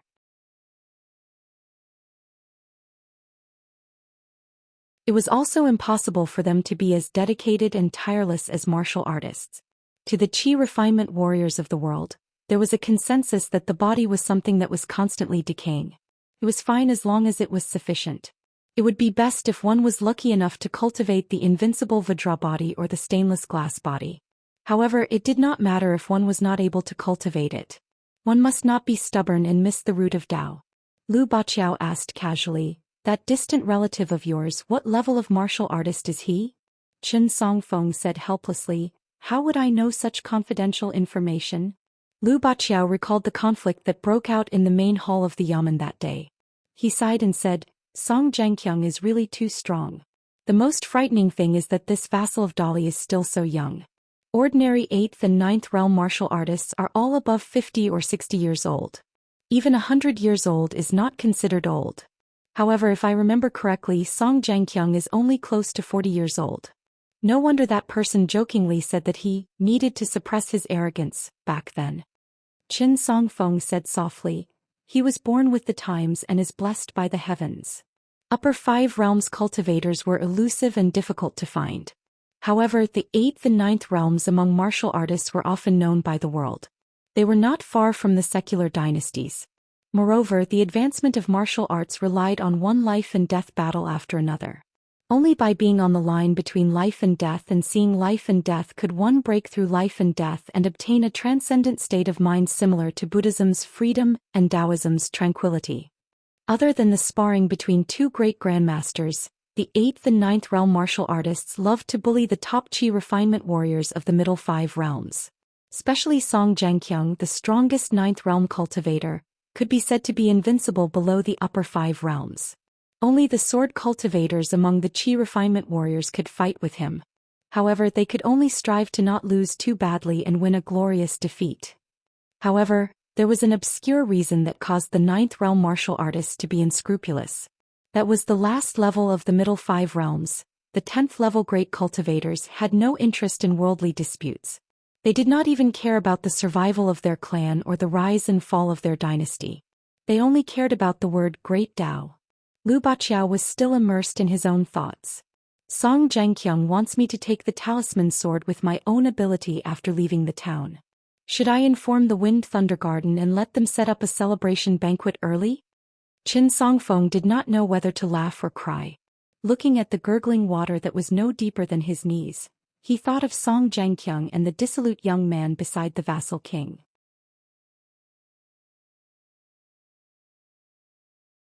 Qin Songfeng vaguely felt a sign of the gathering of the general trend. He decided that after returning to the Qin clan's ancestral home in Longwei County, he must persuade the clan to bet on the Dali dynasty. Even if he could not stake everything on one throw, he must let the Qin clan's disciples integrate into the Dali court as soon as possible. Qin Songfeng murmured, "The Dali phenomenon has already arrived and the heavens and the earth are united. Therefore my Qin clan must support the dragon. We must not compete with others for the dragon." Lu Baqiao asked, "What are you murmuring about?" Qin Songfeng stood up and shook his hand. He smiled and said, "You seem to hit it off with that young man from Clay Bottle Alley." Lu Baqiao also stood up and said casually, "Meeting by chance, meeting and parting is uncertain. God knows if we will meet again in the future." The two stepped on the spring grass by the stream and walked ashore. Qin Songfeng asked, "I heard that the blessed land in the southern stream kingdom will be opened to the public this winter. Dozens of people are allowed to enter. You are still unable to break through the bottleneck. Do you want to go down and try your luck?" Lu Baqiao sneered and said, "I'm determined not to go. Going to the ant colony to show off, I'm so embarrassed." Qin Songfeng shook his head and said, "My family's Mr. Lu once said that the state of mind is like a mirror. The more you polish it, the brighter it becomes. Therefore, cultivating the state of mind and being able to sit on the Tao ancestor's lotus throne is of great benefit. But occasionally crawling and rolling in a small quagmire may not necessarily be without benefits. Going to the blessed land to be a banished immortal who forgets his previous life and forgets his previous life, whether it is happiness or suffering, more or less." Without waiting for Qin Songfeng to finish, Lu Baqiao had already shouted, "I am a person who cares too much about winning and losing. Once I go to the blessed land where the spiritual energy is thin, if I am unable to rely on my own ability to break through the taboo and return to my hometown, then it will definitely leave a knot in my heart. The gains will not make up for the losses and the disadvantages will outweigh the advantages. Besides, if I am not careful and am bullied by the locals in the blessed land, it will be another knot in my heart. After I return to my senses, even if I have to pay a huge price, I will definitely descend into the world as a Daoist master. Only then will I be happy. But in this way, won't it go against my original intention?" Lu Baqiao held the back of his head with both hands and said with a face full of disdain, "To put it bluntly, who doesn't know that the three blessed lands in our eastern treasure bottle continent have long changed? They have already become places where those rich people from the secular dynasties spend money to have fun. No wonder they are said to be brothels under the rule of immortals. It is a foul atmosphere." Qin Songfeng smiled and said, "You can't generalize. Not to mention us foreigners, just the locals, there is no lack of amazing talents." Lu Baqiao rolled his eyes and said, "A blessed land with so many people, how many people can stand out every year? Probably not even one. Of those who have successfully come to our place in the past 100 years, how many of their names can be remembered by us? It can be counted on one hand. So I don't understand why these blessed lands are so respected. There are even people who say that as long as you have a part of the governing rights of a blessed land, the benefits will not be less than having a cultivator of the upper 5 realms. Are they crazy?" Qin Songfeng smiled and said, "The benefits of the blessed lands are long. Occasionally there will be 1 or 2 surprises. The most important thing is that all the benefits are enjoyed by others.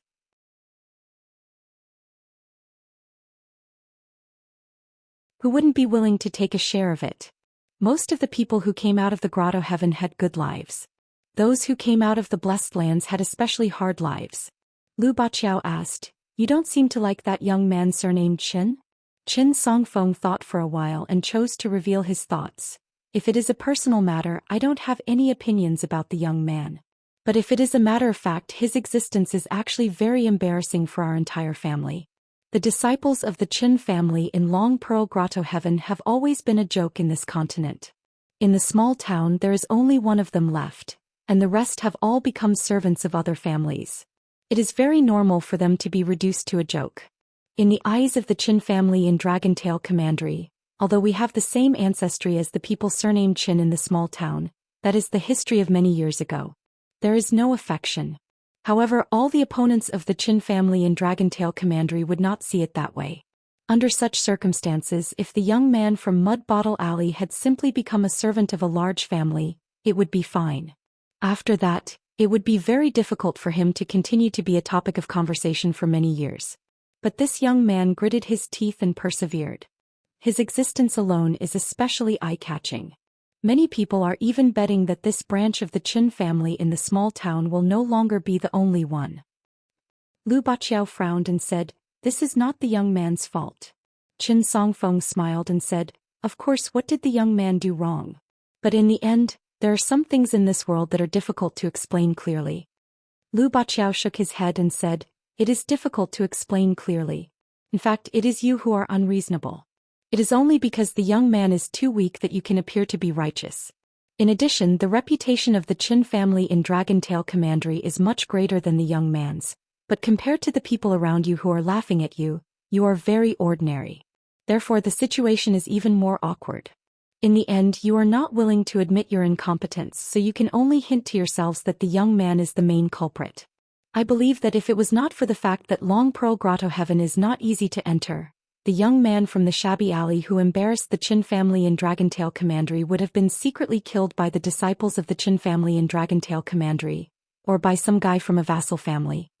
Qin Songfeng's face flushed red.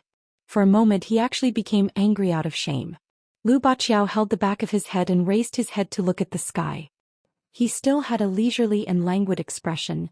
"I know that you, Qin Songfeng, are not such a person. Unfortunately, there are very few people like you. There are many people who are not like you.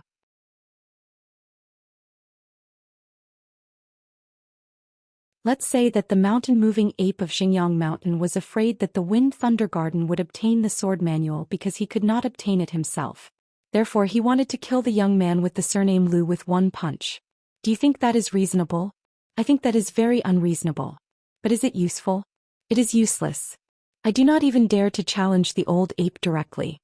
Lu Baqiao sighed and released one of his hands. He patted his stomach and said self-deprecatingly, "As for me, I am just clumsy with words. My fists are not hard enough and my sword is not fast enough. Otherwise, I would have accumulated a lot of principles in my stomach. I would like to have a good talk with this world."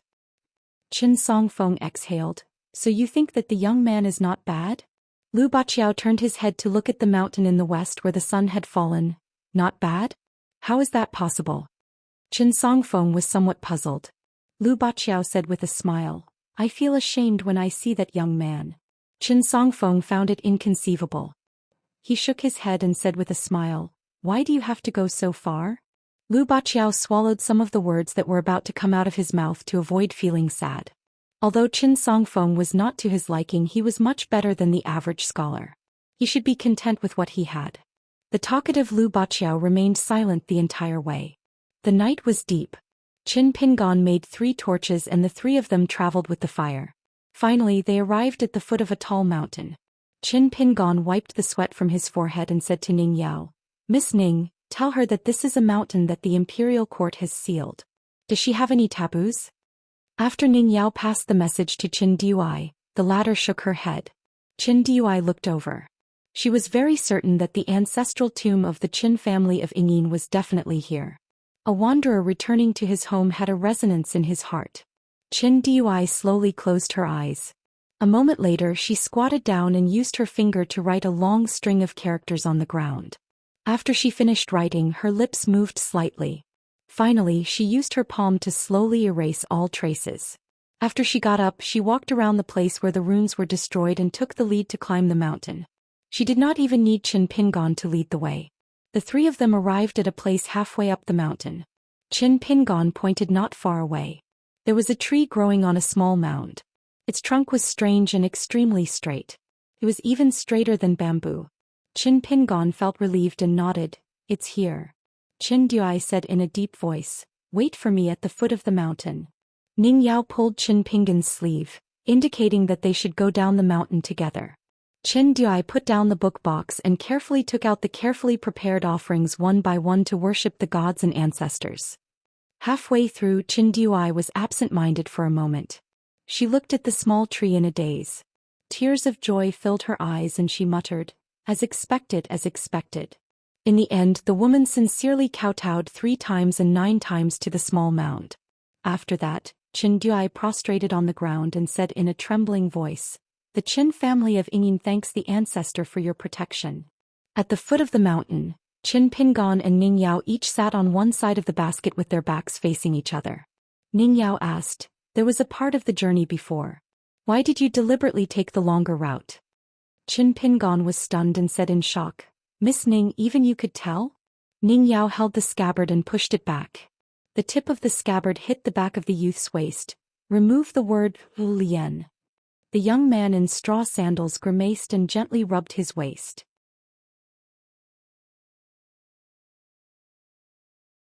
He lowered his voice and said, Didn't I tell you before? There's a big cliff full of those black stones that you call the dragon beheading platform. I'm afraid that she'll see them. She knows what's good for her. What if she has evil intentions? Don't have the intention to harm others, but don't let your guard down. I understand this principle. Ning Yao smiled. Scrooge, you're just worried that she would think of a way to take it away, leaving you empty-handed. Qin Pingon laughed foolishly. Miss Ning, you're so straightforward. You don't have many friends, right? Suddenly Qin Pingon felt another wave of pain. He quickly freed one of his hands and rubbed the other side of his waist. Qin Pingon suddenly used his elbow to lightly touch Ning Yao's back and asked, Do you want to eat wild fruits? I picked 3 on the way here and hid them in my sleeve. She shouldn't have seen them. Ning Yao said in a bad mood, How can wild fruits taste good in this season? Qin Pingon turned around and handed over 2 red fruits the size of peaches. He said with a smile, Miss Ning, you don't know. This kind of fruit can only be eaten in spring. It's firm at the end of winter and ripe at the beginning of spring. It's completely ripe now. The taste is so good that you might accidentally bite off your tongue. What's more strange is that there are so many mountains here, but only this area has this kind of fruit. I came here with old Yao to look for a kind of soil. He told me that there are some wild fruits in other places that taste good, but I've eaten them here and there and I feel that they're not as good as this one. Ning Yao took the 2 fruits and made up her mind to return the other one if it didn't taste good. You're still eating here and there. Are you a wild boar in the mountains? Qin Pingon bit into the wild fruit and smiled. When I was young my family was poor so I couldn't just eat whatever I could get my hands on. You don't have to say there was one time when I really ate blindly and my stomach hurt. It was so painful that I rolled around in the alley. That was the first time I heard my own heartbeat. It was like a thunderclap. Unfortunately, Ning Yao was too busy eating the fruit to hear what the youth said. The first time she took a bite, she felt that the fruit was exceptionally sweet. After the fruit entered her stomach, she felt warm all over. Her body was like a house with an earth dragon and the wild fruit was like a bag of charcoal. Ning Yao closed her eyes and felt her organs. Although she felt comfortable all over, there was nothing else wrong. This meant that this wild fruit could be considered an item that could be found on a mountain beneath the feet of a celestial being. But it was limited to this. It could definitely be sold for a high price in Immortal dynasty, but it wouldn't be enough to make a cultivator jealous. To the mortals at the foot of the mountain, it was undoubtedly a priceless treasure that could prolong their lives.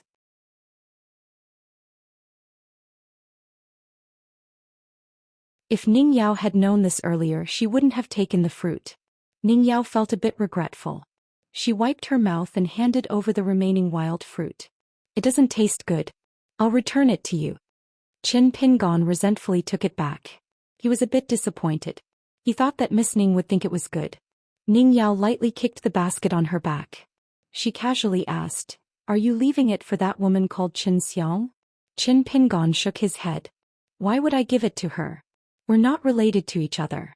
Of course I'm leaving it for Lu Xianyang. Ning Yao suddenly asked curiously, If Wan Xiu was here, would you give it to Wan Xiu instead of Qin Xiang? Qin Pingon nodded. Of course. Ning Yao asked again, Then if you only had 2 wild fruits, would you give them to me or to Wan Xiu? Qin Pingon said without hesitation, I'll give one to you and one to Wan Xiu. I'll just watch you guys eat. Qin Pingon suffered another sneak attack. He rubbed his back and innocently asked, Miss Ning, what are you doing? Ning Yao asked again, If there's only one? Qin Pingon chuckled. I'll give it to you. Ning Yao asked, Why?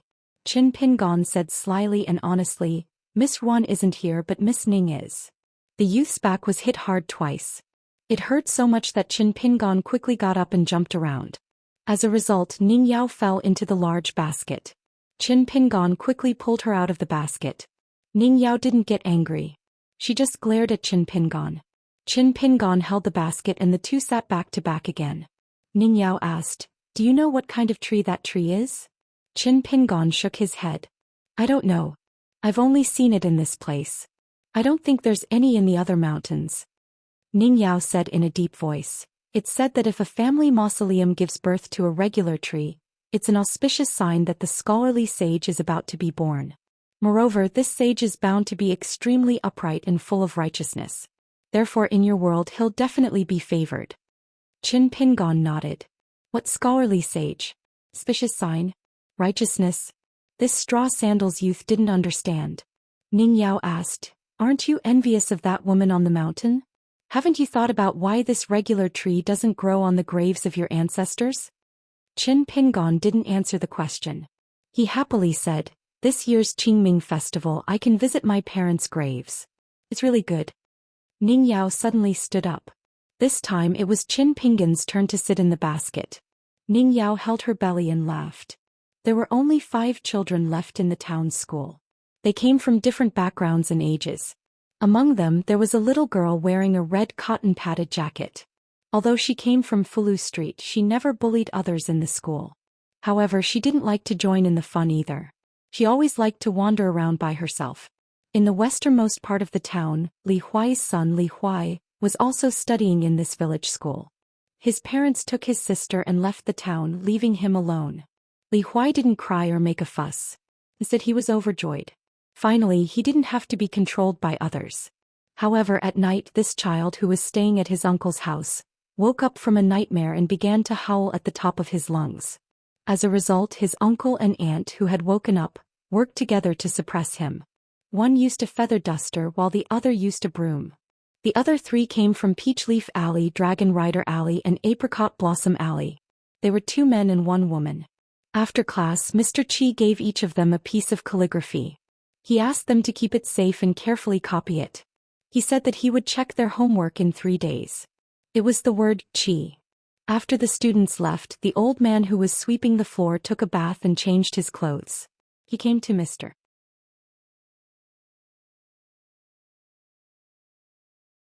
Qi's study and sat on the ground. The old man asked a classic question about the first month of the King of Spring. Qi Jingchun smiled knowingly and explained what was spring, what was king, what was right, and what was the moon. This was the unique, asking the difficult questions of the major Confucian academies. During the class, there would be a teacher questioning, arranged to ask the lecturer.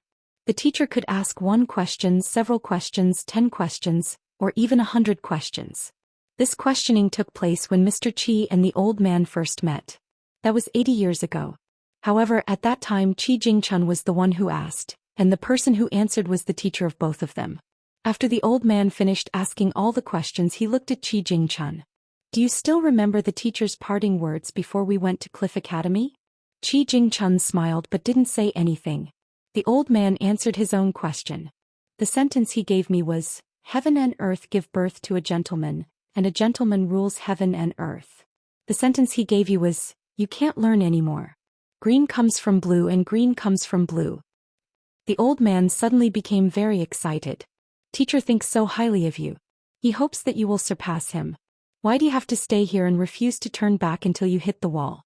Why do you have to give up your 100-year cultivation and 1,000-year great path for a small town with only 5 or 6,000 people? If you were an ordinary scholar it would be fine. But you are Qi Jingchun, our teacher's most valued and proud disciple. You are a scholar who has the potential to start a new life and even establish a sect. The old man trembled and said, I know. It's Buddhism that has wronged you. All living beings are equal. Have you forgotten what the teacher said about the noble and lowly? Qi Jingchun smiled and shook his head. Although the teacher is a teacher and his knowledge is naturally great, his reasoning may not be all right. The old man was shocked to the extreme. His face was full of astonishment and then he shouted angrily, the person of etiquette is the true body. Qi Jingchun smiled and replied, when a gentleman retracts he withdraws, when he extends he extends. It seemed that there was no reason and they were thousands of miles apart. But after the old man heard it, his face changed dramatically and was full of surprise. Qi Jingchun sighed and looked at his junior brother who had followed him here for 60 years. He said seriously, things have come to this. Those children will be entrusted to you to send to the Cliff Academy. The old man nodded and left with a complicated expression. Qi Jingchun said to himself, "Teacher, is there a true righteousness in this world?" 2 carriages set off from Fulu Street long before dawn and left the town early.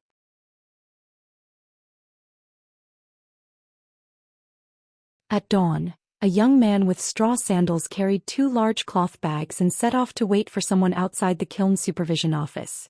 One of the bags was filled with gold and copper coins, while the other one was filled with snake gall stones that he thought were the most valuable. But when the sun rose and the concierge came out to sweep the streets, the young man still did not see the departing carriages. He could only thicken his skin and ask the concierge when the group of guests named Qin Dui would set off from Fulu Street. The concierge smiled and said that they had left the town long ago.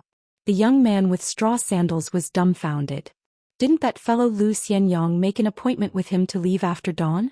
At that moment the young man's vision was a bit blurry. After thanking the concierge, the young man turned around and ran. Running out of the town, the young man ran for nearly 60 miles in one breath. Finally he followed a slope.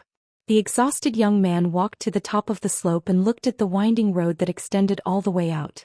The young man squatted at the top of the mountain, and beside his feet were the copper coins and stones that he had not given away. A young girl with a sword and a saber sat silently beside him. She panted and said angrily, "Aren't you a money grubber? Why are you so generous? You want to give away all your belongings? Even if Zhou Xian is your friend, he shouldn't be so extravagant." The young man only held his head and looked into the distance. You're tuning in to the Zhou Xian's Legacy YouTube channel. Don't forget to subscribe and join us on this journey to catch the most captivating stories.